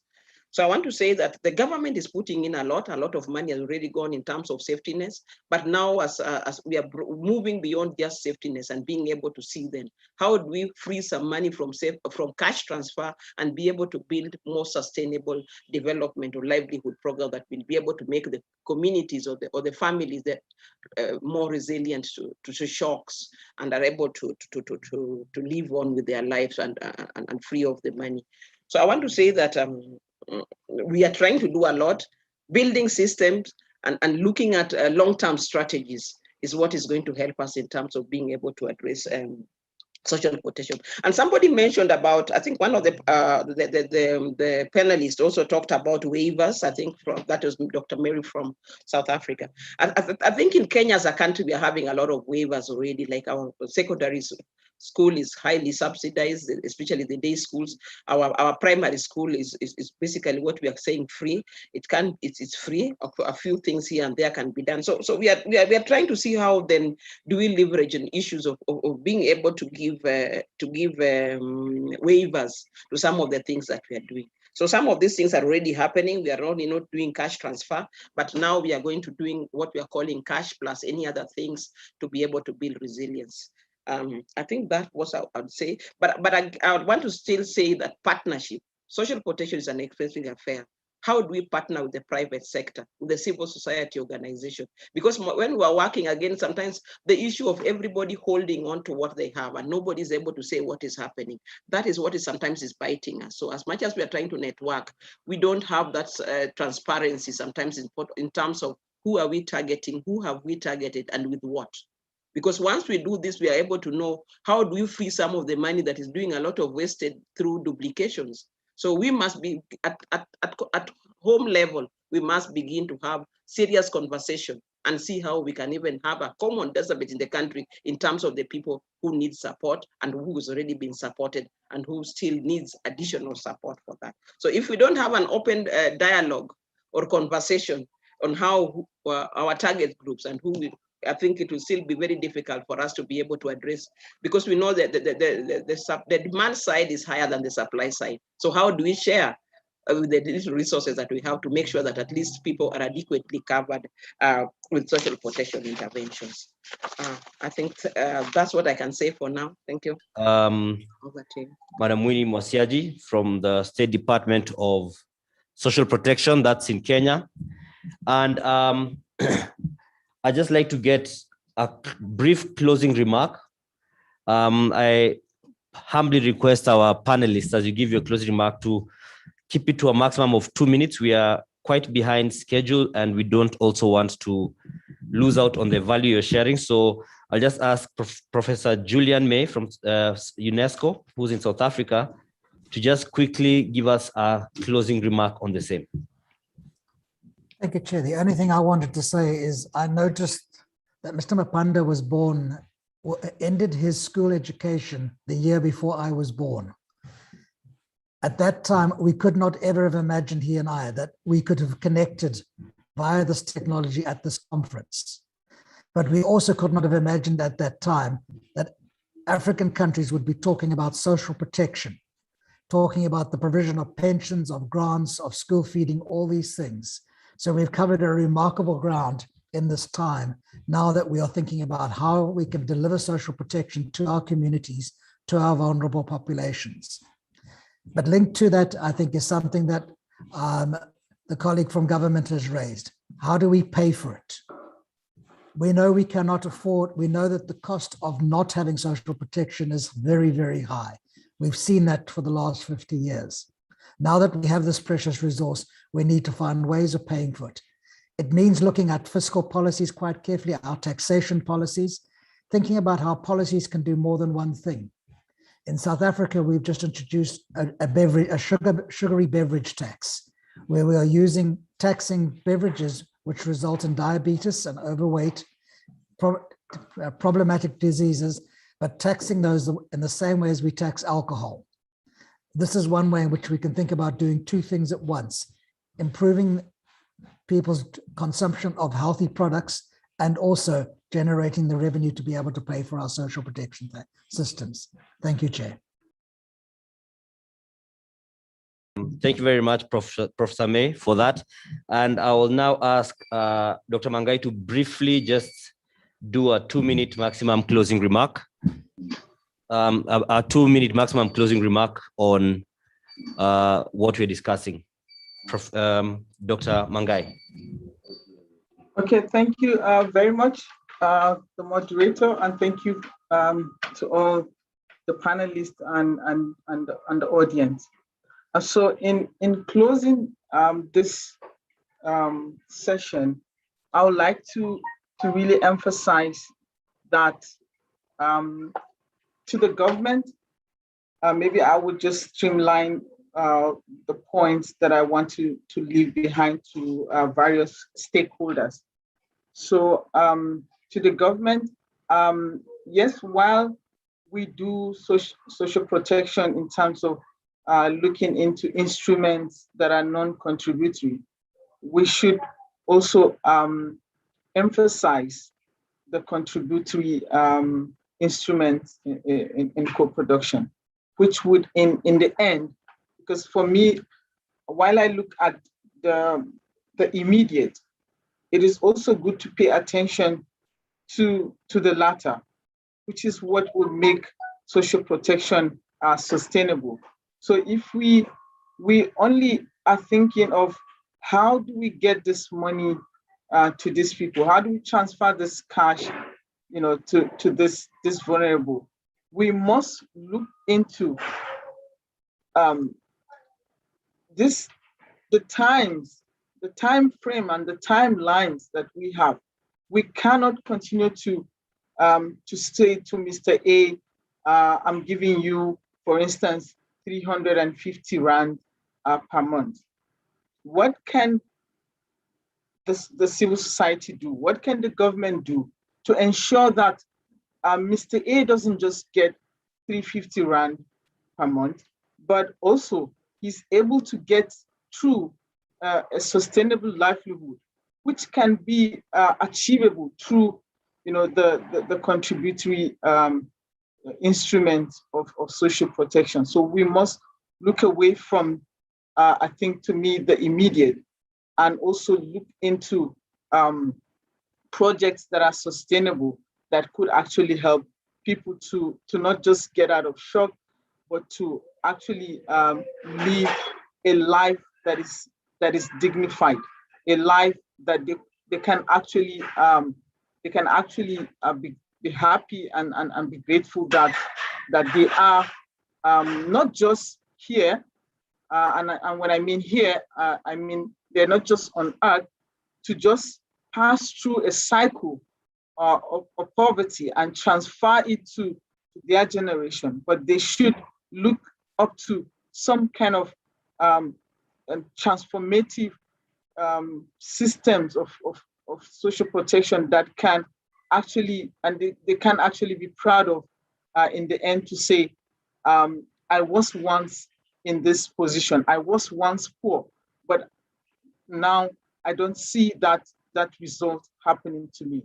And I think that is the way we must go in Africa, to look into how do we not just give to these people the cash that we're transferring, but the instruments that can actually lead them. And when I mention those instruments, they don't look common.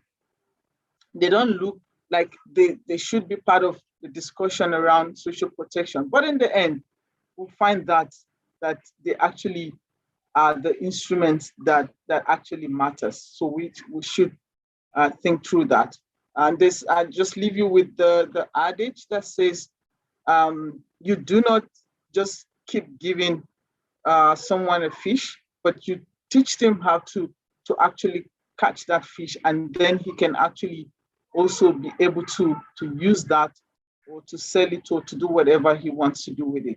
So I hope that in the end, this should be our focus in Africa, and that after a decade from now, we won't be talking about social assistance, but we should be looking into other forms of sustainability and livelihood. Thank you very much. Dr. Mary Mangai, who's in South Africa. And I'd just like to get our final panelist, Richard Rory from the National Social Security Fund of Kenya, to, in a maximum of 2 minutes, just give us a closing remark so that we can draw closer to the close of this. Thank you. Thank you, Dan, and all the panelists. I want to pick on 2 points. One is the one that Professor Mangai has talked about, in that social protection is actually an investment. And in any investment, there has to be a return on investment. So rather than giving, we need to think about how do we ensure that whatever we are giving is going to jumpstart these families, these communities, these vulnerable persons, so that they are able to stand on their own. I believe that's very, very important. And that's why Winnie was talking about Cash Plus. And now talking about Cash Plus, we are talking about an innovative approach. What Kenya is doing, and we have just done in terms of contributory, which Dr. Mangai talked about, is that we are now using what you can call value added strategic partnerships. Value added strategic partnerships. And what NSF is doing is that it's partnering with the private sector. It's partnering with the private sector, so that whatever we are giving to the informal is a product that is value addition. I'll give an example. In Kenya, we have introduced Aba for the informal economy. And our pilot scheme, we started with the motorcyclists and the Uber taxis. And what we have brought on board, partners. We have brought on board a bank. We have brought up on board the mobile phone. We have brought on board the health insurance. And what is happening is that when the informal economy workers get to join NSSF, then they are able to benefit from personal accident because the commercial bank covers the personal accident. They are able to benefit from NHIF because they make only one contribution. So the idea here is to make it convenient, to make it easier for the informal to participate.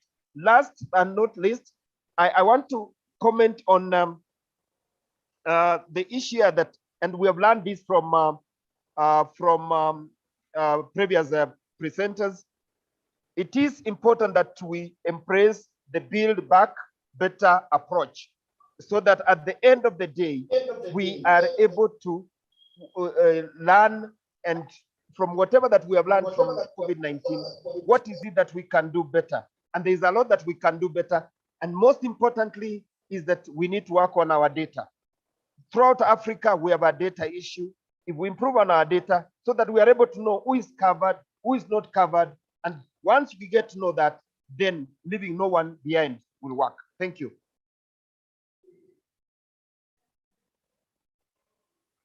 But Richard Rory from Kenya, as well as the other panelists.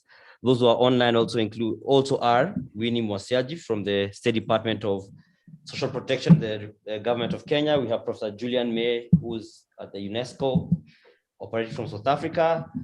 Dr. Mary Mangai in South Africa as well. And we have Professor Omobowale Oni, who's in Ibadan in Nigeria. Thank you very much to them, as well as our panelists who are here in the Nairobi conference facility.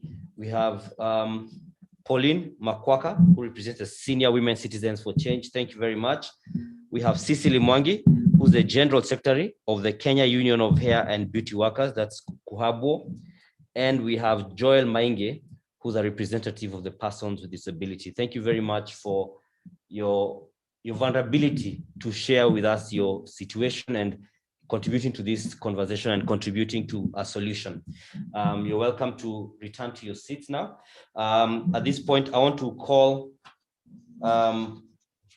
Anthony Kwache, who's the chairman of the Kenya National Alliance of Street Vendors and Informal Traders, to just give us his thoughts in 2 minutes as we, once again, like I said, draw to the close of this. Karibu.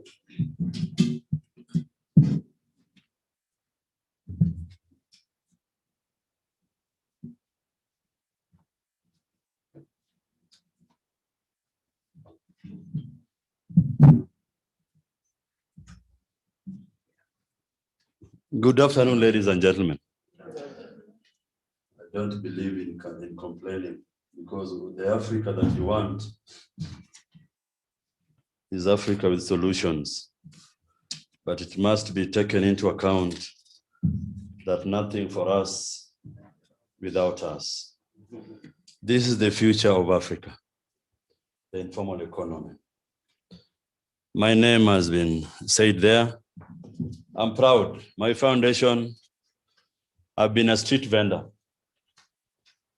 And in an example why I'm saying that even members of the informal economy, whether they are in trade unions or in associations, we need to stop complaining and look for solutions so that we can be part of a better and a great Africa. So my first take shall be Africa must unite. 2, Africa must be ready to open all her borders if we really want to qualify the Afrocentric statement that was the basis of this beautiful conference. And I want to be very specific on how best what we literally call in Africa informal economy, but in Kenya, with the advent of the actualization of the MSC Act of 2012, we do call ourselves, and is now the language in East and Central Africa, the micro, small, and medium enterprise sector. And I would request the academicians, the researchers, and the learning institutions to embrace that in your documents in East Africa, and also Africa. If we had audience from Tanzania here, I know in Kenya, we were used to be called Juakali, wa Tanzania, wa Jasiriamali. But we are now moving ahead, and that's where we want Africa to go.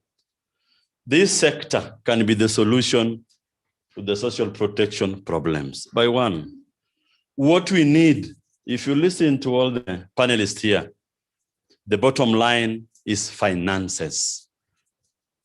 My mentor, my lead researcher, Professor Winnie Mitula, said that we need to expand the job opportunities in Africa. And we also need to expand the tax bracket in Africa to ease the over-dependence on donor funding. Yes, we need them as we move forward. But when we expand the job opportunities in Africa, we'll enhance a bigger tax bracket. And with that, we can increase the percentage from what we have been told here by our CS yesterday of 20% going to the informal economy and also going to the rural economy. So what do we need to expand and guide what people are calling the informal economy towards the formalization? One, all the African governments must be ready to fast-track the provision that are favorable for the growth of what we are calling the informal economy. By doing one, guaranteeing them of permanent trade sites all over Africa. What happened in Kawawesi in Nairobi the other day? What has been happening in my home city? What has been happening in Kampala? What has been happening in Cotonou? What happened the other day in Lubumbashi should never happen in Africa. We need to create policies that when demolishing, you must be ready to show the people of this sector where you want to take them. The issue of talking about that social protection is entrenched in Constitution. Social protection to the informal economy is not about NHIF or NSSF, guaranteed work sites. That's the real social protection for the informal economy in Africa. And then we have a serious problem, not only in my mother country, even in the devolved units and the whole of Africa. Multi-taxing agencies. I can tell you there are times on cabbages. I'll take Kenya as a case study. In the Western region, even getting a cabbage is like milking a donkey or even milking a lion. If one of the biggest supermarkets, let it be K4, Naivas, when they get their cabbages from Nyahururu, the greater Western region, they don't pay any money in the toll stations that they cross over all the counties that they're going through. But my brother Mwangi here, if you get your private lorry, you will pay almost equivalent of half the cost of the cabbages before you reach in the Western region. You know what you can write about that. We need our governments, regional governments and national governments need to address this for the growth of this important sector. And then the issue of registering a business. We are talking about formalization. Look at the bottlenecks. You go to where, you go to there, you come back to the regional governments, you come back to the local government there. It is quite terrible. Just to register a small business, a serious one, you may end up even spending over 100,000 Kenyan shillings. I don't know, that's around $100. Yet they're saying they want to promote the growth of smaller enterprises. That one needs to be addressed. And we also, as Africa, we need to promote Buy Africa, Build Africa. Why promote Lafarge cement from France, but put strict conditions for Dangote Cement Company in Africa? Are we being realistic to our fellow Africans? My brother, Maingi, talked about inclusion of the membership and their leadership in the formulation and implementation of policies in Africa. It is very important. Even were it not for Kenasvit, we couldn't have had persons who live with disability in this attending in person in this conference. It was even an oversight from the organizers of this event. That is a learning process. I said I don't believe in complaining, but we need to learn on the best way to go forward as Africa. Even when we talk about gender parity, gender is not about women. It is about all of us. So in organizing events like this, let's put those ones as a priority for this great continent. We need to also think about reducing the trade barriers in Africa. A lot of grains come through Tanzania in East Africa, come through Uganda, come into our beautiful country, Kenya. But I'm telling you, if you are a micro, small, and medium entrepreneur, the charges that you pay across the border inhibits you from even creating more employment opportunities for Africa. And by doing that, reducing the tax bracket as opposed to support our port for social protection. So we need a lot of barriers. We need to break the barriers in Africa. What we're talking about is our community. It is on paper. I don't know the cases of West Africa, but I know the problem, the traders from Togo going to Ghana, cross-border trade is a serious problem. And then the cost of doing business. I'll be specific to my country, Kenya. A foreigner coming to invest in free economic zones is given a better offer on provision of electricity. But the same thing is not done to the work sites that have been built by the same government through my transport authority. The charges, the bills that they are paying inhibits the growth of local manufacturing. This needs to be addressed so that we create more employment opportunity, we increase the port, and we reduce our dependency on donor funding. Another point, agriculture forms the basis of social protection. Even if you give my mama there 2,000 shillings, no food to put on our table.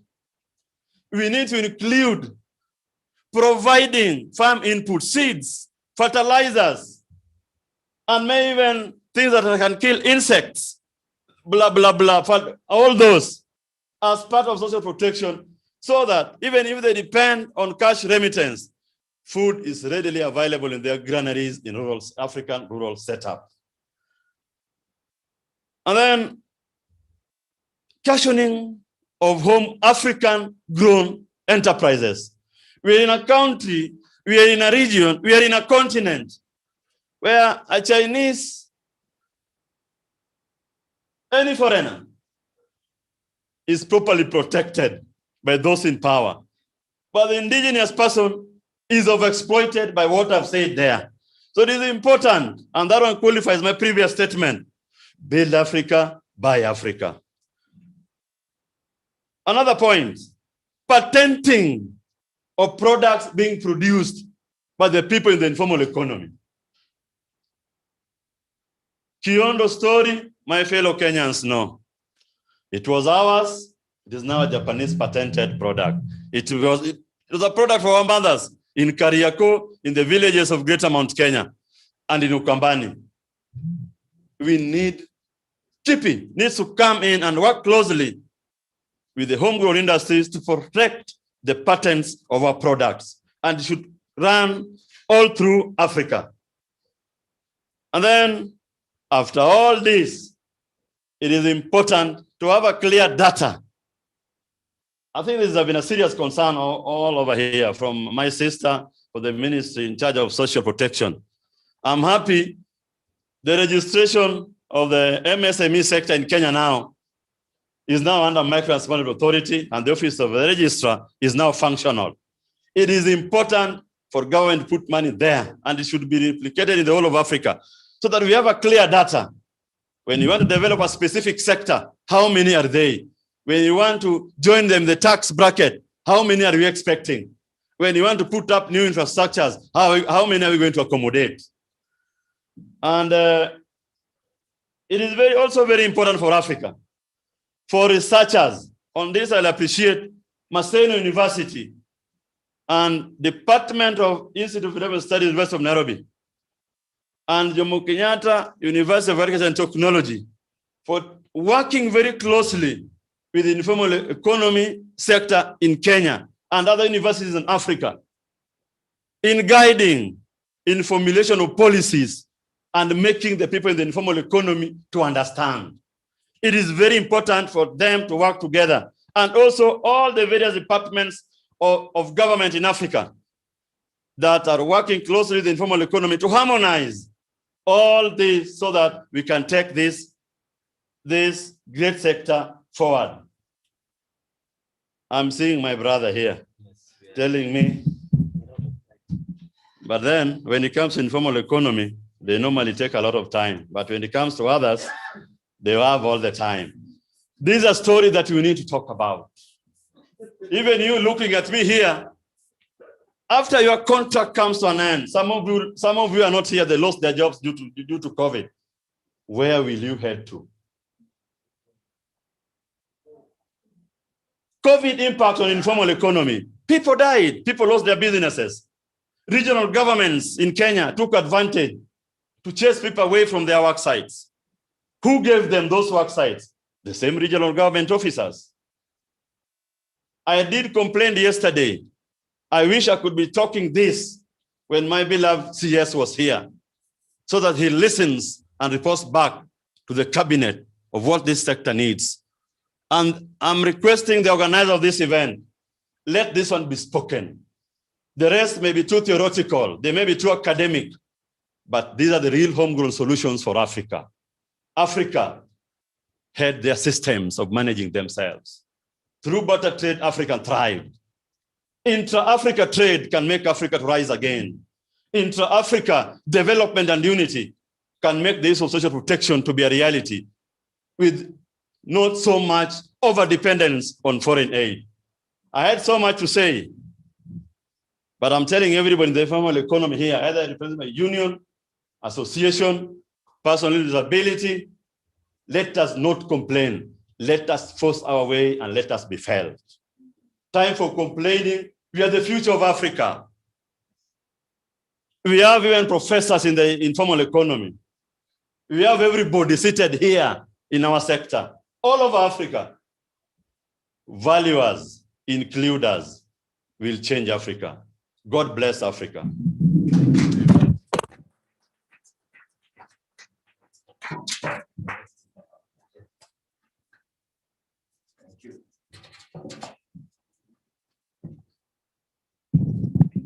All right, thank you very much for your valuable contribution. You have said it's your time to be heard, you have been heard. Definitely, and we believe that the message will get to the appropriate authorities and offices, that you can also get your message passed on to them.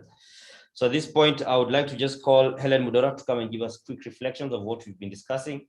Then we can get to the closing remarks by the chairman of the APSP board.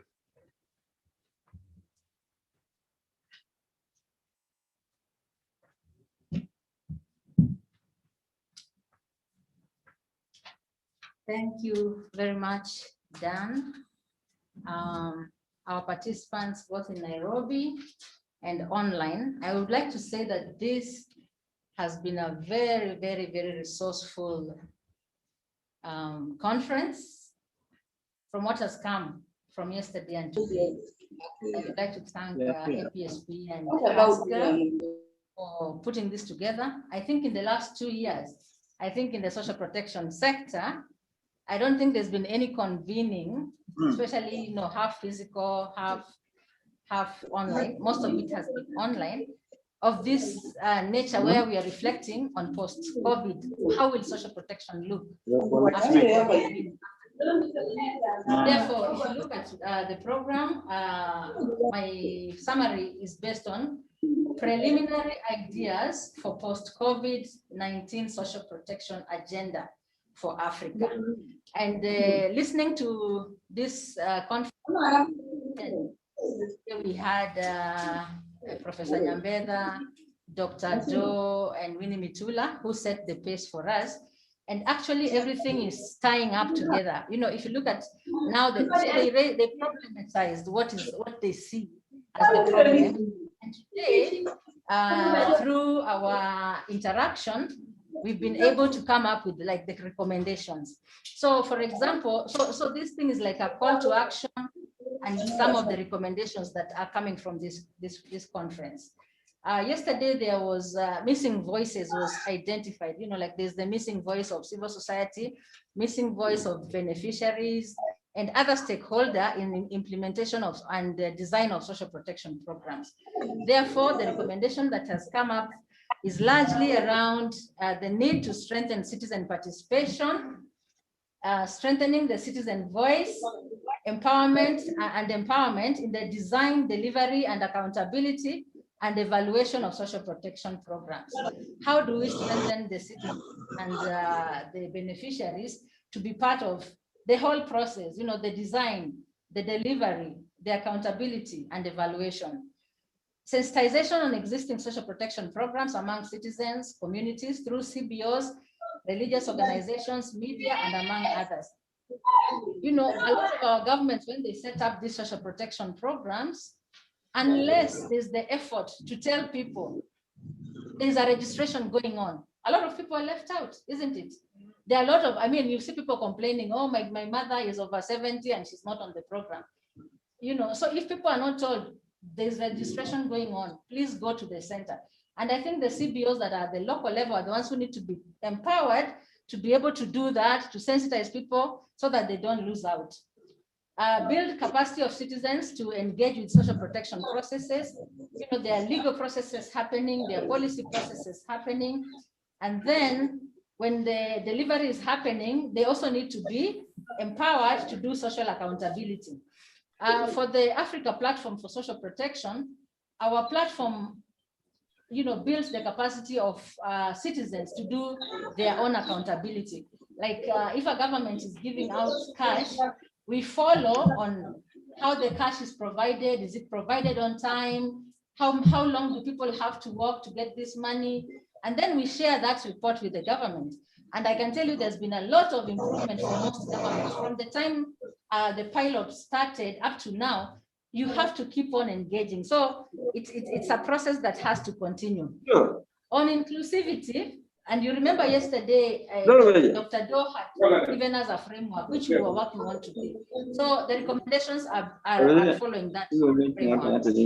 On inclusivity, we are saying that we need a social protection framework that is entirely inclusive and inclusive practices. This means we need to include all excluded groups. Persons with disabilities. In most countries, they are the smallest program, even for the cash transfer. If I take Kenya, for example, I think we have 1.3 million people who are benefiting from cash transfers. But the benefit for persons with disabilities is only 47,000 who are on the program. So what percentage is that? So we need to expand those which are small. We have unemployed youth, we have informal workers. So all these excluded groups need to be included. And then we need to promote sensitive programs because we need to make them gender sensitive. We need to make them child sensitive. We need to make them humanitarian sensitive. And among others, there's how you provide a social protection in a humanitarian setting is not the way you do it on a day-to-day basis. And like Winnie said, during COVID, it was different. And there are lessons that people have drawn from that. Promote effective implementation of universal health care to include everyone, plus strengthening the health system. You know, COVID has shown, and I think Professor Mitula said yesterday that we are focusing more on cash transfers at the expense of health and social security. And so COVID has shown we need to pay attention to health, because right now, those who have experienced COVID, you realize even that health insurance is not going to help you. Insurance companies backed out. You have to buy this medication off the counters. You know, we are seeing every day fundraising right now, 2.5 million, those who are in hospital. So we need to pay attention to the healthcare and the healthcare systems. Include beneficiaries in design, delivery, accountability, and evaluation of SP programs. I think I've said that before. South Africa has an example of supporting out-of-school youth and under an apprenticeship program, so that it doesn't have necessarily to be saying for youth we are going to give money. And I know that like the current law in Kenya has faced problems because youth had been identified as one group of people who are vulnerable, but yet it is youth forms over 50% of the population. So how are you going to give youth cash? You can't, and they're in a working age. So you need to design programs for youth, whether it is work related or apprentice or something.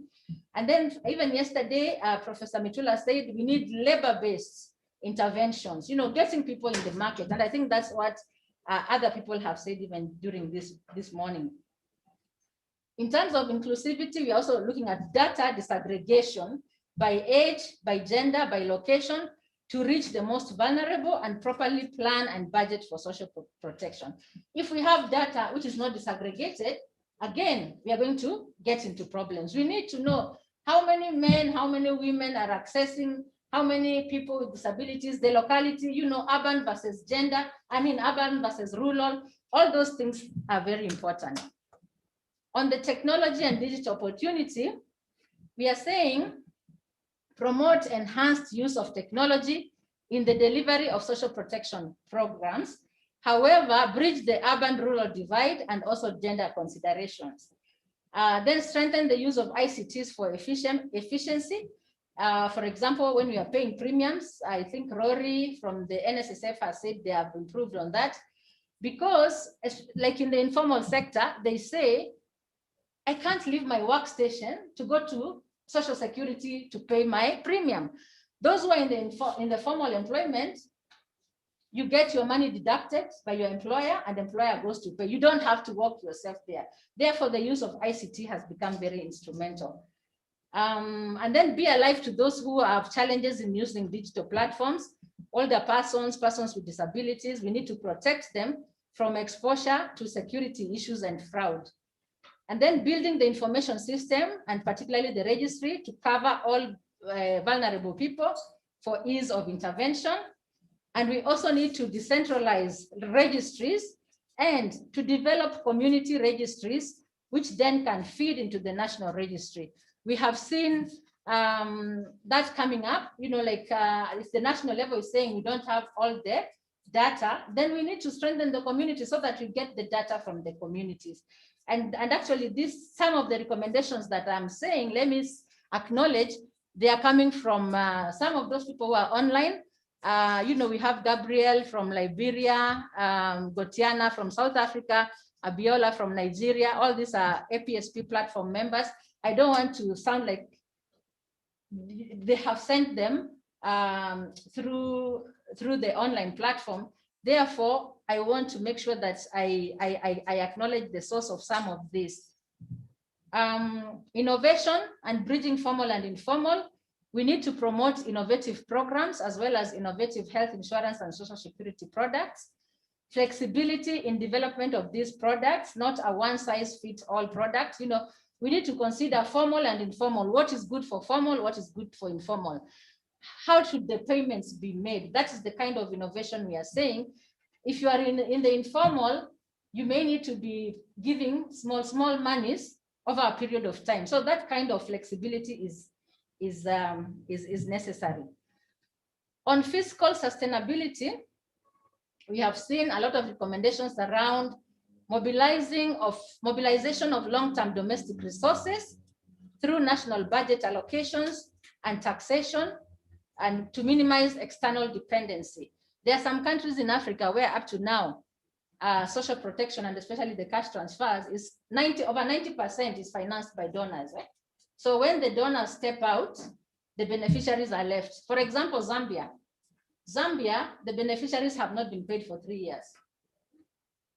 There was a corruption allegation, I think in 2018, and then all the donors pulled out, and up to now, it has not been resolved.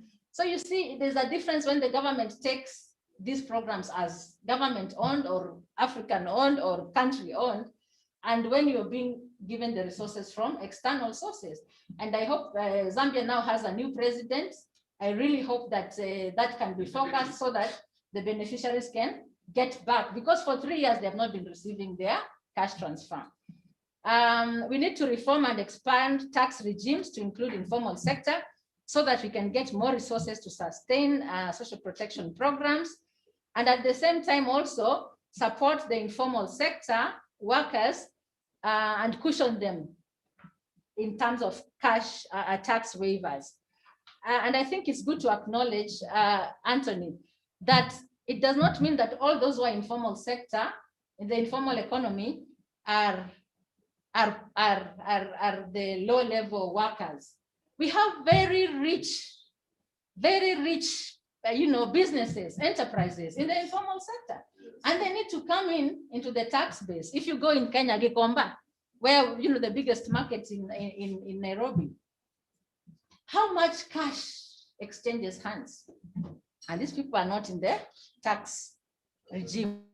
So the government has to find a way of bringing them so that they can finance the social protection. But again, when something hits, we also have a way of cushioning the informal sector.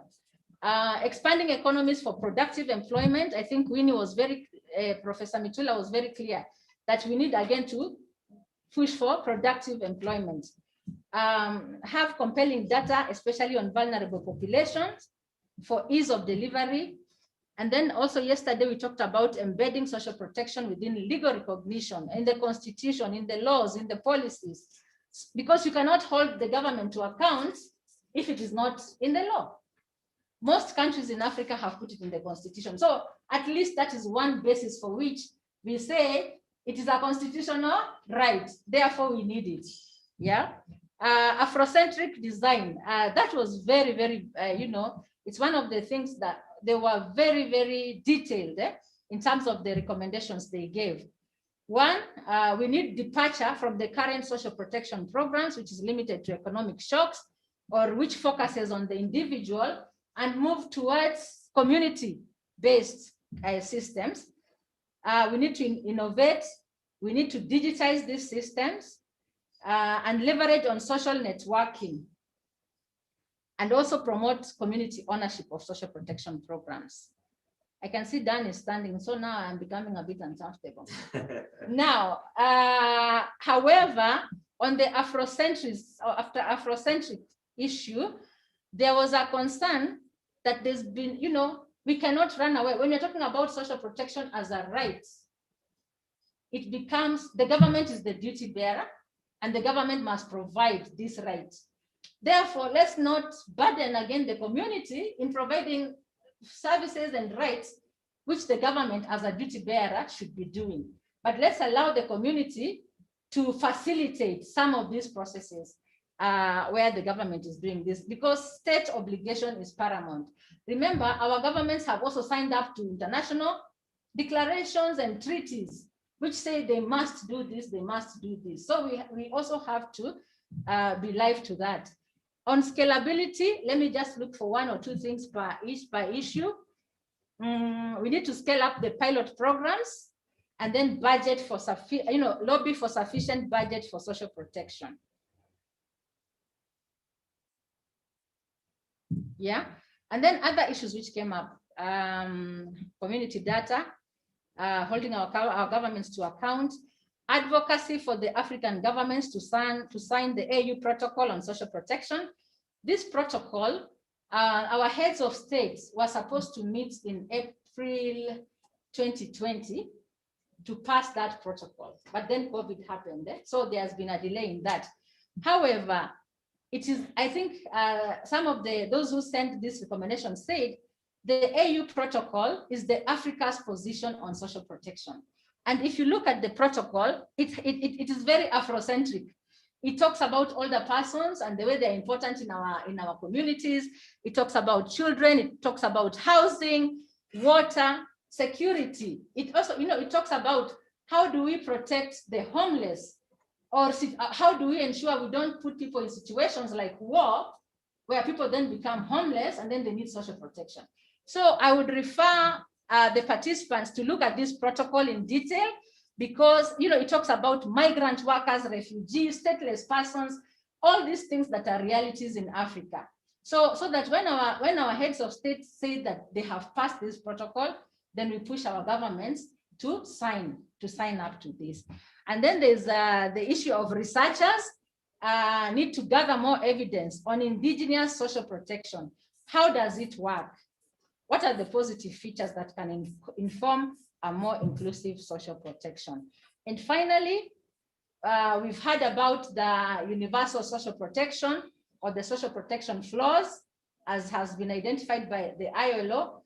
It is a good package that we can also promote in our countries, because it has issues of healthcare, maternity, basic income security.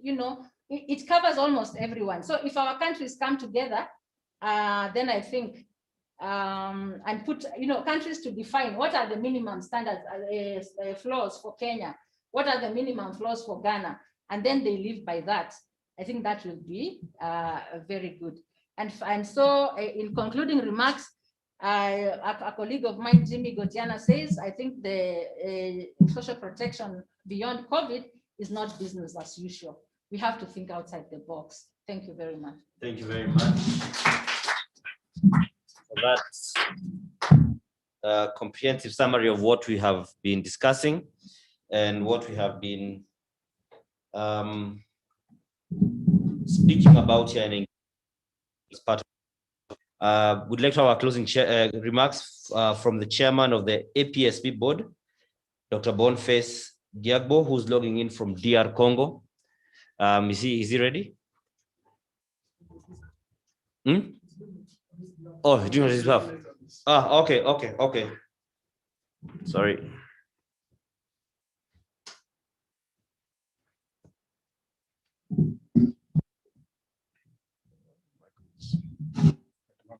Technology. It's good, but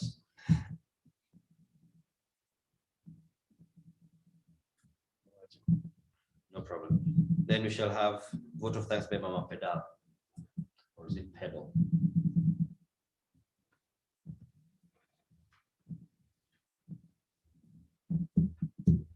Let me just do it. So you hold it for me. This. So I'm standing in for the chair of APSP, Dr. Boniface Diagbo. All protocols observed. Distinguished participants, ladies and gentlemen, good afternoon from DRC Congo. It's my greatest pleasure to give you closing remarks to this Pan-African conference on inclusive and just social protection in Africa. Over the last 2.5 days, the Inclusive and Just Social Protection Conference 2021 has brought together key actors in social protection across Africa.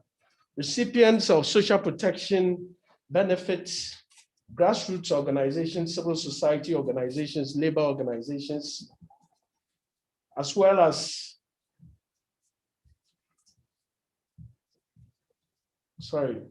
policymakers, researchers, to basically reflect on what lessons we can carry from the COVID impact on our social protection systems.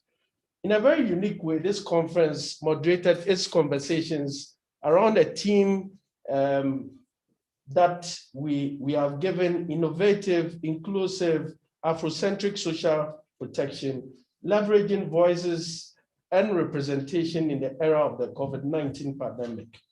We have learned through some of the case studies presented that most African social protection programs have increasing concerns of coverage, equity, and access. This is also evidence of a lack of inclusion and absence of critical voices in the design, delivery, accountability, monitoring, and evaluation of social protection programs. The good news is our renewed continental commitment expressed in Agenda 2063 and the heightened global commitments through SDGs and the ILO. For me, the conclusions, outcomes of this conference has some key insights presented as opportunities for transformative social protection. One, we cannot ignore the uniqueness of Africa in social protection, i.e. culture, values, theories, and indigenous concepts. Two, we need to mobilize the critical voices, i.e. actors, resource, technology, indigenous knowledge, and politics together as we seek to design a hybrid learning, formal and informal social protection mechanisms. Now, let me borrow the words of Ed Pervikal. Never make a point without telling a story, and never tell a story without making a point. Now, you see that stories are the currency of human connection, and the social protection story is not all gloom and doom.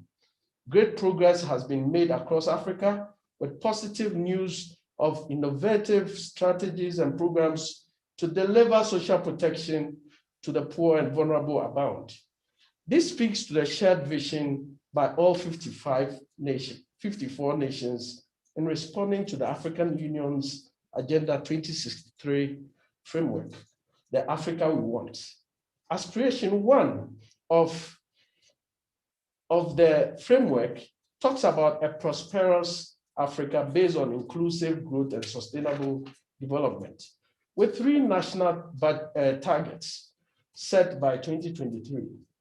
1, at least 30% of vulnerable population, including persons with disabilities, older persons, and children provided with social protection. 2, all persons working in the formal sector are provided with social security. 3, and the last one, at least 20% of the informal sector and rural labor have access to social security. I commend the African nations that have taken on this challenge and working towards this target in realizing our shared aspiration of the Africa we want. There's so much to learn from each other. As we have learned earlier on in some of the presentations from yesterday, there are some inspiring innovations and progress right across our continent. Quebec stands out as a success story of this aspiration, with one of the highest rates of non-contributory old age coverage in the world, with an estimated coverage of over 90%. The administration of social pension through the National Center for Social Pensions is also very efficient, costing only 1.4% of the benefit. South Africa's Basic Conditions of Employment Amendment Act 2002 and Unemployment Insurance Amendment Act of 2003 has made social security coverage a reality for more than 500,000 domestic workers and other informal sector workers. As you have heard, Zambia has made some great progress in realizing fiscal sustainability, even though there's a little hiccup in their social protection programs as it is, by strengthening the revenue collection framework of the government and earmarking national resource taxation for social protection programs. Tanzania's productive social safety net is also piloting strategies of expanding social protection beyond short-lived safety nets to human capital improvement to expand income generating opportunities and unlock the economic transformation potential of social protection in Africa. Finally, with Ghana's Livelihood Empowerment Against Poverty cash transfer program is also a very great example, harnessing voices and representation of people for social protection through institutionalizing grassroots level committees that play a key role in program design, evaluation, and accountability. After this conference, now we talk about if the dust settles and the reports are written and submitted, the question still lingers on. Can we link academics, research to development work or practice? Can we also simplify the research case studies for the different stakeholders that we are working with, whether in plain language, in easy reads, and so forth? That said and done, we will link all the talks going on to be either NATO or SCAN. NATO, what we heard earlier on, was no action, talks only. Or will it be stop complaining and action now? Gone are the days when the answer would begin with, we call on the government too. Now we have to look within us. As grassroots mobilizers, civil society researchers, and policymakers, to ask ourselves, given the evidence and the stories across Africa, what must we do next to contribute to the Africa we want? Finally, in closing, I want to commend the Partnership for African Social and Governance Research, the African Platform for Social Protection, and the Open Society Foundation for building the evidence and convening us together for this important and timely conversation in these times of great uncertainty in our continent and indeed in the world. It is my sincere hope that taking all the important notes to support their various countries in Africa to innovate, including all the missing voices, scale up and sustain our social protection programs. As we leave this conference, remember we can improve our social protection programs and policies by learning from our various indigenous and informal social protection programs in Africa. We can Afrocentrically design our social protection towards our shared aspiration of the Africa we want. Thank you, and God bless Africa. Thank you very much. Thank you very much for that. As a closer, we just need some quick feedback, and so we are going to be asking Edwin Rigi, who's been taking us through the real-time feedback. So those of us with our phones, there's a website he had been telling us to, my mentee, to just guide us through that. So Edwin. Thank you, Dan. Can you hear me all right? Hello, can you hear me?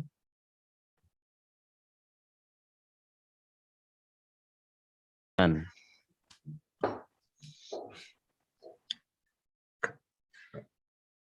the people at the venue hear me?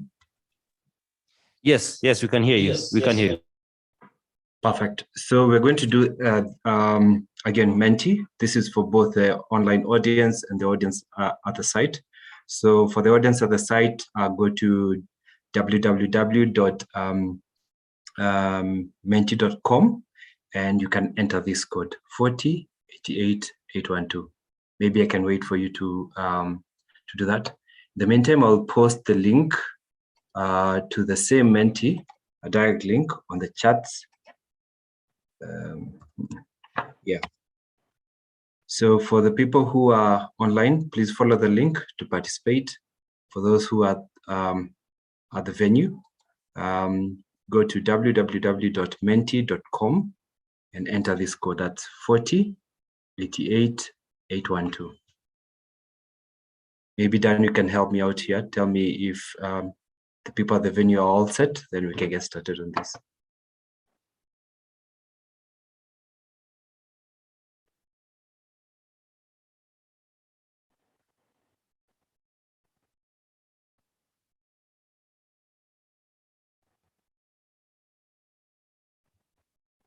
Should we get started?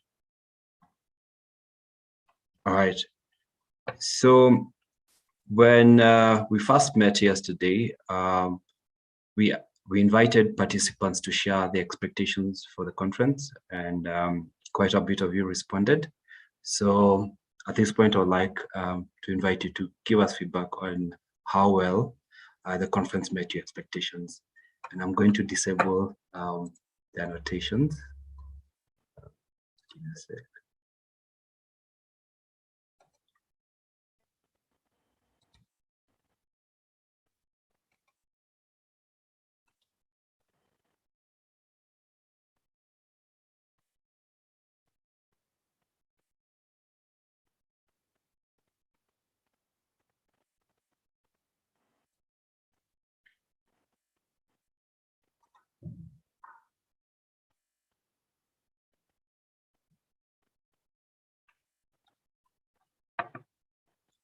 So maybe we can give this 2 more minutes to allow as many of us present to respond. I see online we have about 43 people. I believe at the venue we have about 30 or so.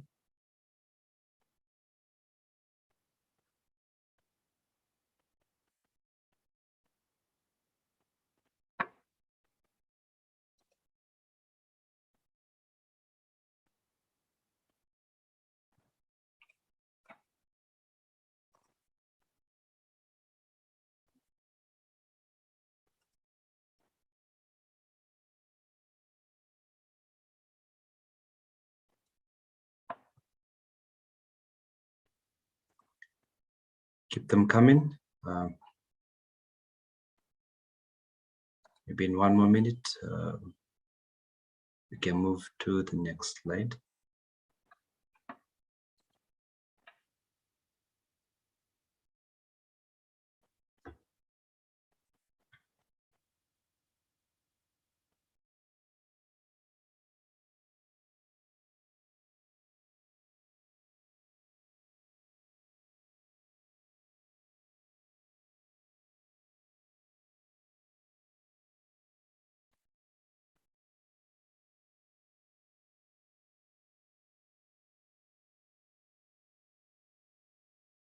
Half a minute left.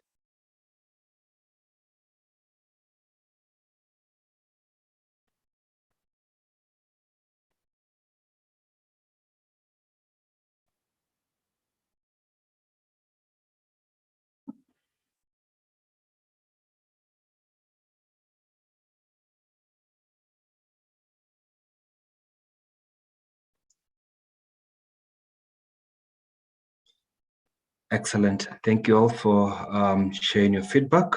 So for the last slide, we're inviting you to share your ideas on what we can do to improve future conference experiences. So maybe not more than 1 sentence.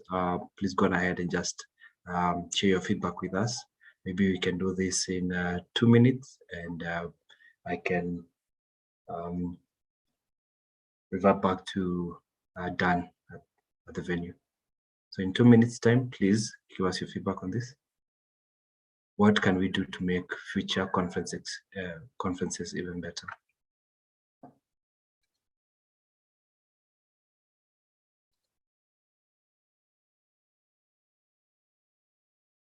Great. See them coming. Perfect. Keep them coming.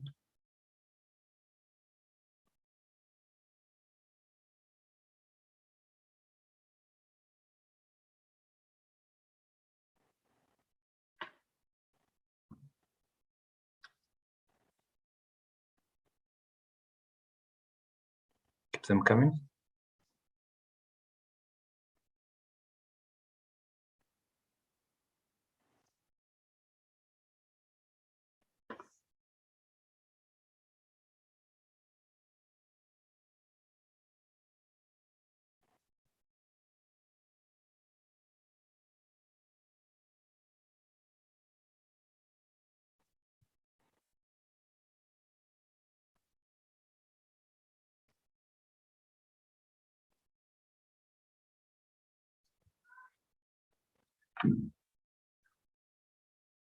Keep them coming.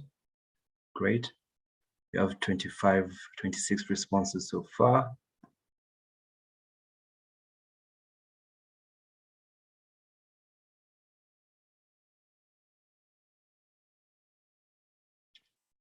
Really helpful feedback we're receiving.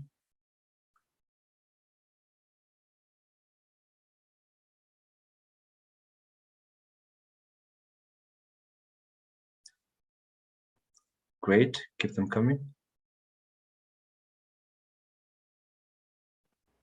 This is very helpful feedback. We really appreciate this.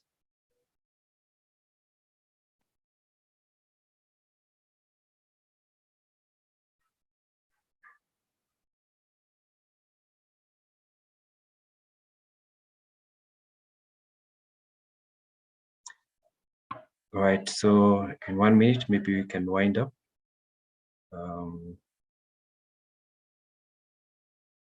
All right, keep them coming. Very helpful feedback. Thank you.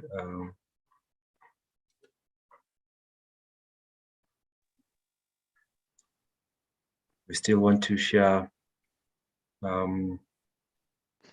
comments. You can do that in 50 minutes time.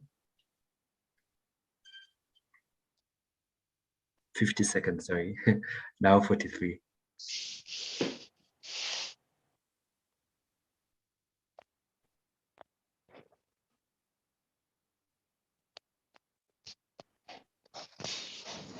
Half a minute left.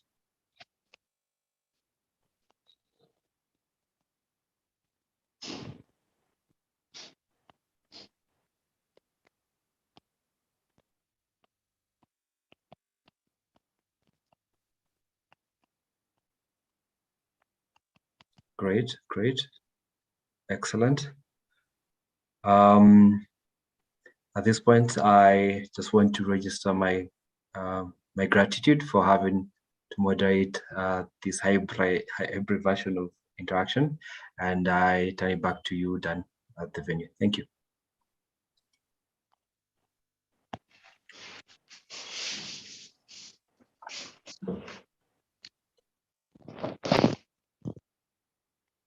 Uganda, who's a Deputy Executive Director at BASCA, or they also call her Mama.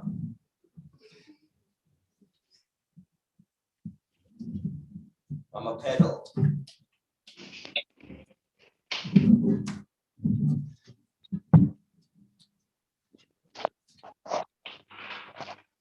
Good afternoon, colleagues. It's very difficult. Good afternoon, colleagues. I have this unfortunate position of standing between you and lunch and home. Kindly bear with me. It's deeply emotional for me to even start thanking you because you have given us so much, much more than we could ever be grateful and express ourselves sufficiently for. Let me start by thanking God for keeping us alive in this unprecedented times.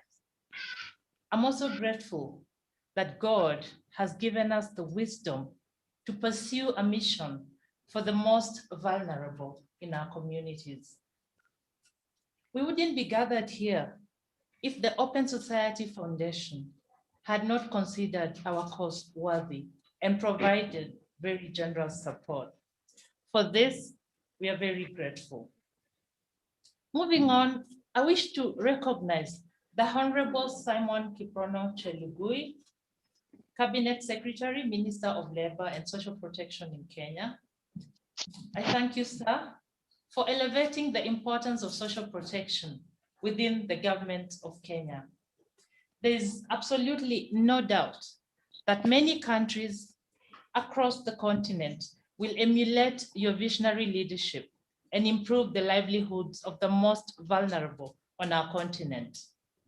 The fact that you found time to join this conversation demonstrates unparalleled commitment to pursue all channels of enhancing the livelihoods of our most vulnerable. To Honorable Patrick Ole-Ntutu, Chief Administrative Secretary, Ministry of Labor and Social Protection, again in Kenya, and we take note, next time we'll bring ministers from across the continent. I appreciate you most sincerely for bringing the government down to the people. The people have spoken. You listened. We know that good things are on the way. To Dr. Thomas Ongolo, expert advisor on social protection affairs, at the African Union Commission. I'm very grateful for your tireless efforts of pushing the social protection agenda at the continental level. I also thank you for harnessing the outcomes of this forum to inform inclusive and just social protection programs on the continent. The future is very optimistic. Honorable Josephat Wachira Kabinga, Chairperson, Kenya Parliamentary Committee on Labor and Social Welfare. I appreciate your commitment to connect with all of us. Indeed, nothing makes a leader greater than listening. And to Wanjiku, you have listened. Dr. Boniface Diabo, ably represented here, Chair, Africa Platform for Social Protection. I thank you for a very strong collaboration. We have thrived in the true African spirit of togetherness because of the Africa Platform for Social Protection that brings all voices together.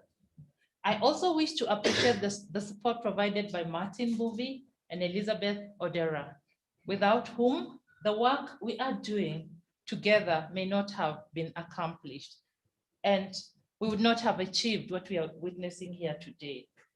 To our academic giants, Professor Winnie Mitula, Professor Eric Nyambetha, Dr. Flora Miamba, Dr. Daniel Doe, Professor Julian May, Professor Oni Omoboale, Dr. Mary Mangai, and our dear colleagues and stakeholders from across the board, Pauline Makwaka, Winnie Mwasiaji, Richard Rory, Joel Maingi, Cecily Mwangi, Anthony Kwache, and please consider yourself recognized if I missed you as a speaker or a panelist. Thank you for spending many months and days uncovering great insights on social protection. Thank you very much for sharing your lived experiences as well. You have opened our eyes to unlimited possibilities for interventions that work for our people. I also wish to recognize colleagues in our partnering institutions and to thank them for the hard work that went into the regional convenings. Professor Margaret Imbuga Chitiga and staff of the School of Public Management and Administration at the University of Pretoria, South Africa. Professor Olarenwaju Olaniyan and staff of the Center for Sustainable Development, University of Ibadan, Nigeria. Dr. Emily Maracho and staff of Africa Policy Center, Uganda Christian University, Uganda. We are very grateful. Professor Nasiso Matos, our chair of the PASCA Board of Directors. I'm grateful for your strategic guidance. You have always challenged us to innovate and to respond to Africa challenges effectively. We are happy to raise to that call. I appreciate our Executive Director, Dr. Anthony Mveyange, for providing intellectual leadership and facilitating an enabling environment for all the work that crystallized into what we all hold so dear, inclusive and just social protection. To Martin Natella, I thank you for excellent leadership of the research program and for forming partnerships. We are enjoying the fruit of your hard work, and this will spill to the target communities and the most vulnerable. I recognize and thank all PASGA colleagues for supporting this work in various capacities. I also wish to thank our moderator, Dan Mwangi, for a difficult job well done. I know what it means to want to stop a colleague who is contributing passionately. It's usually difficult. The interpreter, Regan Mwanza, the rapporteur, Helen Dora, communication and broadcasting team, Anthony Odamo, Inje Feather, and Power. Collectively, your outstanding teamwork and capacity to troubleshoot challenges with technology, which were not few, came through for us. To the hotel, thank you for the wonderful service. We shall be back. To all our distinguished guests participating online, as well as in this room. This conference would not have been possible without your commitment. I celebrate your compassion, values, and ideals that drive your commitment to this cause. for the most vulnerable. Please give yourself a pat on the back. I'm looking at you, Kwacho. You're not giving yourself a pat on the back. You are awesome. Finally, let us all work together to keep this shared vision of leaving no one behind in social protection alive and ablaze. I thank you all.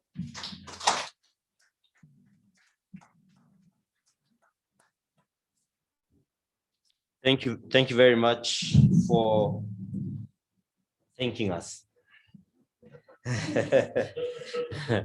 Thank you very much for that, and thank you to everybody who's been part of this from when we started to this point when we are finally coming to a close. I was just telling Mary that it's been a very content-filled engagement, so we'll allow you to go and let it sink in. It's a weekend ahead. So at this point, I'd like to invite everyone to stand up so that we could join the national anthem. And Wamoyo is going to do us the honors as always. And she has done a great job alongside Lee.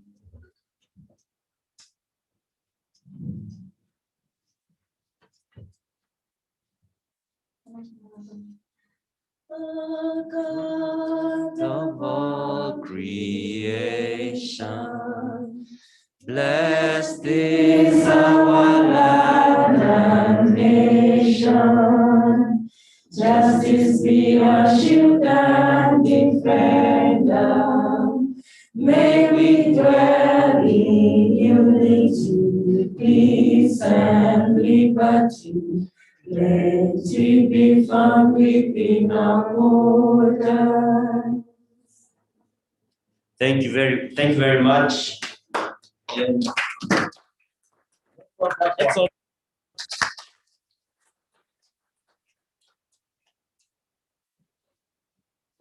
Okay, I was requested by a colleague from the office to share with you the pedal love, the one that makes me be called Mama Pedal. So let's all stand and do it. Okay. So you will clap 3 times. Okay. Your hand 3 times, right? Left 3 times. The leg, right? 3 times. Left 3 times, and then look up. Yeah. Okay. So let's go. Okay, let's go. 1, 2, 3. 1, 2. Right leg, left leg.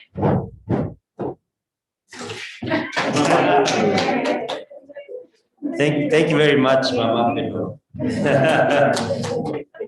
So for those of us who've been joining us online, thank you very much for being with us. Those of us who are here in person.